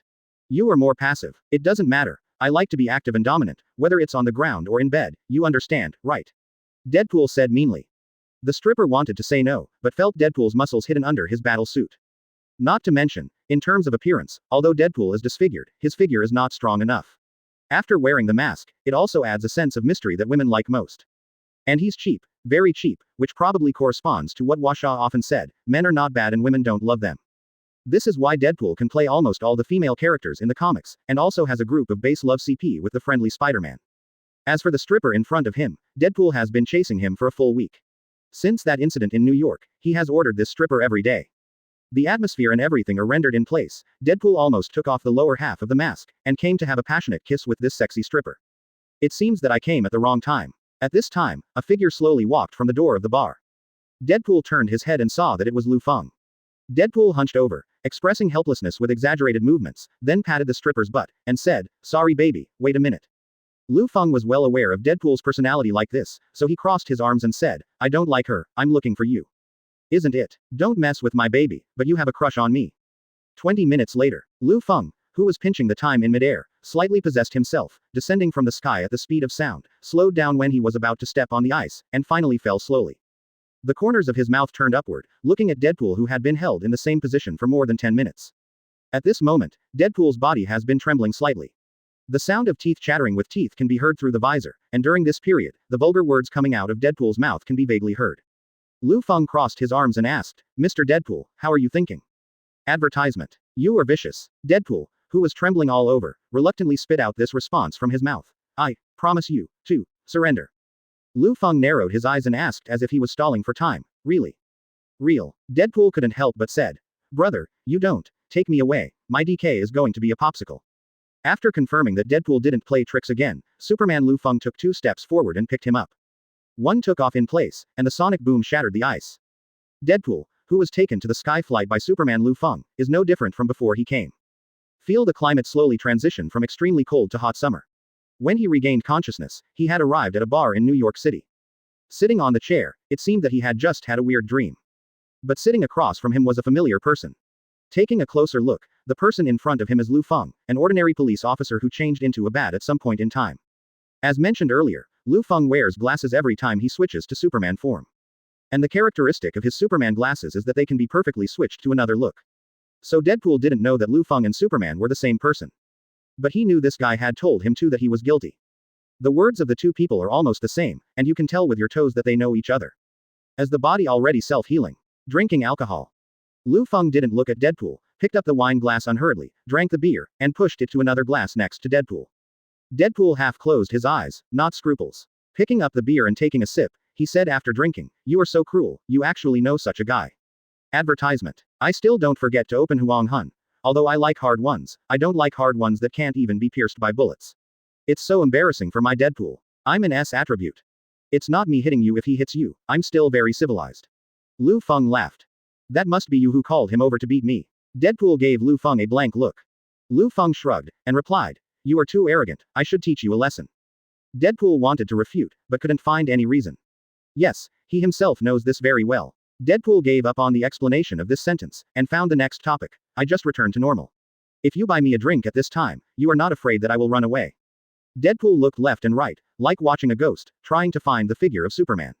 Liu Feng looked at Deadpool with raised lips, and said, "My super friend can cross the entire Pacific Ocean in just 2 minutes, but where can you go in 2 minutes? Outside New York City. Okay, I'm completely lost." Deadpool slumped on the chair hopelessly, like a dried salted fish. Surrender is surrender. Anyway, I can't die. Shooting is a waste of bullets. At most, you just find me some money or something. He asked. No fine. Liu Feng took a sip of his wine and shook his head, "I want to lock you up." Hearing this, Deadpool jumped up and cursed. Damn, you are too disgusting. I knew I couldn't die, so I wanted to lock me up. Deadpool was powerless and furious, so he could only try to ask, how long? Half a month, 1 year, 2 years, 5 years. Liu Feng raised 2 fingers and replied, 20 years. 20 years. Deadpool slapped the table directly. You've been poured with mercury into your G brain. I'm only in my 30s this year. I've been in prison for 20 years. Even if I don't look old, I'm old in mind. Liu Feng shook his wine glass and explained. Originally, in terms of your murder, I only sentenced you to 10 years, but if you disrespected me, another 10 years will be added. He looked at Deadpool with the corner of his mouth raised, and said, warning, you don't respect me very much now. Brother. Deadpool, who had no integrity, lay down directly and hugged Liu Feng's thigh. Tears seemed to be overflowing the mask. Chapter 38 Deadpool. I really can't stay for 20 years. I can't stand loneliness. I really can't stay for 20 years. You might as well let me be a target for a few months, and you can have fun, why not? Deadpool looked at Liu Feng pitifully. I will definitely be imprisoned for 20 years. Liu Feng changed the topic again. However, if you serve me occasionally, it's not that I can't help you reduce your sentence. Serve. Deadpool straightened up. No problem, I'm the best at this. Whether it's mouth or PY, I can serve you. It's not this kind of service. Liu Feng gave Deadpool the middle finger. I want to use your killing ability. Maybe, sometimes, you can really come in handy. Deadpool still wanted to bargain, but seeing Liu Feng's serious expression, he could only sigh and was defeated. I see. You, an irrational existence, are really weird and difficult to deal with. In this way, Deadpool was handcuffed by Liu Feng and taken to the NYPD. During his detention, Liu Feng also made two demands on Deadpool. The first is not to allow Deadpool to leave the prison. After all, this guy's ability is not bad, and it takes a minute for a mutant to escape from prison. So Liu Feng reminded Deadpool that if he escaped from prison and was found by Liu Feng, he would ask Superman to capture him personally to the North Pole to freeze a human-shaped ice sculpture. The second requirement is that Deadpool is not allowed to reveal the identity of mutant, and he can only be an ordinary person honestly. However, as long as this guy doesn't talk too much, no one will be able to discover his super ability as a mutant. Another major Marvel figure was added to the prison, and Jin Bing owed Liu Feng a favor because of this, and the matter came to an end. It's leisure time again. The family and business are happy. Wanda Michaela and the two beauties also play tricks for Liu Feng every day, very happy. SHIELD base. Director Nick Fury stood at the window of his office, scanning the agents in SHIELD through huge amounts of floor-to-ceiling windows. He held several printed documents in his hand, and on one of them was a mean guy wearing a red hood. Two pieces of information, one is the profile of Deadpool, and the other is the work he has been doing all the time, whether it is in the X-Men or the daily life of a mercenary after the X-Men disappeared. Advertisement. Black Widow Natasha Romanoff, who has a perfect figure, walked slowly, looked out of the window next to Nick Fury, and said softly, that matter has been dealt with, it's just. Liu Feng won't find out. Nick Fury said lightly. I'm not afraid if I find out, I have plenty of ways to guard against him. In short, Wade Wilson, we must take him away. Deadpool's self-healing has the same effect as Wolverine, even stronger than Wolverine. Combat ability is considered excellent in X-Men, and it is indeed useful for S.H.I.E.L.D. Natasha Romanoff nodded, and replied, you just decide. Then he stood with his hands behind his back and said, now Deadpool has been transferred to the prison of the Washington General Bureau through our transfer order, and he can be brought out at any time. Get it out tonight, the sooner the better, before you have a long night's sleep, Nick ordered to Natasha Romanoff. Natasha Romanoff nodded and left the office after saying hello. Inside the NYPD, Liu Feng was drawing a lottery, and he hadn't drawn a lottery for several days. Because of his non-chief's physique, he wondered if the things he drew would be better every few days. The result is not that I got something useless today.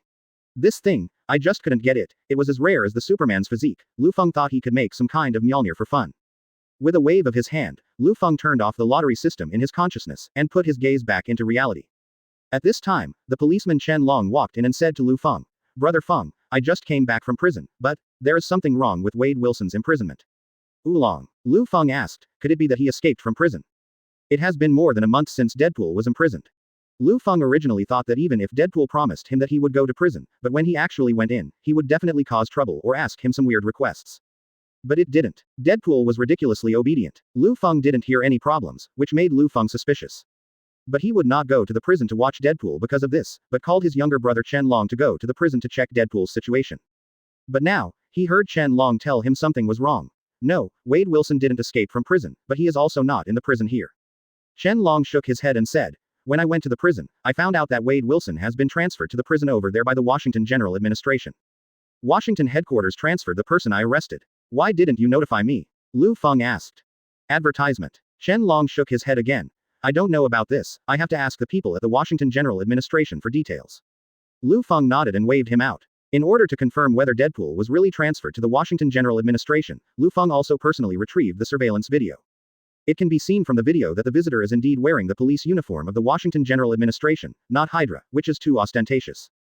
Could it be that this time, it's really the Washington headquarters? Deadpool, a mercenary and a former member of the X-Men, since the self-healing ability is also of great use to scientific research, will indeed be under scrutiny. But if Arthur really felt that Deadpool needed to be reviewed and brought him to the Washington headquarters, based on the relationship between the two, he would definitely have notified Liu Feng in advance. Guessing was useless, so Liu Feng called Arthur directly and asked him to meet at a restaurant in Washington 2 minutes later. The other party agreed without asking any further questions. Arriving at the restaurant, Liu Feng first chatted with Arthur, a tall white man, for a while. You should change your car, Arthur, your speed is very slow. Actually, it's not about the car. Arthur shrugged, and replied, being late is my old problem. After getting a new car, it may be even slower, just like the Flash in the superhero comics who is always late. No, I suspect that you were late for my appointment. Liu Feng laughed. Arthur also smiled, and admitted, you're right to think so. UB*********** D always asks me to help you, causing such a headache, why don't you let me make you wait a little longer? Liu Feng shrugged. It's not unreasonable. Okay, no more greetings, you probably didn't just catch up with me. Arthur sat down and asked, come on, is there anything you want to talk to me that you can't say on the phone? Seeing this, Liu Feng said, I came to talk to you about Wade Wilson. He imagined so many expressions on Arthur's face when he heard that. Unexpectedly, Arthur showed a puzzled expression and said, who is Wade Wilson? Wade Wilson, Deadpool, you really don't know this person. Liu Feng also mentioned Deadpool's nickname. I don't know. Arthur shook his head and said, is he famous? I should know him. Chapter 39 Please enter the urn.